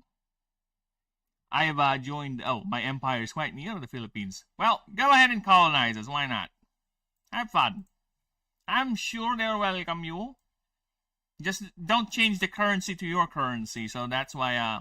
that's when they start rebelling. Because they're losing the advantage of earning through your currency. I'm telling you now. That's how you win the hearts and minds of the Filipino. By letting them earn with the same exchange rate as we do right now. That's how you do it.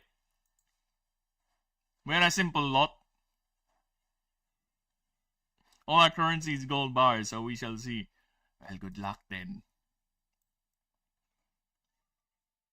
Wow, wow, wow. Wow, wow, wow. Wow, wow, wow. Yeah, I'm just gonna draw his face.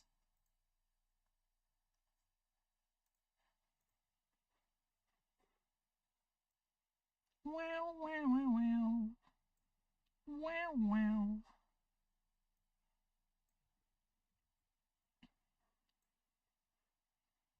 Do you know the Aceh region, the island of Sumatra in Indonesia?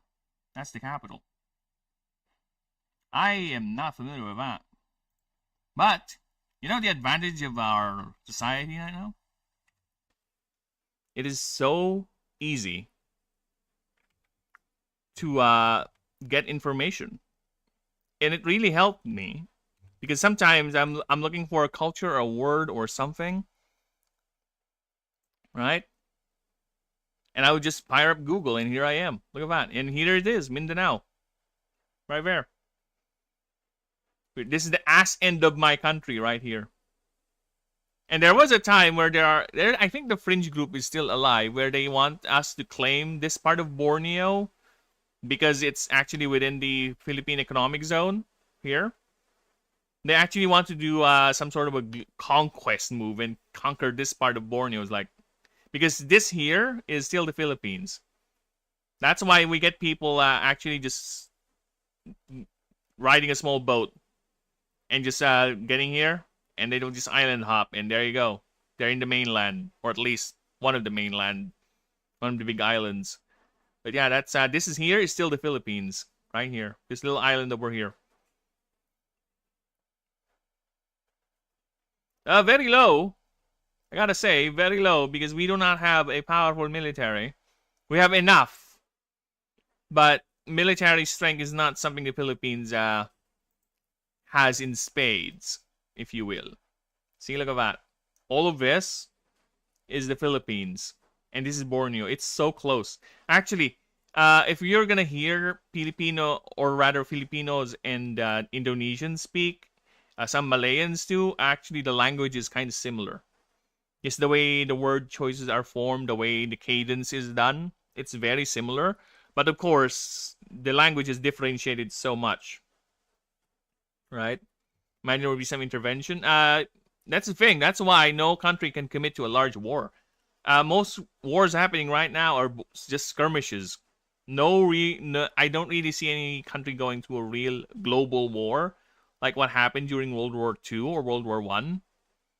Because of all the interventions and all the treaties, all special, not just that, the companies too. A lot of these companies, the big companies, are so intertwined with the economies of many other countries that they are solely dependent on that to survive. And if any interruption happens, they're fucked. So I think it's in their best interest to make sure no wars happen. Ukraine is a possibility for a world war. I don't know. It's quite low because how long has the Ukraine war been happening? And the best thing that's being done to it with the other countries is just sending in aid to one another. Actually, Russia is clearly losing that conflict. They do not have the manpower, both in arms and in actual manpower, to sustain a prolonged conflict like that.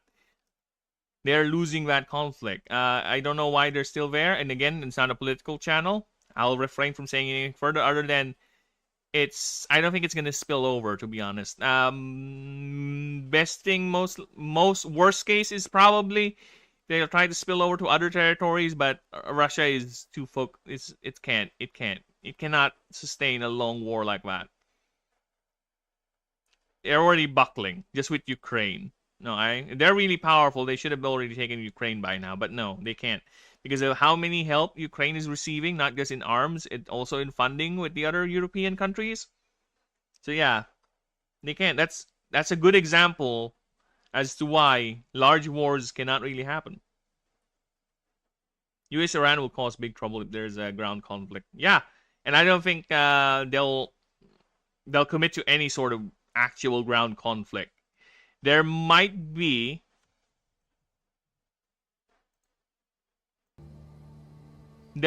small, special ops that being done every now and then, because there is a shadow war. There is a shadow war going on. There's countries that the US is sending troops and other countries sending troops to do shit or to fuck each other's shit up. There is that. That is a guarantee that is happening. There's no point in hiding that reality. Right? There's always a shadow war going on. So yeah, but in terms of major military offensive in the ground, no. Unless for some reason Trump loses his mind. Right? And that is not outside the realm of possibility, but it's very low. Because Trump is getting to the age where he's also becoming senile. That is the major disadvantage of this whole government system, is that we have senile old men now leading countries. That's why the ancient Greeks see democracy as evil. He's done a lot. He's done that a lot. Yeah. Again, I'm not really surprised, but it's not going to be a major offensive. If it's going to be a major offensive, well, they have to win quick. They have to win quick. Otherwise, people are not going to support them for long. They might get support at the beginning, but as the conflict goes on, people are going to say, "What are you doing? Why is it still not done?" Their support for it is going to die down real quick. And besides, America can't be seen as the aggressor right now. Tehran is almost impenetrable. Almost. All it needs is a good, very good spark. Because I think the Iranian people are very close to bursting. And again, I won't say anything further, right? That's it. That's all they're gonna get from me. If that government's gonna fall, I think it's gonna be through their people. The pressure is gonna come from, of course, the outside interference of, or rather the pressure that the other European powers are putting into their current government. But the actual fall will come from the people, if there's any. It's either going to be funded by those countries, or it's going to be the people themselves that's going to do it. But it'll be just like that.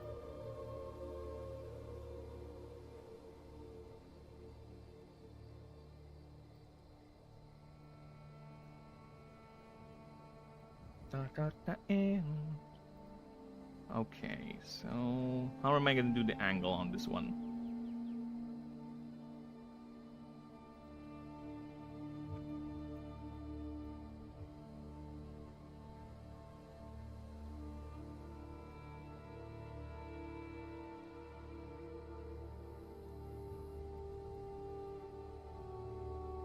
Just checking the time.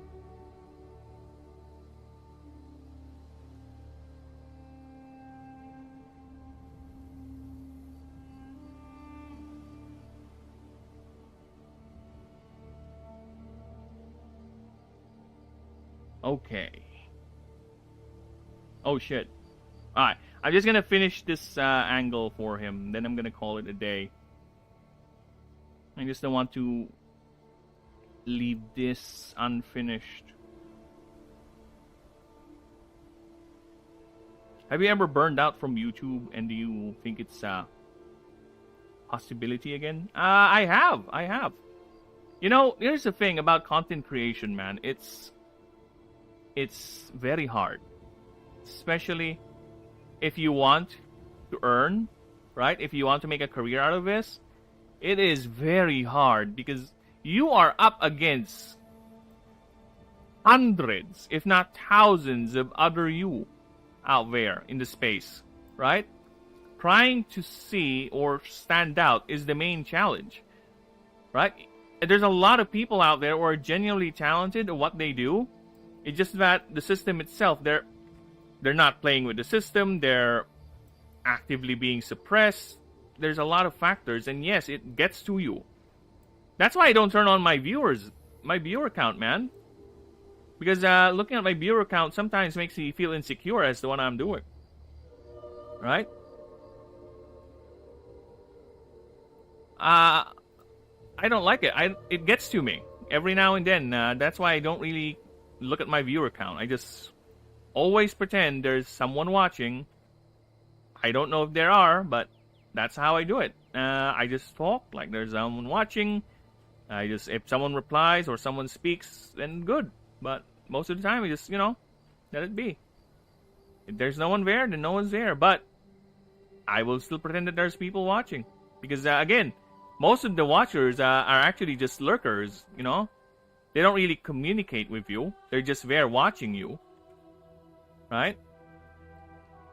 They just prefer to have you playing in the background. So that's how I see it.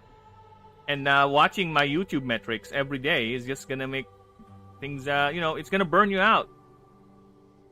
That's why a lot of people recommend when you're doing YouTube or any sort of content creation, if you're going to make a career out of it, you need to play the game. You need to, go viral with shorts.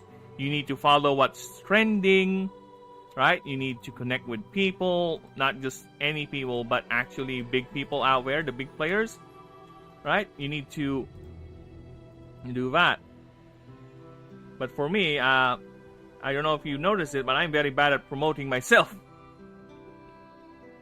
I'm very bad at it. I think if you start posting shorts, it will go viral. Probably. But to be fair, I have been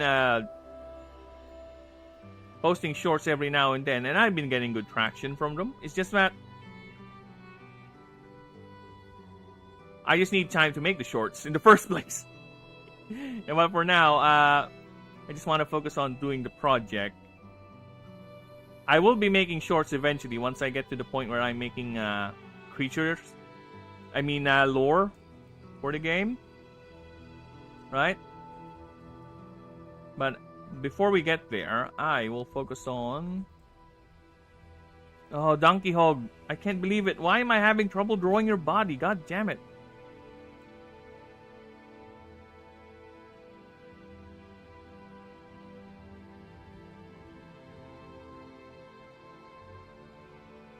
Dude, the body.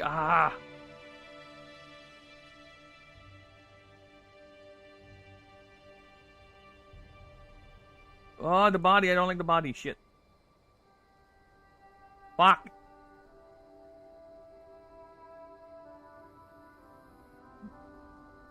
It's always the way you word your vids and streams. I recommend adding hashtags. I do have hashtags. Yeah, that's the thing. You have to get the title where people actually... That's why a lot of titles you see are clickbaits. A lot of titles would use clickbaits or just exaggerate things with their thumbnails. Like they would do the that face, the off face, which helps with the clicks, to be honest. And they would actually do bait people into the first 6 seconds at least of the video has to be uber interesting.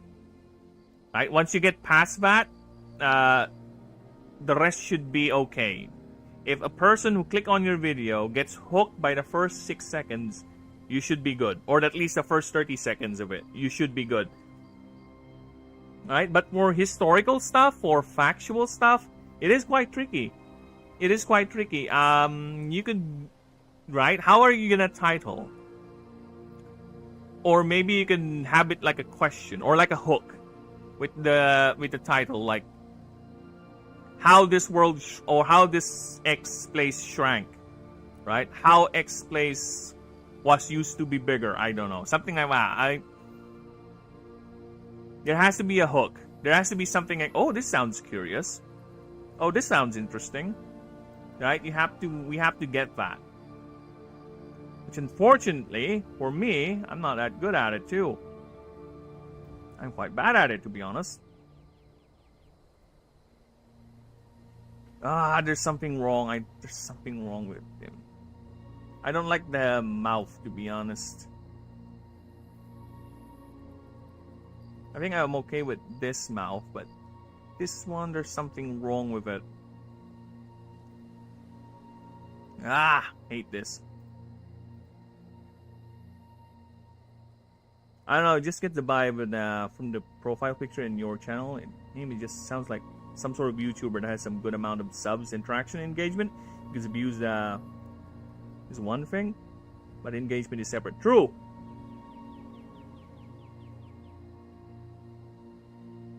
It just sounds like some YouTuber that has some good amount of... Well, engagement is different. It really is. When I look at the videos after they're done, I would see, oh, there's actually that many people who watch. But as you can see, there's no one. Sometimes there's no one on chat. Sometimes it's just you. Sometimes Pow, Snakes, right? Sometimes I would get likes. Sometimes I would get likes that is, oh shit, there's a lot of people who like this video. But none of them commented. Like, where did that come from? Because yeah, engagement can be a lot of things, and chat is the best type of engagement. I guess, I don't know, people just prefer...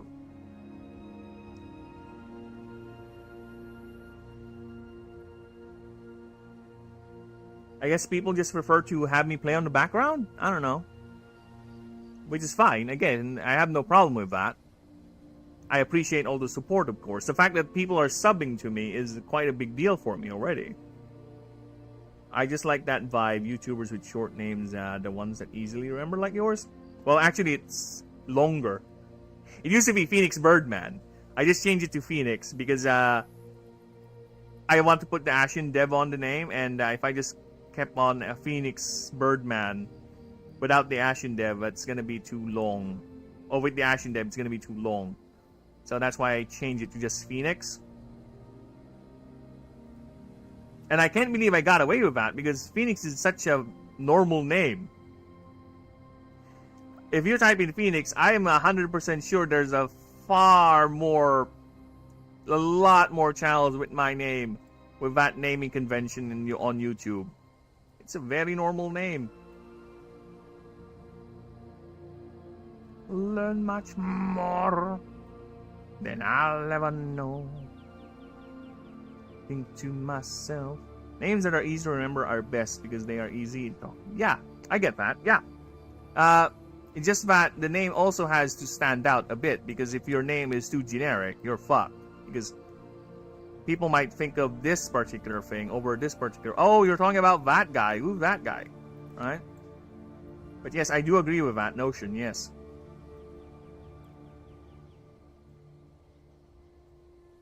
But then again, it depends on the content for me.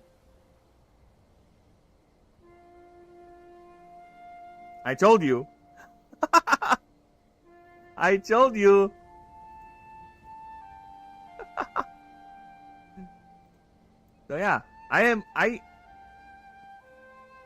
I told you. There is 100%.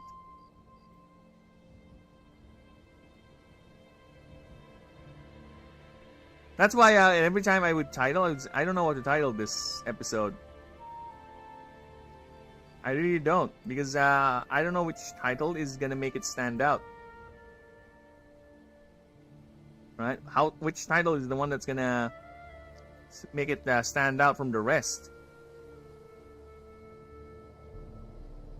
We all know the very thing. Oh, thank you. I wish I could tell myself that. I'm here struggling how to draw this fucking bastard. The angle is not something. There's something off with the drawing. I hate it.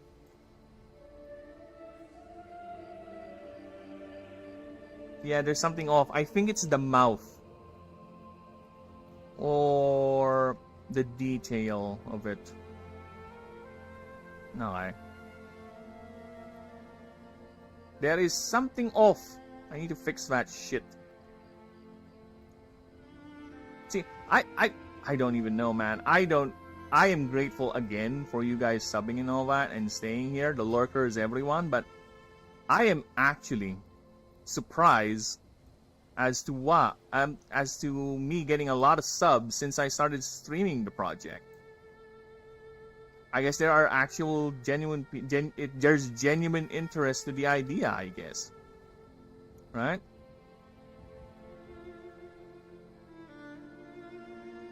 Or is it too long? There is something wrong with this. I can't seem to get this. Yeah, I think it's the mouth. Oh. I think it's the mouth. But either way, yeah, unfortunately, let me just save this. As much as I want to stay on longer, I just saw the time, I'm already... I think it's the angle of the body. I think so too, yeah. There's something with the angle of the body that's not working out for me. I will have to think about that. I'll probably do this offline, but yeah, there is something wrong with the body. I'm 100% on that. I agree with that. There is something wrong. I can't seem to envision, because I think it's either gonna go like... I can do it like this. I can do it like this. But based on the head, it could either be something like it's jumping up, or something that I can... that is visible above, right? So I'll have to worry about it, because I might just... Because my initial drawing, it's supposed to be bursting through something, like a wall. That's the idea of it. I'm trying to draw it burst through a wall or something. Probably it's the angle of the head. Maybe I should change it. Maybe that should help, right? That's like that. Yeah, I think that's it. Maybe I should change the angle of the head too. Then I'll fix... Oh, see? Look at that. This is already something to be promising. Yeah, this is already promising. But either way, I'm going to save that. And I shall call it a day for now, people. Again, I do apologize. I was having a little fun, getting carried away, but I have things to do. I'll see you guys next time, and appreciate everyone, of course.